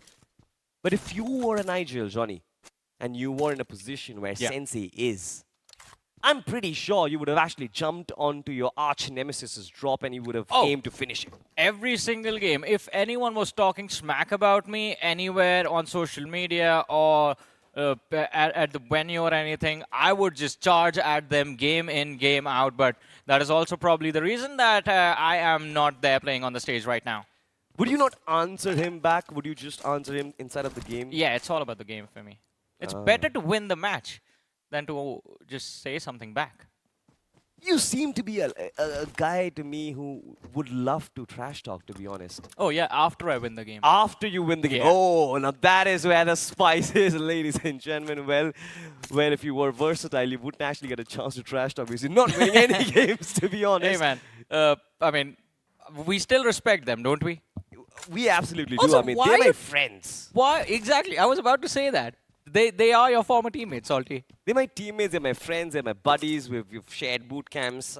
I know, right? But that also gives me the right to talk about them because if anybody else talks about them, I would bash them out off broadcast or something. I get the right to talk about my friends, not someone else. Well, yeah, I think we have to be critical about them from now on. But anyways, VXT 68 points, 2 matches. I think so I see at the start of the day made this calculation that he felt the cutoff was going to be about 89 to 90 points. And I think we are getting closer to that. So VXT, 12 points needed to get themselves to that 80-point marker, roughly around 22 points to get to 90. They got to do it now. 2 matches left. 11 per game is the average required from VXT.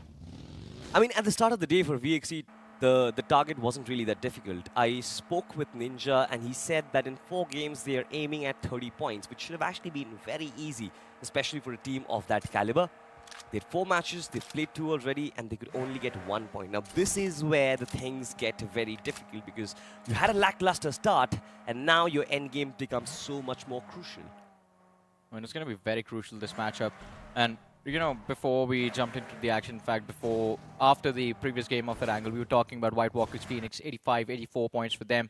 GENxFM right behind them with 75 points in this game. Tamilan Esports still in this fight with 69 points.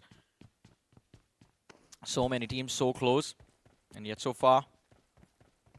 GENxFM bring out Sheik right at the time when they need their points the most. And I've seen Sheik perform in crucial times. I just want to see if, at the biggest stage of them all, can she deliver? I think it's going to be a big question mark. There will be a lot of doubters, but then if she can prove her haters wrong, I think she will solidify her position in the playing four. Pretty much, I think, and again, she is an experienced IGL. We've been seeing her compete in officials for, I think, the last 3 years consistently with a different team. Yeah, last year didn't really get much playtime because, well, that is what happens when you join a star-studded lineup. But this time around, getting this playtime, I think, having that extra bit of brains inside of GENxFM, it gives them an edge that they become a little unpredictable. But talk about unpredictability and TWOB, they end up securing the first finish of the game. It is going to be one of the players of GENxFM shut down. Wow.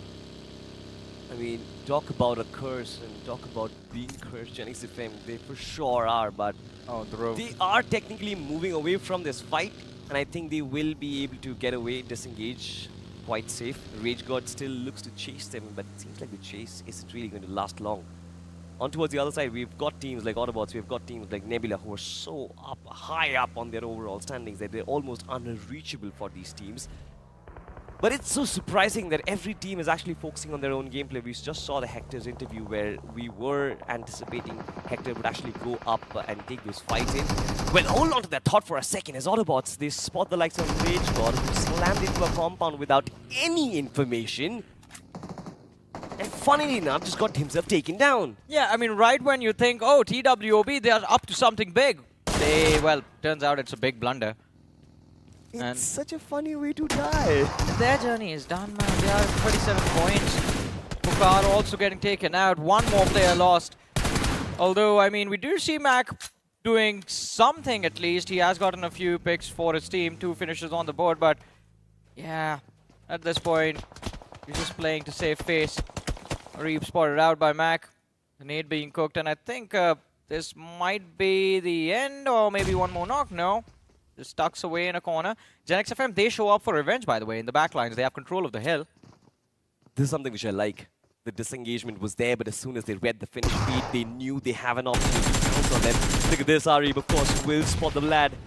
A lot of shots being connected. Nade coming in from Mac as well, but needs to patch himself up. I'm waiting for GENxFM to pounce on this fight because I think they're waiting too long. They can kind of obscure around 5 finishes if they time this properly.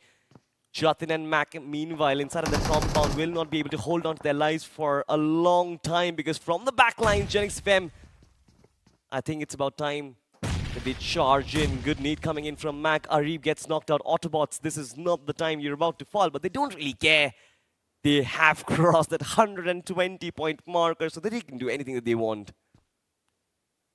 Well, they can do anything that they want, but there's a lot of variables that are going to be or should be taken into account. My goodness.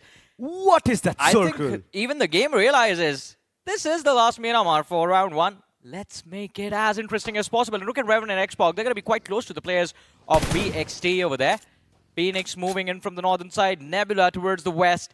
This hill of Valle del Mar, well, we're going to see a lot of crates in this position. To be honest, Johnny, I've never seen Sensei move that quick. I've never seen Sensei rotate to the circle as quick as he has done in this match. The last time he did that was that first game of BMSD 2025 where he absolutely blew the tournament open with a 32 bomber. This time we'll have to find out if this measure actually works out because this might lead to a fight with Versatile any moment now. Tamilan Esports, another one of those teams who can potentially make it through 69 points. 2 games remaining, about 21 points that they need to cross that qualification barrier. Any team who touches 90 points, I think at this point, would be considered safe. But Dazzle, stationed at just 1 position, will suffer shots coming in from Ronnie, will get himself knocked out. That is not ideal. Even Goten has been taken down as well. Versatile. Now this is easy pickings for them. Nade from Saran might actually land right on the money. Should be easy finishes for him. Another one in the back, but Ronnie did get himself knocked out. Team Versatile, they're actually looking to fight every single team who are coming their way. Shadow, that was a good attempt, but from the back line, Specca is going to find that finish. IGL has been taking down Versatile in times of adversity. Can they pull things back? Oh, I mean, they have to try the level best. Tamilan Esports, 1 man knocked out. VXT, 1 more, it's the floor. Ronnie off position, and the punish comes through. Becca is just going to try and slice his opponent's half. VXT, just 1 move left. Back off, hide in a corner, and wait this out.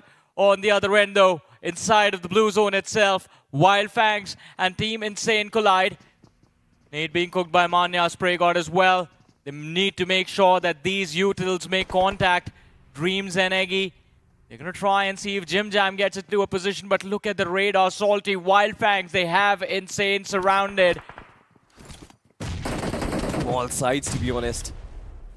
But it remains to be seen if Team Insane can actually break open this deadlock because every single angle has been covered, just like you mentioned. Those windows, those choke points can actually be deadly for them. with SprayGod at this point. He's struggling. Even Mania, as a matter of fact, they can't drag on this fight for a while because Montenu has been deep led into the blue for a while now. The rotations will be extremely long. Not a lot of space inside the circle left. And Team Insane, they are trapped. This is a death trap, ladies and gentlemen, that's been laid out by Wyld Fangs. Oh man, Team Insane. Now, right now, they are going to be thinking that what is happening to us is absolutely insane. SprayGod, the nade drops the man extreme low. No! Ooh! He almost peaked that angle, and the first aid comes through, but it doesn't matter. Mania is there to back his teammate up, and Team Insane dreams on his birthday. The dreams are gonna get shattered. Eggy and JD still remain, and Eggy, he has to live up to the legend that he used to be. He takes down Mania, losing HP because of the blue zone damage. No first aids available on the players of Wyld Fangs, I think. Oh, well, I'm wrong about that. They are just using the first aid round. Eggy makes the move. SprayGod, he clicks HP back up at the right time, and he takes Eggy down to a 1v1, at least as far as this house is considered, this fight. JD versus SprayGod, who's looking to bring his IGL back inside this game. For JD, I think this is going to be quintessential to win this fight, at least to actually gain respect.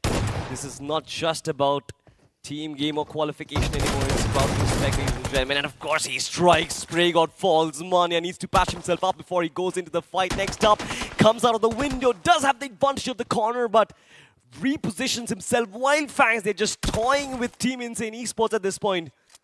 On towards other things, the Ninja Jord has found connection against Phoenix Esports. Things are still looking good, but for JD, he finds connection with the shotgun yet again. This man is not stopping, Johnny. Yeah, I mean, right now he's proving unstoppable, but this is not going to be enough. He needs to pounce. He needs to shut them down. Out the window he goes, trying to wrap around Mania now, helping SprayGod, but JD, oh, he fails. And this is going to be the end. Around the corner, Mania hits the floor, but it doesn't matter. The blue zone damage was enough, and SprayGod, bye-bye. No more saving graces for Wyld Fangs. They have almost hit the century. Fail at 99, but Wyld Fangs, they're going to be done for in a few seconds. On the other end, Revenant Xspark, Fury. How furious is he right now that Phoenix Esports have picked off 3 of his teammates?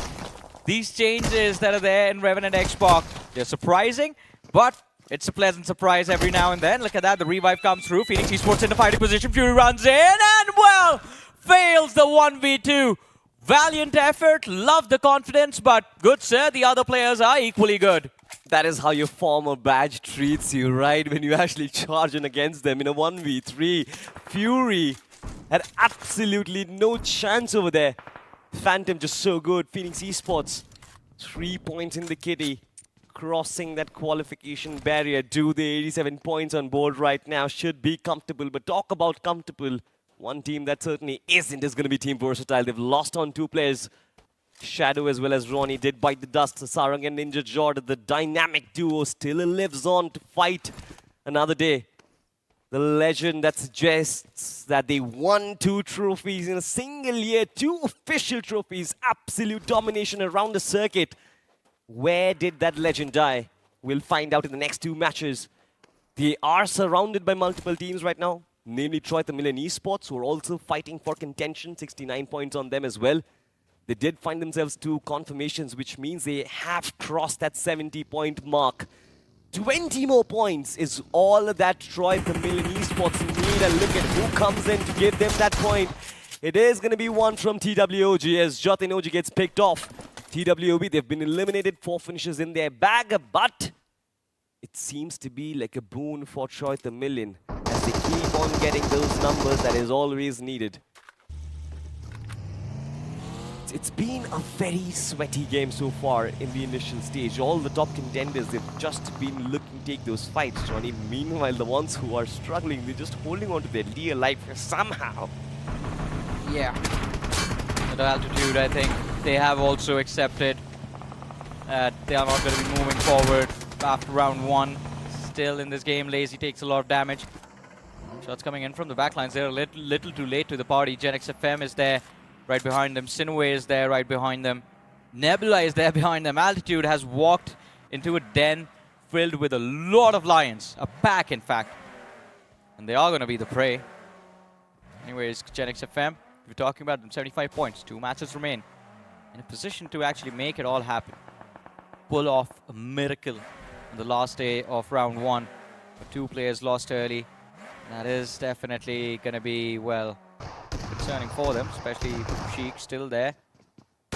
But Nebula versus SINEWY. This is the fight for who gets to finish on the first position. These 2 squads are basically denying points to the teams that want to qualify. And well, SINEWY kicks things off. Nebula, 1 player knocked down, another nade lobbed in. Is it going to secure the second knock? No, is the simple answer. Ryu is prepared for the action, and well, I was expecting him to go full Street Fighter over there, but this runs up, takes the safer option, joins his teammate on the first floor. It's basically first bencher versus first bencher at this point.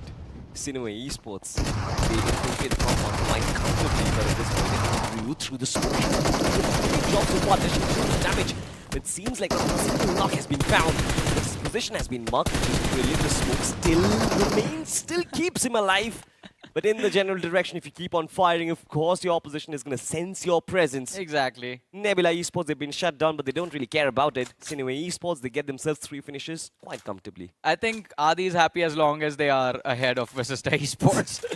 That's all he cares about, apparently. But yeah, Nebula Esports have done phenomenal. Autobotz as well, one of the best performing teams, one of the most consistent performing teams in round 1 itself. These 2 teams have been phenomenal. Blitz Esports, their journey in round 1, I am very impressed. I would want to see Blitz make it all the way towards the finals, along with SINEWY, who have been equally, if not more impressive than the rest of the bunch. Mysterious4, a new name entering the fray, and yet taking on the Titans and beating them to a pulp, outperforming the likes of Revenant Xspark, outperforming the likes of VXC, back-to-back official champions. Can't keep up with this squad called Mysterious4.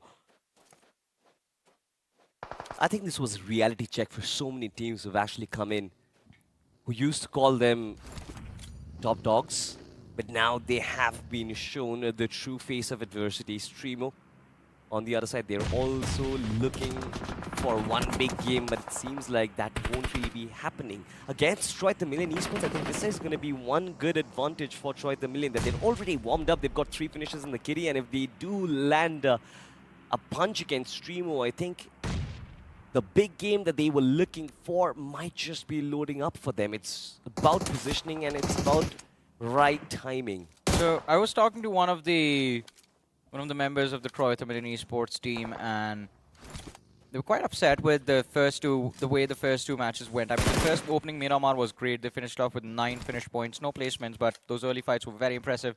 And then the next Erangel, they just got taken out early by an awkward nade as well. So that was something unpredictable. 2 games, they were just able to secure 9 points. But the last 2 matches, they need about, I think, just to stay safe, 30 points. They're going to have to go big or, well, basically end up going home. Oxen spots out one just on the other side of the ridge, but oh no, just a little bit of an awkward interaction with that scope animation, and he fails to connect the shot. Pekka is there as well to help out. Dazzle closed in. Extremely close. Pekka, he needs to fall back. He's in the line of fire, takes a lot of damage, and well, StreamO on the verge of kicking things off, but no, Pekka strikes again, and Gotham is going to be the first man hitting the floor. Ragnar, the Clutchmeister for StreamO. We saw him pull off a 1v4. Ooh. Well, not this time, my boy, says Dazzle, as the nade lobbed in, secures the knock. Sporter, can he be the hero for the team right here? Tamilan Esports, it's not just the only squad that Sporter has to win against. There's one more team in the back lines. That's going to be GENxFM. GENxFM have been actually looking for this opening for a while now. Tamilan, they were the only threat for GENxFM to actually qualify. And now they are looking at them, they're facing them dead in the eye. From the backlines, they've caused a lot of problems for them, but all finishes go in the favor of Tamilan Esports. They find 3 out of the 4 players who came right in front of them, and all 4 players stay alive, and that is the best part. Pekka did get knocked out, but he's been revived as well. Tamilan Esports, this is exactly the game that they needed. Few more finishes, potentially a top 3 finish. A podium would actually secure potentially a very good ticket to the quarterfinals, a very clear ticket to the quarterfinals comfortably. For GENxFM as well, I think 76 points, they are also looking to compete at the highest stage. not really giving up till the end game. Mysterious4, you were talking about them. Currently in front will be Team White Walkers. Vegito is laying out a path. The smokes. White Walkers, we spoke about it. They did well in the last match. They need to do equally well in this game, and the last Erangel of the day. Oh, that's a brilliant Molotov. It cuts off the option for Mysterious4 to just move from that back end of the building. Omega and Snowjod. Last two survivors. White Walkers, they still have a man advantage. Flash is there in the back lines, but he can't really do anything against the players who are just hiding in cover. Snowjod, though, takes a duel against Vegito, and Vegito finds the knock. Last 1v1, and he clutches it out. Takes down both of them. The man goes Super Saiyan. 5 finishes on the board. 8 is going to be the total tally for White Walkers.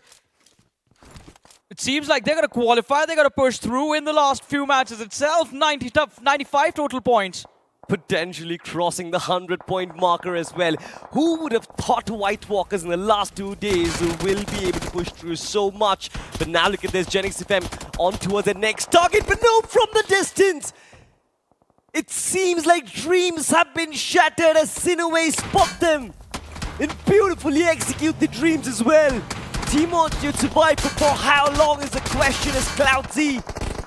Even they have been given up to the gods as Smoksh obscures yet another finish for him. 7 eliminations for SINEWY Esports, and they're crushing dreams one by one.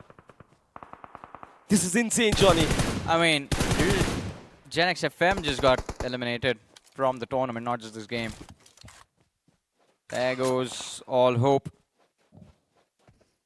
And SINEWY, they still have one more match, no? GENxFM, I don't think they can make it happen. They're at 77 points. They're going to need a massive 20-point chicken dinner. See, if the cutoff is or 90. at least 15. Yeah. See, let's just be optimistic for now.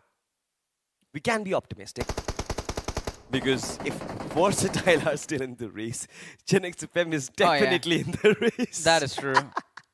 Well, we'll find out who is in the race and who is not, but Tamilan Esports, they certainly are in the race in this one itself. 4 players still alive. White Walkers, they've spotted them though.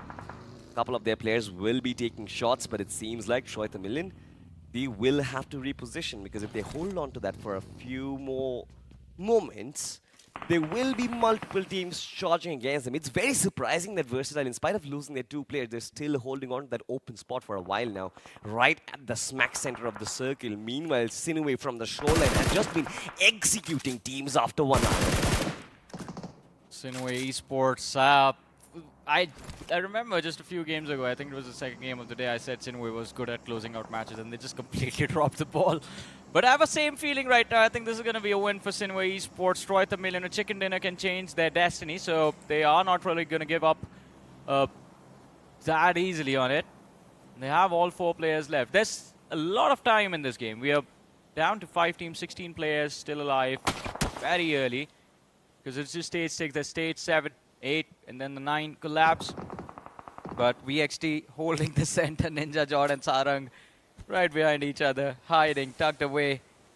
Bonding sessions. But it's kind of awkward. Both of them are looking up the hill. No one's checking the door, and it's actually broken, and there's SINEWY Esports in the back line. So I hope they get punished for this.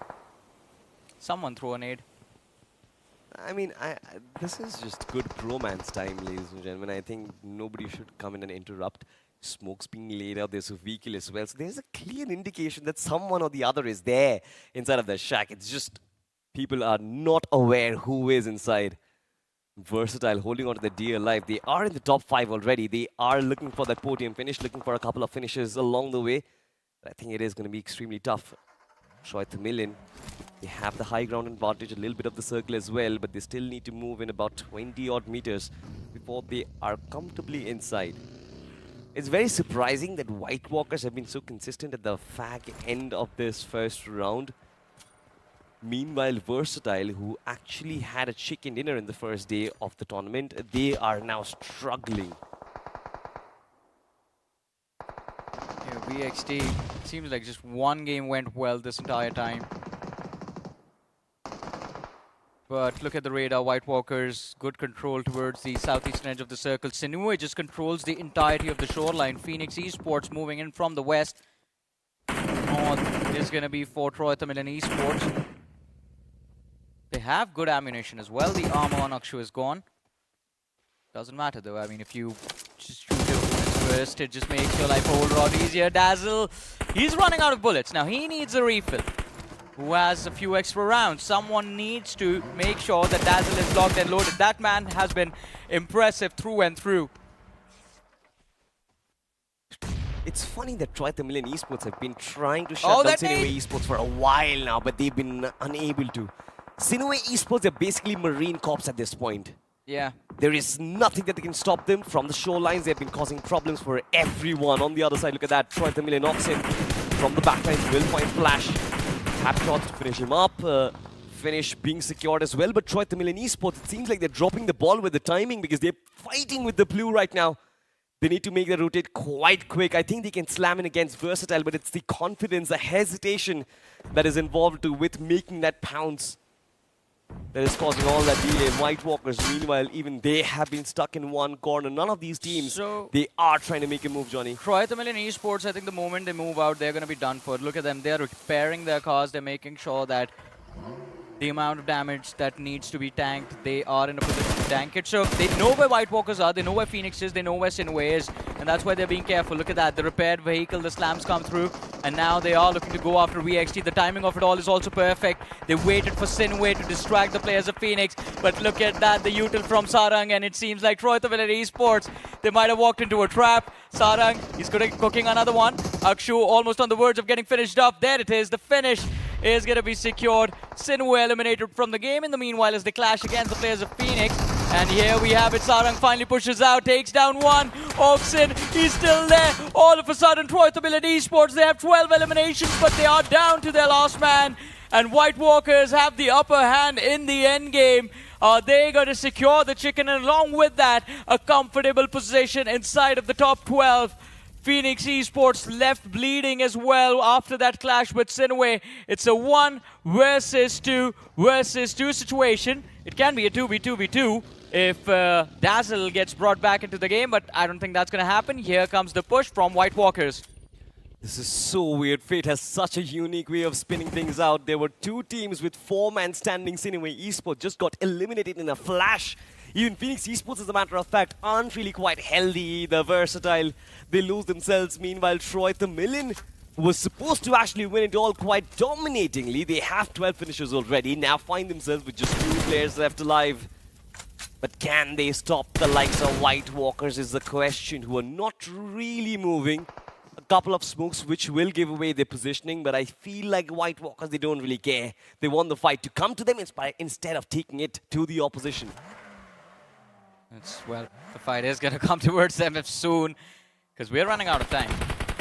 It's stage 9, the blue zone is going to start to move. And well, Phoenix, White Walkers. Oh, look at Oxen. That's a ballsy move. He just charges for the center, but all of this utility is going to be lobbed in his face. And well, there's the nade. Shiraj gets the knock. Scramble for the finish. Tamilan Esports, they make a mistake and they get punished. White Walkers, 10 eliminations. Can they make it 12? 2v2 against Siraj and Veron. Both the players in incredible form, but Veron gets spotted out. The spray fails to connect, and Arjun hits the floor. 1 versus 2. Phoenix Esports, their time to shine. The nades being cooked, thrown towards White Walkers to shut them down, to turn them into ashes. And Phoenix Esports, they are still trying their level best. Veron barely survives. No util on Vegito as he tries to go for that frag on Veron, who is still there, not knocked, still in a fighting position. Vegito getting pushed. Shiraj, look at the confidence, the DBS, his teammates turns into baits. And now it is going to be the shotgun battle, and Phoenix Esports, finally they make it happen. The chicken dinner secured, the qualification in the top 12 along with it. There was a time when we were scared, but not anymore. Ash, he is back, baby. I love the aggression from Veron. I love the aggression from Shiraj as well. Inside of the game, Shiraj was epic, but so was Veron as well. White Walkers, Tamilan, both, they had a fantastic outing in the map of Miramar. But what a turnaround it has been, Johnny. What a storyline it has been so far. Who would have expected that Troy Tamilan would actually get 12 eliminations from a game and actually give themselves a position to fight for qualification? And now even Phoenix Esports, whom we've actually counted out at the start of the day. Why do I have a feeling the cutoff is going to be over 90? Absolutely. I think we all were wrong. And I think it's been the case for every official tournament. We come here, we predict something, and then the cutoff just crosses it, and we're like, what just happened? But to be fair, I mean, yesterday and in fact for the first few days, it was the teams at the top that were creating that vacuum. And today, for some reason, it's just the middle pack. The teams that were struggling all this time woke up on the last day. What happened? It's surprising, but I love the cutthroat competition, to be honest, because every single team you can think of from the mid-pack, be it Gravity, Tamilas, Phoenix, whoever you name it, they have had performances. Now, after a day like this, if you actually have to book a flight back home, it's going to hurt so bad. Oh, man. I can't imagine that, because imagine this, you were not consistent throughout the tournament, fine, you got eliminated, you accept the defeat and you go back home, that's fine. But then you give up a performance like this and you barely miss the mark by a point or two, that is going to hurt, man. Yeah, miss the mark by a point. You relate to that, right?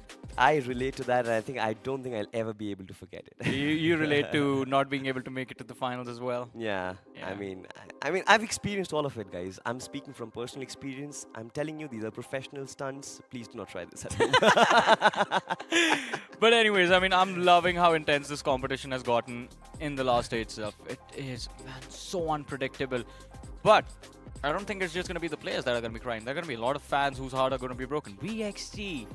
I mean, did we ever think that we were going to question the fact that VXT will qualify beyond round 1 or not? Like, yeah, semi-finals to finals, maybe there was a little bit of concern, but getting eliminated in round 1?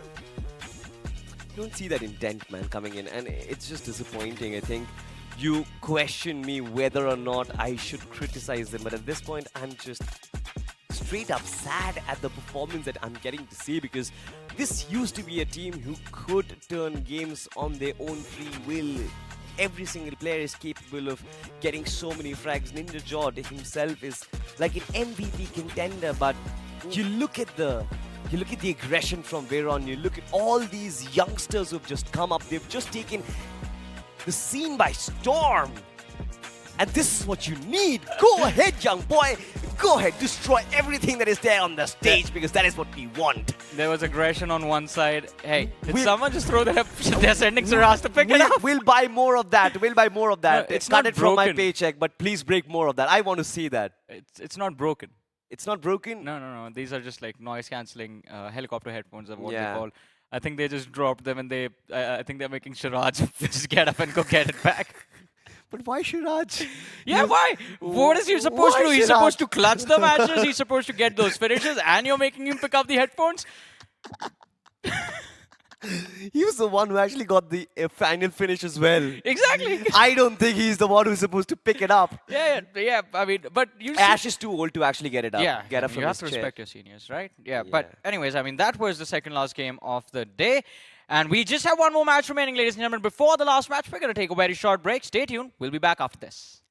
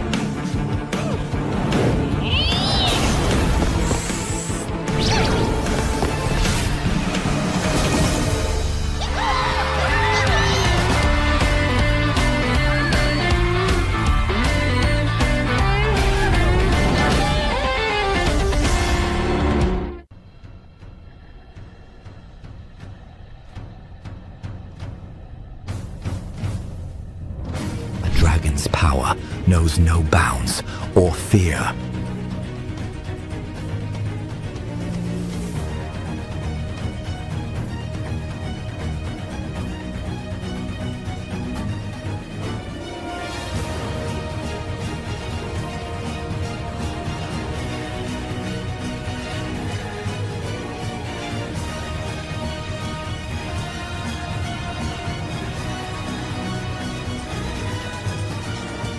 Ready to wield it? Fight with the dragon's might.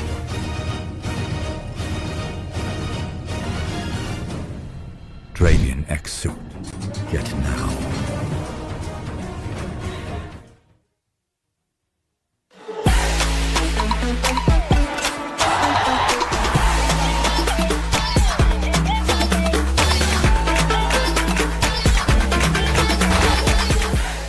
स्वागत है आप सभी का break के बाद। एक आखिरी match बचा है इस शोडाउन के अंदर। मैं हूं सुपर जॉनी, मेरे साथ मौजूद है Anky the bot. And Anky, last match से पहले इंटेंसिटी इतनी ज्यादा हो चुकी है, जिन टीम्स को पॉइंट्स चाहिए थे क्वालिफाई करने के लिए वही मैच के टॉप 3 के अंदर हमको फिनिश करती हुई आई।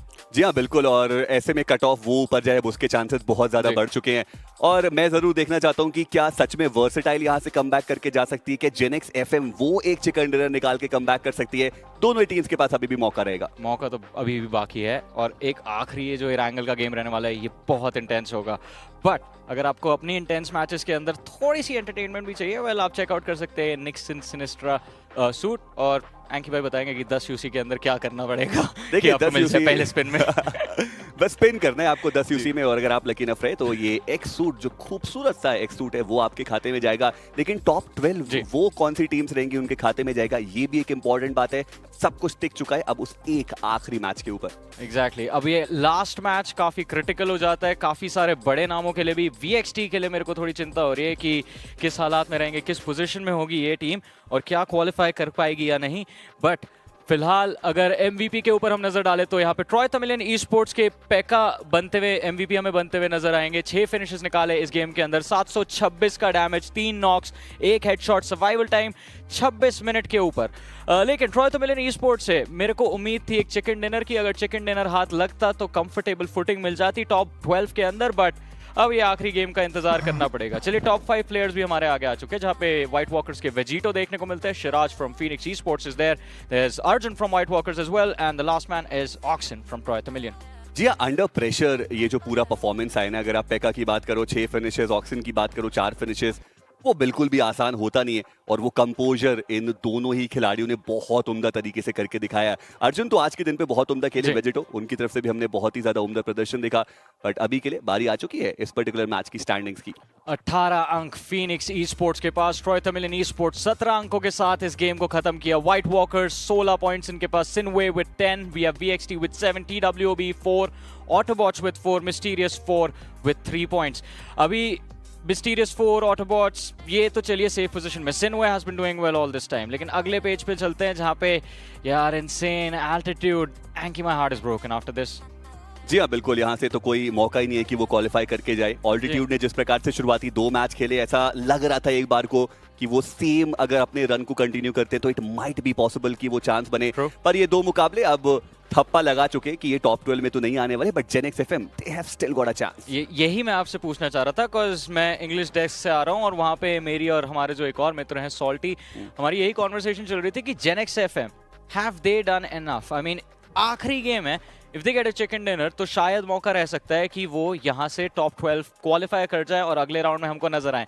लेकिन वही है कि एक चिकन डिनर चाहिए और प्लेयर चेंजेस हमको GENxFM के प्लेइंग 4 में नजर आते हैं। बट चलिए स्पेकुलेशंस को करते हैं साइड और नजर डालते हैं हमारे ओवरऑल लीडर बोर्ड के ऊपर। टॉप 8 टीम सीधा हमारे सामने, Autobots leading the charge with 127, nebula उनके पीछे 123, सिनवे तीसरे पर नजर आएगी 121 अंकों के साथ, और फिर blitz esports, very impressive performance in round 1। अब आप देखिए 7 ऐसी टीम्स हैं जो ऑलरेडी बहुत कंफर्टेबल स्पॉट में है, जिन्होंने 100 का आंकड़ा भी पार कर लिया और वो ये आखिरी मुकाबला खेलने वाले हैं।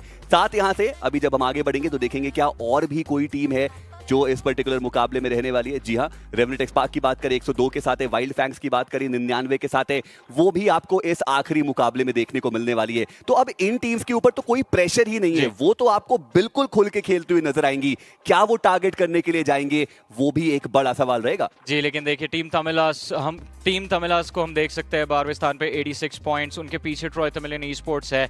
ज्यादा पॉइंट्स नहीं चाहिए, 10 पॉइंट्स भी हाथ लगे तो एक सेफ्टी कुशन बन जाएगा।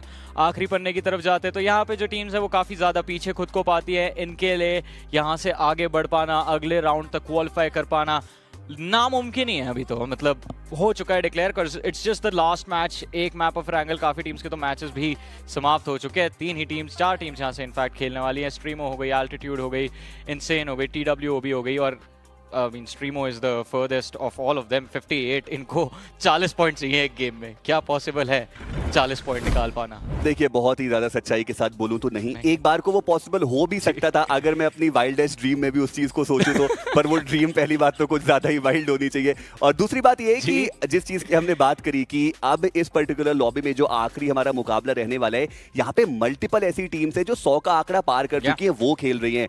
ऐसे में मैं बस कहना चाहता हूं कि एक मौका है कि टीम तमिलास भी क्वालिफाई करके जाए। इन केस वर्सेटाइल का अर्ली एलिमिनेशन हो जाए, GENxFM का अर्ली एलिमिनेशन हो जाए और ट्रॉय तमिलियन ई स्पोर्ट्स है वो एक भी अंक लेके ना जाए, अभी भी टीम तमिलास का बहुत ही ज्यादा स्लाइटेस्ट पर चांस तो है क्वालिफाई करने का। आपने बहुत बुरी चीज करी है, आपने उम्मीद दे दी है टीम तमिलास को कि कुछ तो हो सकता है कि आप क्वालिफाई कर जाए अगले राउंड के लिए।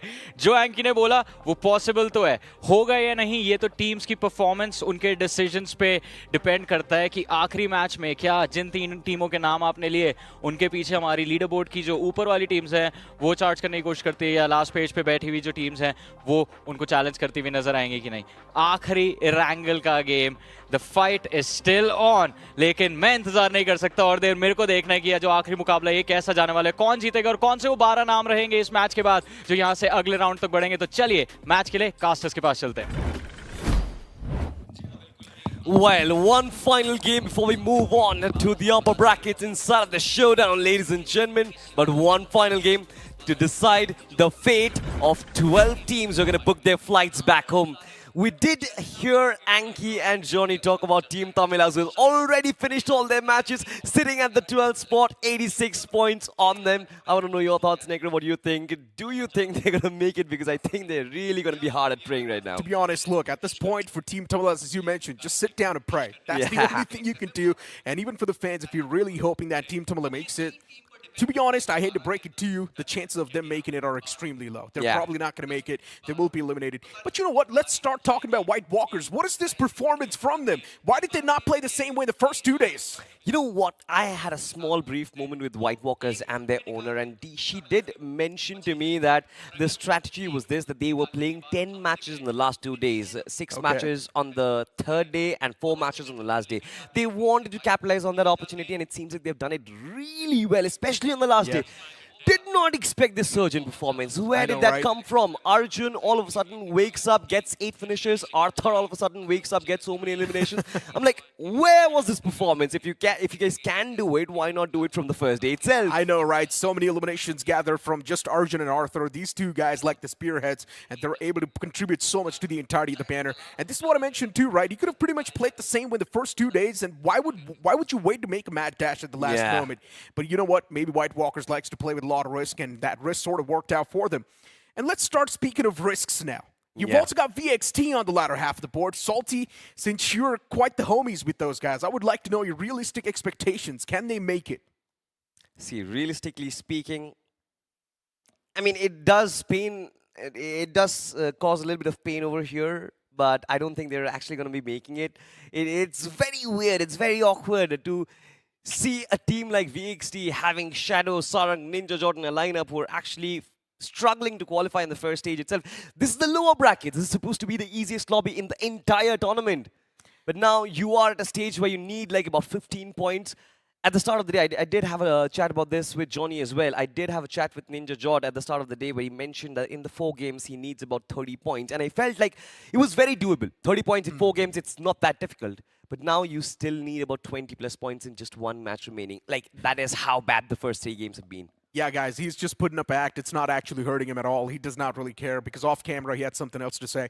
But you know what? Back towards that VXT's conversation, and realistically, what I personally think, if you look at the first half of the board, if you look at the 12 teams that have already qualified, or the teams that have already qualified, everyone is the aggressive team. They all like to play it extremely aggressive, and that has been paying off to the majority of the teams. And VXT is one of those teams that likes to play it passive. In my opinion, if passive nature is not working out, switch over to that aggressive nature, because that's the only thing that's going to save you in the last game now.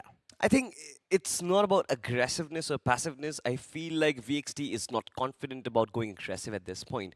They've always been aggressive when they were in proper form. Back in 2024, when they were actually dominating the circuit, they were playing aggressive. But now, when they've lost their confidence, it seems like all that they can do is to try and keep themselves alive till the ending stages. They want to hold on to their position and want to play in for the chicken.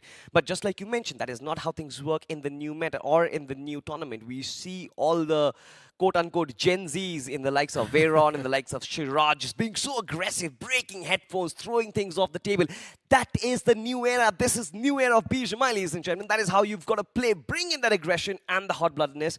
But I think for Shadow and Sarang to actually do that, they need that self-belief back. And when you keep on failing for a while, you lose all your confidence within yourself. In my opinion, how hard is it to understand that teams on the first half of the board, they have been playing it aggressive, they are getting rewarded for that. Yes, maybe you do not have the confidence initially, but if you start taking those aggressive fights, there will be a point where you will be confident. You will, of course, start winning those fights as well. You will, of course, start getting warmed up as well. But if you're just not taking those fights, how are you supposed to get the confidence? See, Ninja Jord and Ronnie are supposed to open things up, right? If you go in for a 4v4 head-on battle, Ninja Jord is supposed to be your primary assaulter. Ninja Jord has been out of form for a while now. He has been like out of form in like, what, 3 back-to-back tournaments. Ronnie has failed to deliver since he's left Team Soul. After that, I've never seen Ronnie at his prime form. Sarang, I think, has been trying for a while now, but he has long left his glory back. Shadow is the only one who I feel can actually take a team on a head-on battle, but then when you've got 3 players who are struggling with gunfights, there is nothing that you can do, Necro. I think I've got different things over here. I've got difference of opinions, and in my opinion, VXT, they need to try and go on aggressive. That's it. That's all I'm going to say. I do this believe man the fact sounds that like Shadow... a broken record. Look, to be honest, it does feel like the IGL does not really want the team to be aggressive. As I mentioned, yeah, initially maybe you're struggling with confidence, but once you start going aggressive over and over again, you will start winning the fights as well. You will automatically gain that confidence too. But if you're just not going to play aggressive, how do you expect the confidence to be there? Yeah, true that. I think I understand where you're coming from. You're basically saying if you keep on trying to hit the bullseye, you will fail 100 times. You will hit eventually. But the point is, I think, you know, put yourself in the shoes as well. To fail 100 times, I think the IGL is obviously going to shake his legs. His knees are going to shake, man. Will I be able to hold on to my team if I fail 100 times? That is always going to be a question. My point is, they had 16 games in the lower brackets. Yeah, man. Even out of 16 games, if they would have played 8 games aggressively and then 8 games passively, they would have known the difference. I do believe that if they would have played a bit more aggressive, they would have gotten enough points to sustain a good spot inside of the overall standings. Even if you get away with 6 to 7 points per game, you would have still qualified. And that's pretty much how easy it is. If you look at the first half of the board, once again, I'm going to repeat myself. All those teams have been playing it aggressive, and that's why they've been getting rewarded. True that.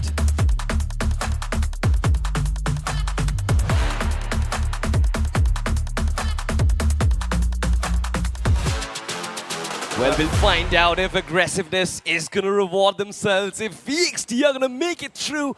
But the one final game, ladies and gentlemen, inside of the lower brackets of BMSD 2025 gets locked and loaded. The map of Erangel in front of us, and the Big Bird goes back up to the skies. We've seen so many teams struggle to come here, struggle to participate, struggle to perform.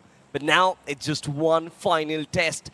Phoenix Esports, they've done brilliantly in the last game getting that chicken dinner. But now the test of time, just like me and Necro were talking about, I think the eyes, the watchers, the viewers, everyone is going to be locked on Versatile. The headlines read, can they make it to the quarterfinals? Even for a moment, we all thought maybe even Phoenix Esports can fumble up. Yeah. But luckily enough, in the final few moments, Phoenix Esports have caught the pace once again, and now we're looking pretty solid in the overall standings. Looking comfortable. And having a look at the Starboard Herald, you've got GENxFM and Tamilan Esports right next to each other towards Stalber. There's a big chance we might just see a clash happen towards that vicinity. Phoenix Esports heading towards Fair Pier. That's where they like to go. Mysterious4 as well. They're just going to drop around that same territory. You've also got White Walkers taking an exit towards the Sasnuka military base. Just imagine, once we have both these teams go up against each other, I'm speaking of the teams from the upper brackets and the teams from the lower bracket, there's going to be so many drop clashes for these drop locations. Yeah. There are going to be a lot of drop clashes, to be honest, and I think there are going to be drop clashes in this one as well, because look at that. Blitz, they're quite close to a couple of those teams out there. I can't spot one team right next.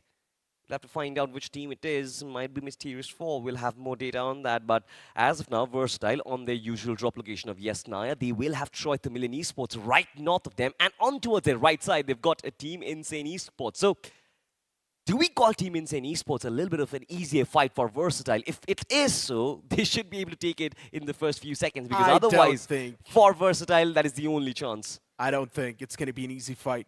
And just to let you know, it's Dream's birthday as well today. Yeah. So if Dreams, he's not able to perform, then we all know it's done for. And for Team Insane, I'm pretty sure they're pretty far back in the overall standings too, right? They also need a lot of points, maybe 25 plus.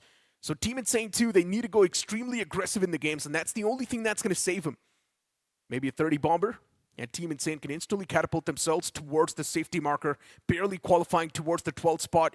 But then you've also got Team Tamilas fans constantly just praying to the god and hoping that even VXT does not make it, Team Insane does not make it. Anyone on the latter half of the board will not be able to cross on. So the fun part is, Team Tamilas, their greatest opponents, their greatest nemesis is actually going to be Tamilan Esports, because Tamilan, with one game left, they just need 1 point to dethrone Team Tamilas from their position itself. But now look at this, Blitz Esports, they already opened things up, shots being fired against Team Altitude, connections being found, but no knocks yet so far. But surprisingly, Sarwar actually has been knocked out. By whom is my question? I guess maybe someone from the side of Altitude. I'm not even sure how the shots were taken. I would like to see a replay, but maybe before Altitude was much closer. That's why Sarvar was knocked out. There's definitely a possibility. Sarvar only had a bow to play with, so makes a lot of sense. The man was not able to defend himself well enough. But Team Altitude, luckily enough for them as well, no proper damage dished out on them. So Team Altitude can take an easy exit from this vicinity back towards their main drop location. And things can look good and dandy. And even for Team Altitude, for a moment we thought maybe they can make a bounce back as well right at the start of the day. Team Altitude started things off with flying colors, but then later on, once again, we saw the basic stuff happen. What do you mean by basic stuff? Team Altitude is pretty good with their firefights, but the survival aspect of the game, that's where they lack. Oh yeah. They don't know how to close out games. It's not even about closing out. If you remember the first 2 days, Team Altitude, they were winning those firefights initially, but even in the mid-pack, they were just not able to survive. Yeah. I think the progression will come in with experience, but... I guess Team Altitude is the only team that needs to play it passive.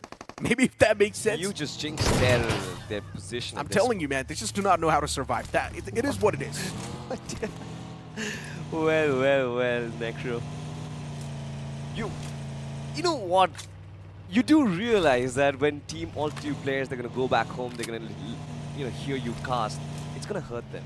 It's Hey, but I'm just spitting facts. Can't help it. It is what it is. Well. Hey, I do not mean to be rude, guys, but I just want you guys to improve. That's it. Just giving out tips. For free, actually. I'm not even your coach. Wow. Have you ever thought of coaching a team, by the way? I would love to. Honestly, just one opportunity for a tournament. There's a chance I might waste your slot, but just give me a shot. I think we should all, I think majority of the casters who have actually been casting for a while, you should be looking for that. You made me think myself because... Maybe, what if all of us coach one team? See, too many heads will spoil the front. Yeah, but here's the thing, right? We all will have a proper meeting set up. We all will come to one conclusion, and then we'll deliver that to the team. What do you think? You and I coming on the same page, that is not happening, brother. No matter how many meetings we do, that's never going to happen. 4 players, they're going to be like, all right. Maybe we can have your strat as plan B. What do you think? Maybe. Or maybe my strat as plan B. Which team is it going to be, bud? It has to be an underdog. It has to be an underdog team, I think, because if you pick up top tier lineup, they're not going to listen to us, I think. True that. They'll beat us up. But Autobotz Esports, for them, things have been looking pretty good, beating down other teams. Autobotz Esports, the first 2 days, they played it passive and actually were quite consistent too. In the first day, Autobotz Esports was constantly there in the top 3, which was remarkable. Day 2, we did see the consistency once again hit for the players. Day 3, Autobotz Esports was consistent once again, and Day 4, they've been playing it pretty aggressive because they already know they've qualified. This is the only team, I believe, who can actually be called the beacon of consistency throughout the lower brackets. Apart from Nebula, apart from SINEWY, who have all had their surge in performances. Autobots, if you actually look at their performance graph, it has been a very gradual spike. What do you think? I think there's another team that has been even more consistent than Autobotz Esports. Which That's one? TWOB.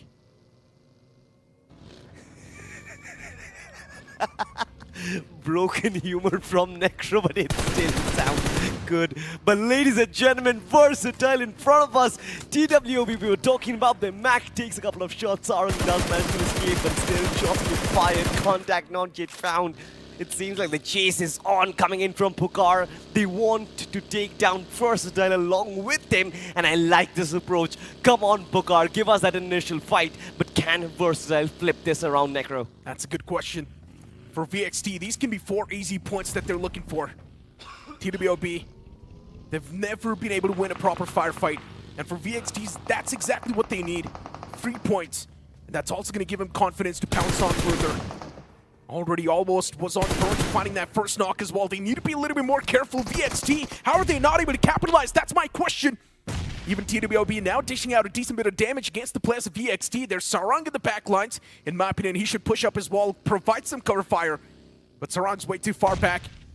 Utilities from VXT not able to find any sort of connection. And this time it's TWOB to swing things in their favor. How is this even possible? Sarang, you need to close on up. You need to support your teammates. VXT is getting absolutely destroyed. It's also Mysterious4 taking shots against VXT. In hot waters, VXT is on the verge of being eliminated from this game. Sarang, what are you doing in the back? You should have pushed up. TWOB on the verge of eliminating the entire existence of VXT from this tournament. TWOB, they're getting eliminated anyways, so they want to take VXT with them, and they've already done a phenomenal job. VXT's done for. They've been eliminated from this tournament. Yeah, with just one player surviving, there's no way they will be able to actually step back onto the field, but this is devastating. This is heartbreaking. The lack of communication is purely there. What was Sarang doing in the compound? Meanwhile, his 3 teammates trying to fight the lads of TWOB. We saw Shadow take those shots. Initially, it was an advantage for Versatile, but still, they could not capitalize. There's no way. VXT just lost a fight to TWOB. I understand there was also Mysterious4 taking those pot shots, but still, how are you supposed to lose that fight? And what is Sarang doing in this compound? Why is he playing it so scared? You should have pushed up. You should have helped your teammates. But Sarang was not even taking the initiative. Because of that, VXT ended up losing that fight. StreamO now, all 4 players surviving. 0 finishes. A peaceful start for them. And we all know StreamO's all the way far back in the overall standing, so they can't even make it. And at this point, it's a good news for Team Tamilas fans, right? Yeah, for sure. But I don't think that Versatile was at direct competition with Team Tamilas. Look at that Troy Tamilan, 86. I think they are the ones who will be posing a bigger threat. SINEWY this time, though. On the other side, up against StreamO, a couple of shots being connected. And look at that. I think TWOB, just right after finish off the lads of Versatile, they come head-to-head against Autobots, the table toppers, and all of a sudden, it seems like TWOB have been stopped. Artillery is coming through for StreamO as they disengage and fall back. That is a good decision. SINEWY Esports have been brilliant, especially with those nades, Necro. Yeah, Rage God knocked and confirmed from TWOB. But imagine this, right? TWOB, they played it aggressive. They got 3 finish points off the rip in that one fight. If they would have played the same way, if they would have played and showcased the same aggression, TWOB could have been in much more of a better spot. But this is what I'm talking about. Majority of the teams are just hampering themselves. That fight did not make any sense to me, Necro, to be honest. I'm still thinking about it. The fact that Sarang was just holding on to that position inside the compound. 3 players in. Ronnie not in position. Ninja Jordan not knowing exactly what to do. This man could dismantle teams on his own every single time he faces squad, but all of a sudden it seems like his gun power has just absolutely vanished. Yeah, absorbed into thin air, right? That's what it feels like. Revenant Xspark, even Fury gets knocked out, but what a shot that was. Autobotz Esports back in the race once again. You've also got GENxFM, who are still in the race. And for GENxFM as well, they need a few more points. GENxFM, if they're going to lose out on players like this in such an awkward way, they will not be able to make that bounce back. Now down to a three-man squad. GENxFM knows the amount of responsibility that is there on their shoulders. It's a big banner. If you're not going to perform, problems will start to knock the doors. VXT is well around the corner, and for VXT at this point in time, I'm not sure what's going to help him. GENxFM, these three players, they're just going to try to play the survival game now. That's the only thing that's also going to save him. Just position yourself in a decent spot inside the circle, cross your fingers and hope for the best, but you've got Autobotz Esports on your tracks, and that's quite rough. I don't think Sarang is going to come face to face with Autobotz. Because if he does, I don't think he's going to last long. But on towards GENxFM, I think this team also had... Oh, wait.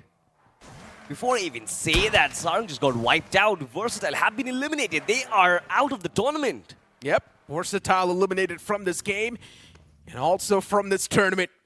A massive heartbreak for the fans. A team once lifted 2 official trophies back-to-back, and now they just seem absolutely lost and washed. Definitely need a lot of improvements. This is what happens, right? When you win 2 back-to-back official trophies, you just get complacent. You stop practicing, maybe. I'm not exactly sure what was going on behind the scenes, but that's what it seems like. But hold on to that thought. Autobotz Esports, they're once again over here knocking on the doors and actually getting those knocks too. GENxFM just down to this one last man dope, and even he's getting hunted down. He can't do anything, and even he gets wrapped up in his sheet. GENxFM, I don't think they're going to last long as well. They have been wiped off. Even they bow out of the tournament.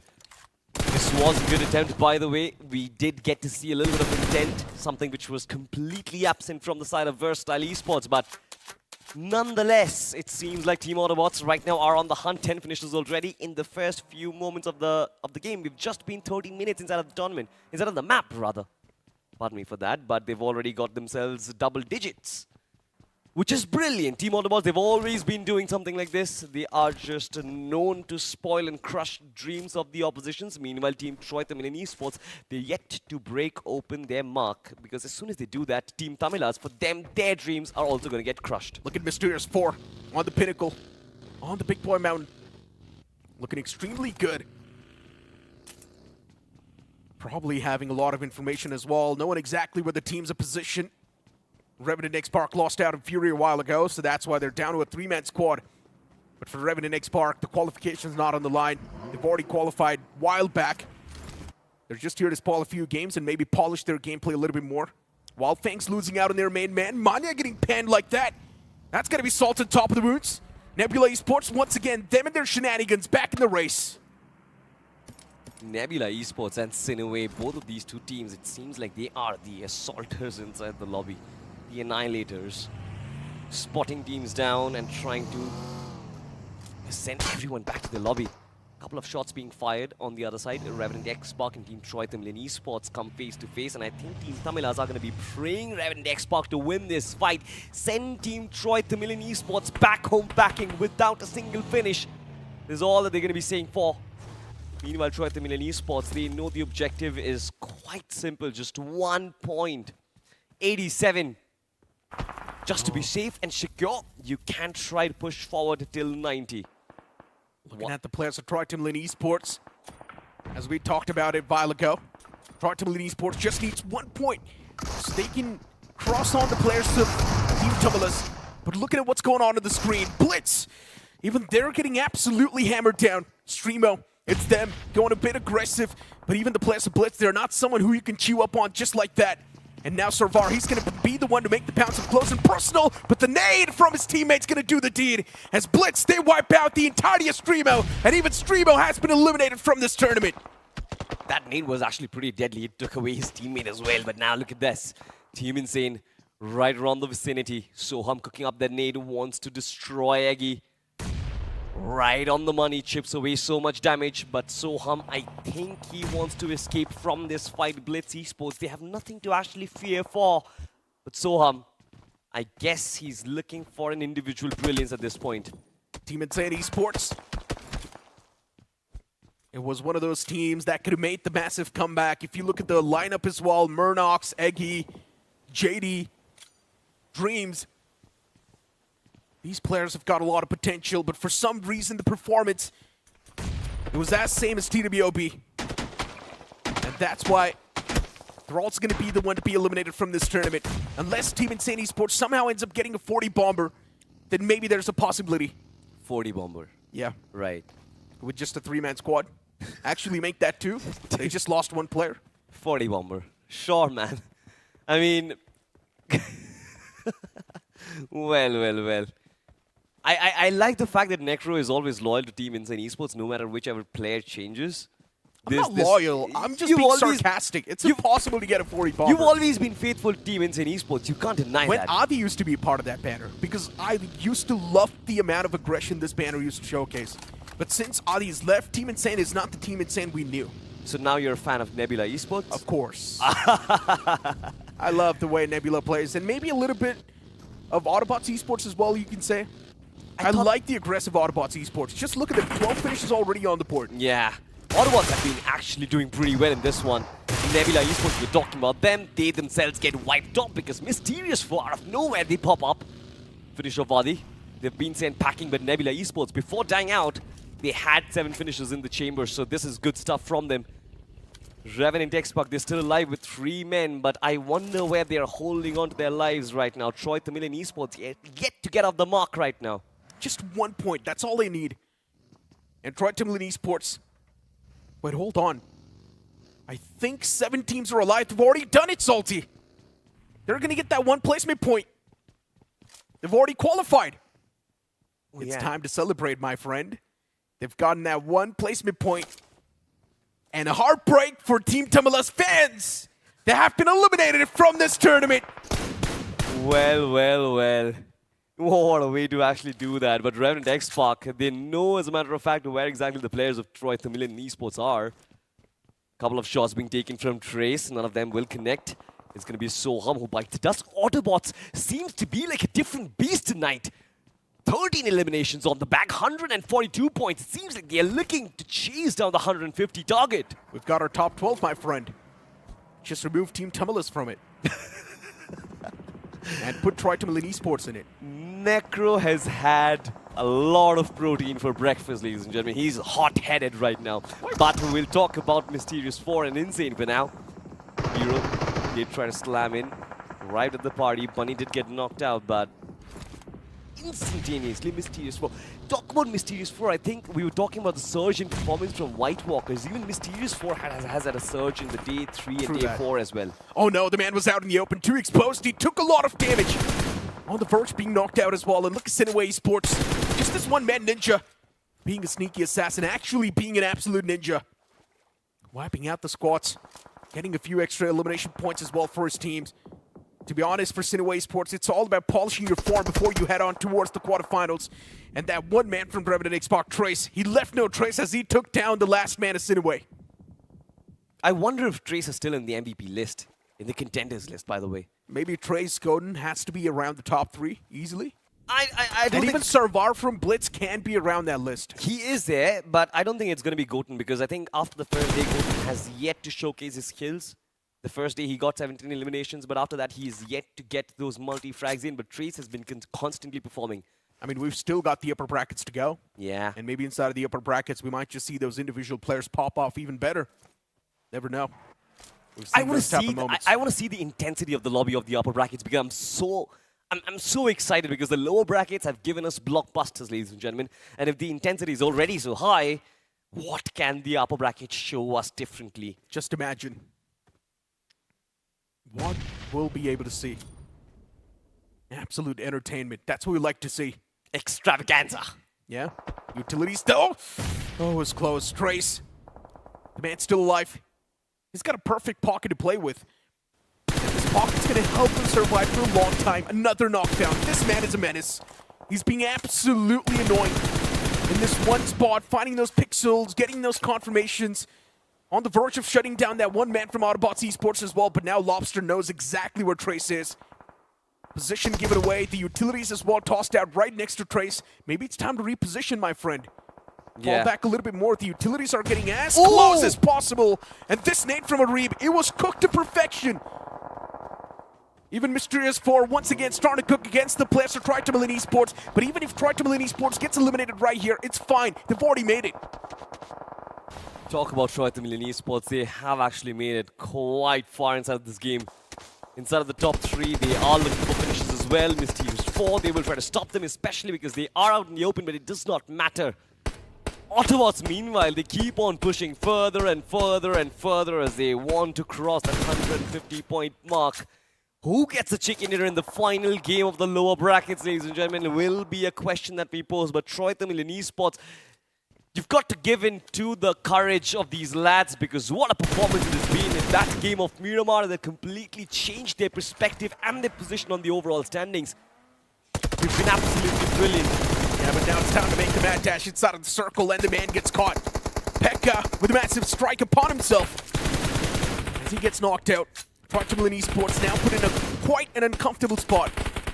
Not even get out of that spot at this point. The players are taking too much chip damage upon themselves. They do want to go for the revival on towards Pekka. I highly doubt it's even possible.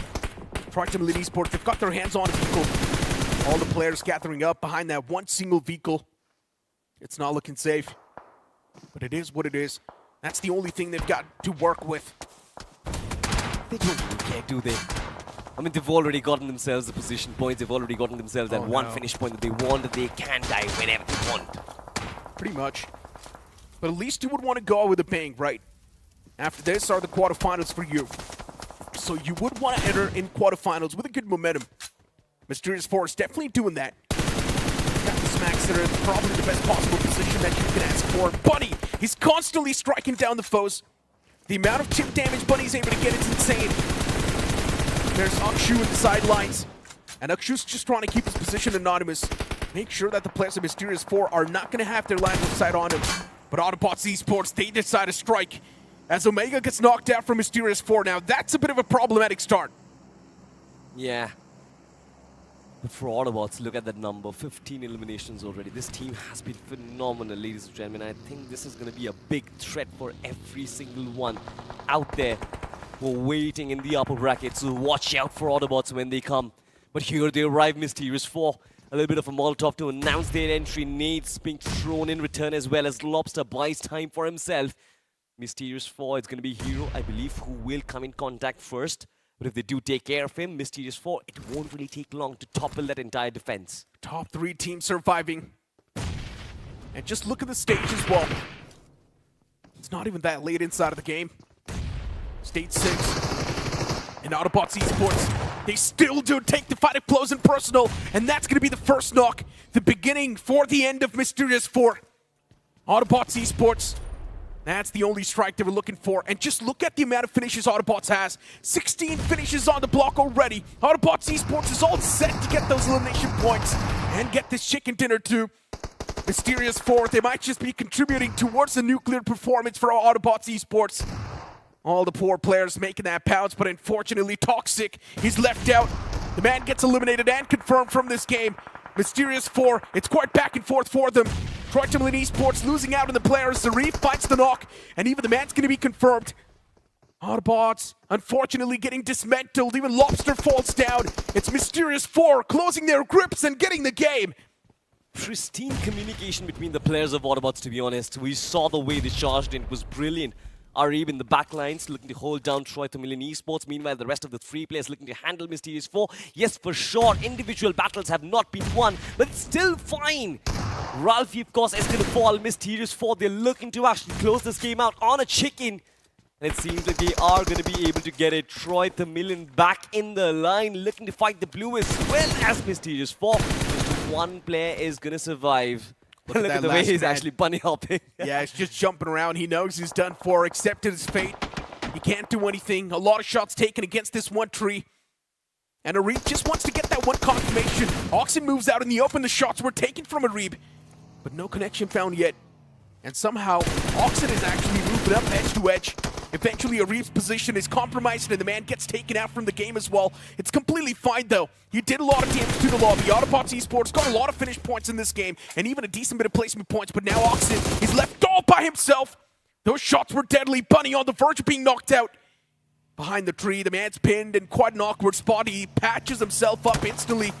And that's going to be more than enough as Omega from the back is going to find his skull and eliminate him from the game as Mysterious4, they're the one to close things out. But we saw so many big names get eliminated from this tournament already. It's been a hell of a ride, ladies and gentlemen, and I'm yet to digest everything that I just witnessed. I can't process, Necro, the amount of disappointment a lot of fans are going to have, because especially the way we talked about Versatile before this game. They had a chance. They needed about 20 points in this final game. 30 points at the start of the day to be exact, with 4 matches remaining, but they failed to achieve that target. I don't think anything can save this team anymore. Team Tamilas, Versatile, GENxFM, TWOB, the names just keep on going on. These are all the big names, and we all thought that these teams should be easily able to qualify, but no, that's not the case. Instead, they've been eliminated from this tournament. Who would have thought a team like Versatile, once back in the time, they lifted 2 official trophies back-to-back, and now look at them. They look like rookies. I think it's a lot of pressure on their shoulder as well to be called back-to-back champions every single time you mention Versatile, every single time you mention Shadow and Sarum. The tag of back-to-back champions just automatically comes up, but it's a tag which is very difficult to live up with because you cannot perform at that level every single time. But they're performing at a disastrously bad level at this point. To be honest, that should be a title that should motivate you to play better. Yeah. That's what I personally think. It's Exactly. a burden. If it's a burden for you, then maybe you did not deserve it in the first place. Yeah. You should not look at it as a burden. You should look at it as a motivating factor. You should look at it as a point where you used to be glorified as the back-to-back champion, as one of the best in the countries. And now look at you. You're not even close. Well, it's disheartening, but we also saw the way they got taken out against TWOB. That fight didn't really make Awkward. sense. It was so awkward, right? Shadow initially was actually taking that damage. He was in a position where he could have gotten the first knock itself. Sarang was nowhere near. The rest of the 2 players, Ninja Jord, could not really get that fight against.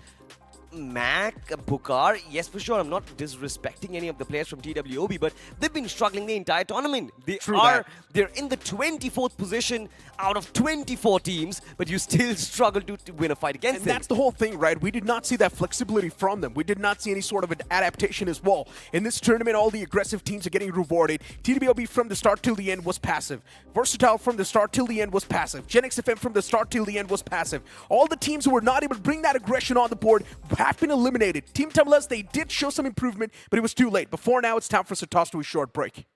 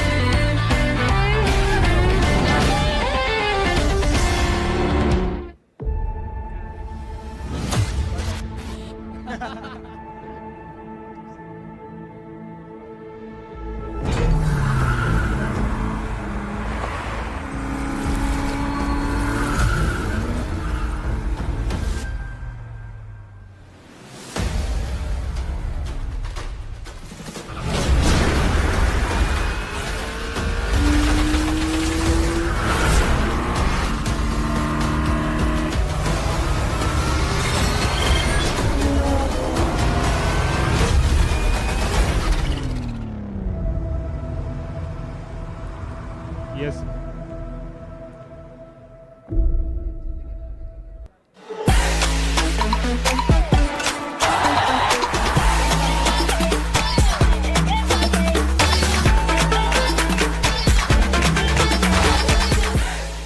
खत्म हो चुके हैं round 1 के matches और अब बस एक ही चीज़ देखनी बाकी है कि कौन से 12 नाम जो हैं वो यहाँ से आगे बढ़ेंगे क्वार्टर फाइनल्स की तरफ और कौन सी 12 टीम्स को अलविदा कहने का वक्त आ चुका है। मैं हूँ सुपर जॉनी, मेरे साथ मौजूद है इस समय Anky the bot. And Anky, अभी थोड़ी देर पहले before we came on camera discussions चली रही थी हमारे कमेंटेटर्स के साथ कि क्या पॉसिबिलिटीज रह सकती है कुछ बड़े नामों के एलिमिनेट होने की। देखिए वर्सेटाइल बाहर हो चुकी है और ये मेरे ख्याल से सबसे बड़ा अपसेट अभी तक जो हमें BMSD का सो फार देखने को मिल रहा है और मैं ऑनेस्टली अभी तक डाइजेस्ट नहीं कर पा रहा हूँ इस बात को। मैं भी ये कॉन्वर्सेशन हमारी इंग्लिश डेस्क पे भी हुई थी कि एक ऐसी टीम जिसने एक लेगेसी क्रिएट करी थी पिछले ही साल, इस साल की शुरुआत से लेके ऐसा लग रहा है अंत तक वो सेम परफॉर्मेंस के आसपास भी नहीं पहुंचने वाले हैं। It's a heart breaking situation but that is also how competition works. जी हाँ बिल्कुल, और साथ ही साथ ये जो हमारा खूबसूरत सा एक सूट है ये भी आप अपना बना सकते हैं मात्र 10 UT में, जो आप अपनी पहली स्पिन है वो कर सकते हैं। और क्या पता अगर आप सच में लकी इनफ रहे तो आपके पास ये खूबसूरत सा जो एक सूट है वो जाएगा। और मैं चाहूंगा कि आप भी मदद करें मेरी इस चीज में। मैं कैसे मदद कर सकता हूँ आपकी? आप मेरे लिए स्पिन करना, मैं आपके लिए स्पिन करूंगा। मेरी किस्मत कितनी खराब है आपको पता ही है, मेरे से क्यों लक मांग रहे हो? देखिए वर्सेटाइल से तो ज्यादा नहीं हो सकती। मैं तो चाहूंगा आप ले लो मेरी किस्मत, अपनी मेरे को दे दो, मेरा बढ़िया हो जाएगा। बट एनीवे स्टैट्स की बात करते हैं हम। ये खिलाड़ी जो है हमारे, ये किस्मत के भरोसे नहीं रहते। His name is Omega and of course he is gonna put an end to everyone who steps in front of him. 7 finishes इस गेम से निकाले, 79 का डैमेज, 6 नॉक सिक्योर करे थे।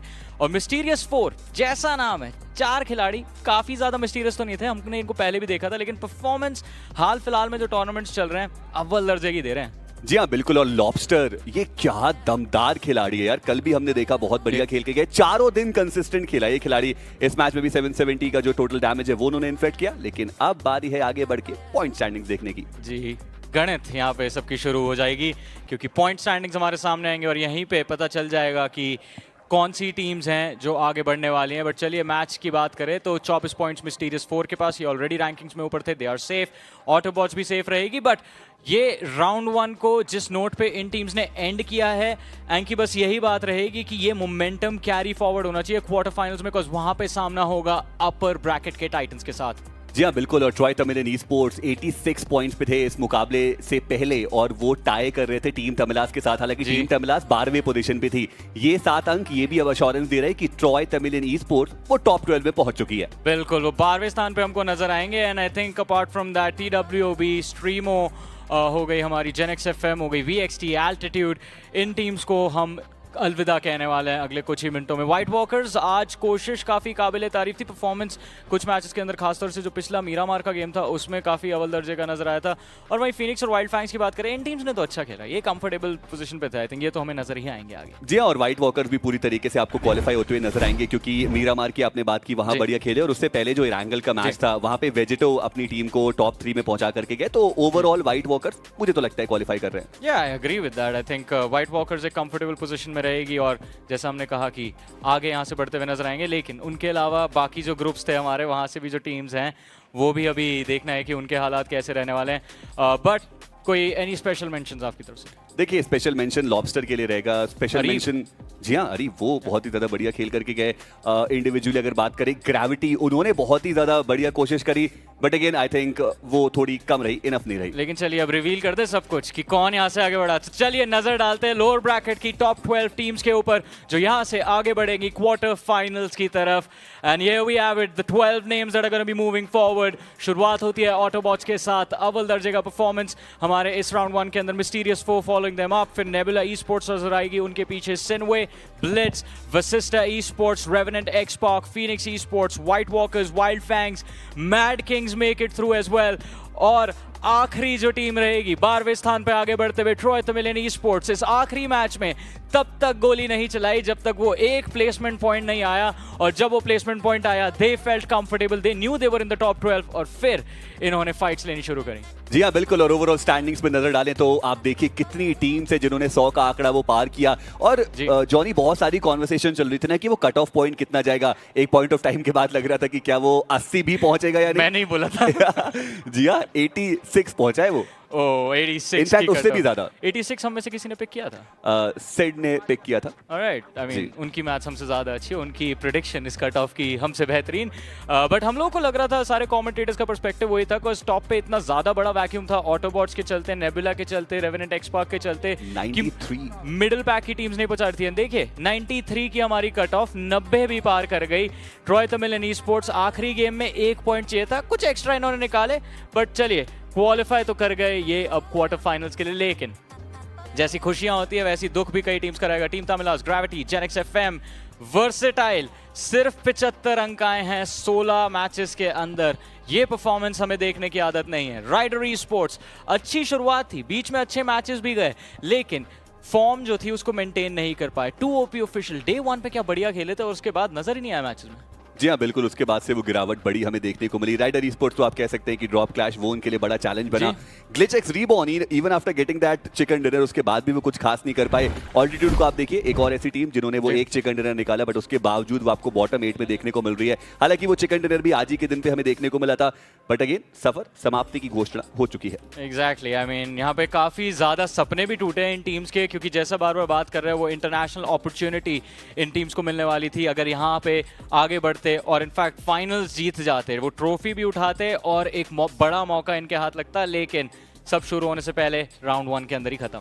जी हाँ, और आई मीन बहुत ज्यादा अनफॉर्चुनेट भी बुरा, बट जैसा हम बोलते हैं the show must go on. और कल के दिन से जो हमारा अपर ब्रैकेट के मैचेस है वो स्टार्ट होने वाले, वहां पे जो कंपटीशन है वो एक स्तर और ऊपर बढ़ेगा। और ये जो 12 टीम्स है, मैं बस जनता को बताना चाहता हूँ कि ये क्वालिफाई कर चुकी है क्वार्टर फाइनल्स के लिए, और इनके मुकाबले अब 4 दिन के बाद देखने को मिलेंगे। अब देखिए ये जो 4 दिन का केओस था, ये अपर ब्रैकेट की टीम्स ने भी देखा होगा, उनको आइडिया तो लगा होगा कि किस तरह से उनको अपने मैचेस खेलने हैं, क्या परफॉर्मेंस मेंटेन करके चलनी है। अगर आप स्लिप आउट होते हैं, टॉप 12 के ब्रैकेट से बाहर रहते हैं, तो किस तरह से परफॉर्म करना है। लेकिन अपर ब्रैकेट की इतनी बात ही कर रहे हैं तो एक बार नजर डाल लेते हैं कि कौन सी टीम्स हमको कल से खेलती हुई नजर आने वाली है।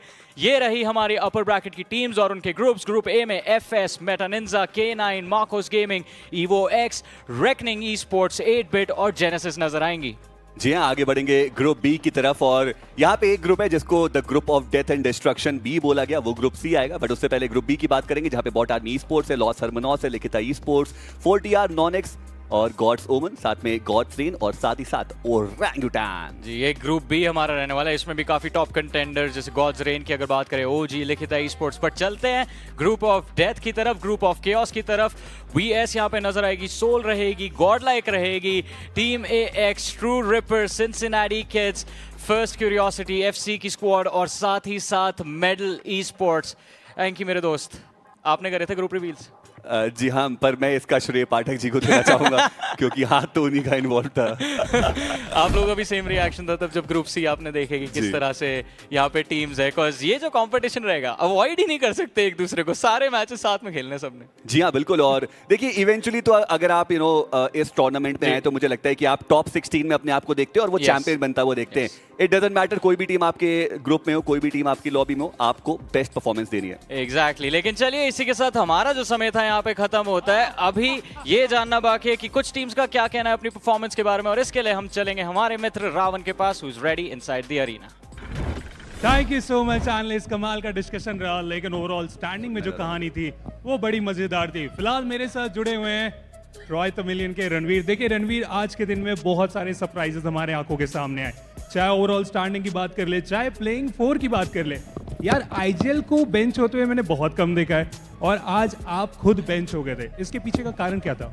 देखो, मेरे को 2 दिन से अनफिट था। आज मैंने डिसाइड किया कि ये 4 खेलेंगे, क्योंकि 2 दिन से 12 बज रहे थे मैचेस के लिए और होटल पहुंचने में लेट हो रहा था। ऑफिशियल खुद मेरे को आके गोली दे रहे थे कि भाई ये ले, तू ठीक हो जा।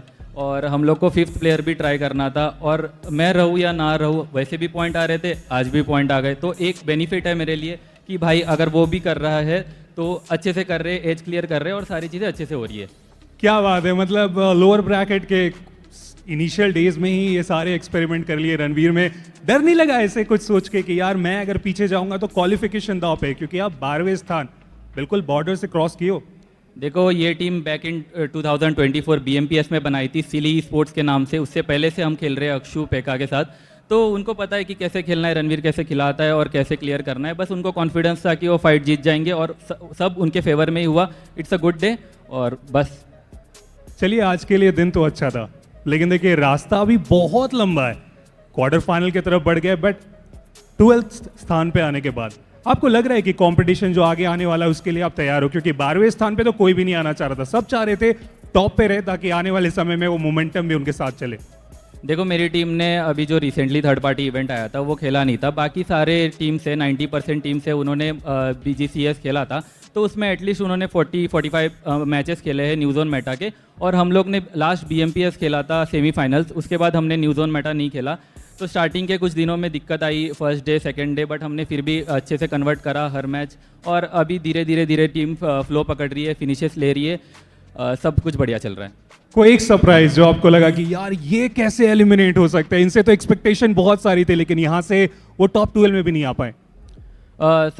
सबसे ज़्यादा तो VXT से ही थी कि वो लोग कर जाएंगे आराम से टॉप 12, तो उनके लिए बहुत इजी है। शायद से उनका आज ख़राब दिन था, और जब वो मिरामर में खेल रहे थे उनका स्प्लिट थोड़ा सा अच्छा नहीं था शायद से, तभी हम उनसे जीत गए हम लोग, और वो पॉइंट नहीं निकाल पाए। चलिए thank you so much Ranveer हमारे साथ जुड़ने के लिए। क्वार्टर फाइनल के लिए ऑल द बेस्ट, और जाइए टीम्स के साथ डिस्कशन करिए, क्योंकि यहाँ से तो अभी काम बहुत ज़्यादा बेहतर आपको करना है। Thank you so much. So देखो आज का जो कारवा था यहाँ पे समाप्त तो हो चुका है। लोअर ब्रैकेट में अगर इतना कंपटीशन रहा है तो आप सोचिए अगले दिन से ही, कल ही से ही अपर ब्रैकेट के मैचेस स्टार्ट होने वाले, जहाँ पे कहानी बिल्कुल सिमिलर होने वाली है। मैचेस इक्वल रहेंगे, कट ऑफ क्या इक्वल रहेगा, ये सब जानने के लिए हमारे साथ कल के दिन से जुड़े। बट आज के लिए इतना ही। Thank you so much and peace out.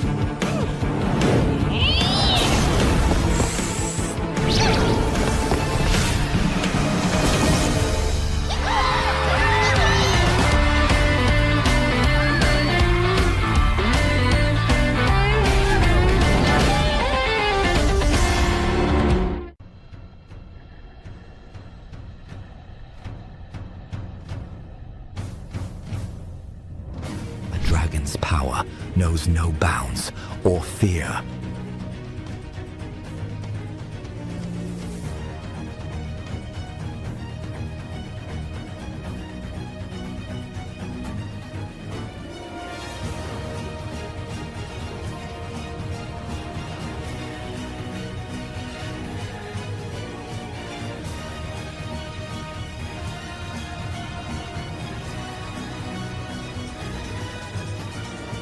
Ready to wield it? Fight with the dragon's might.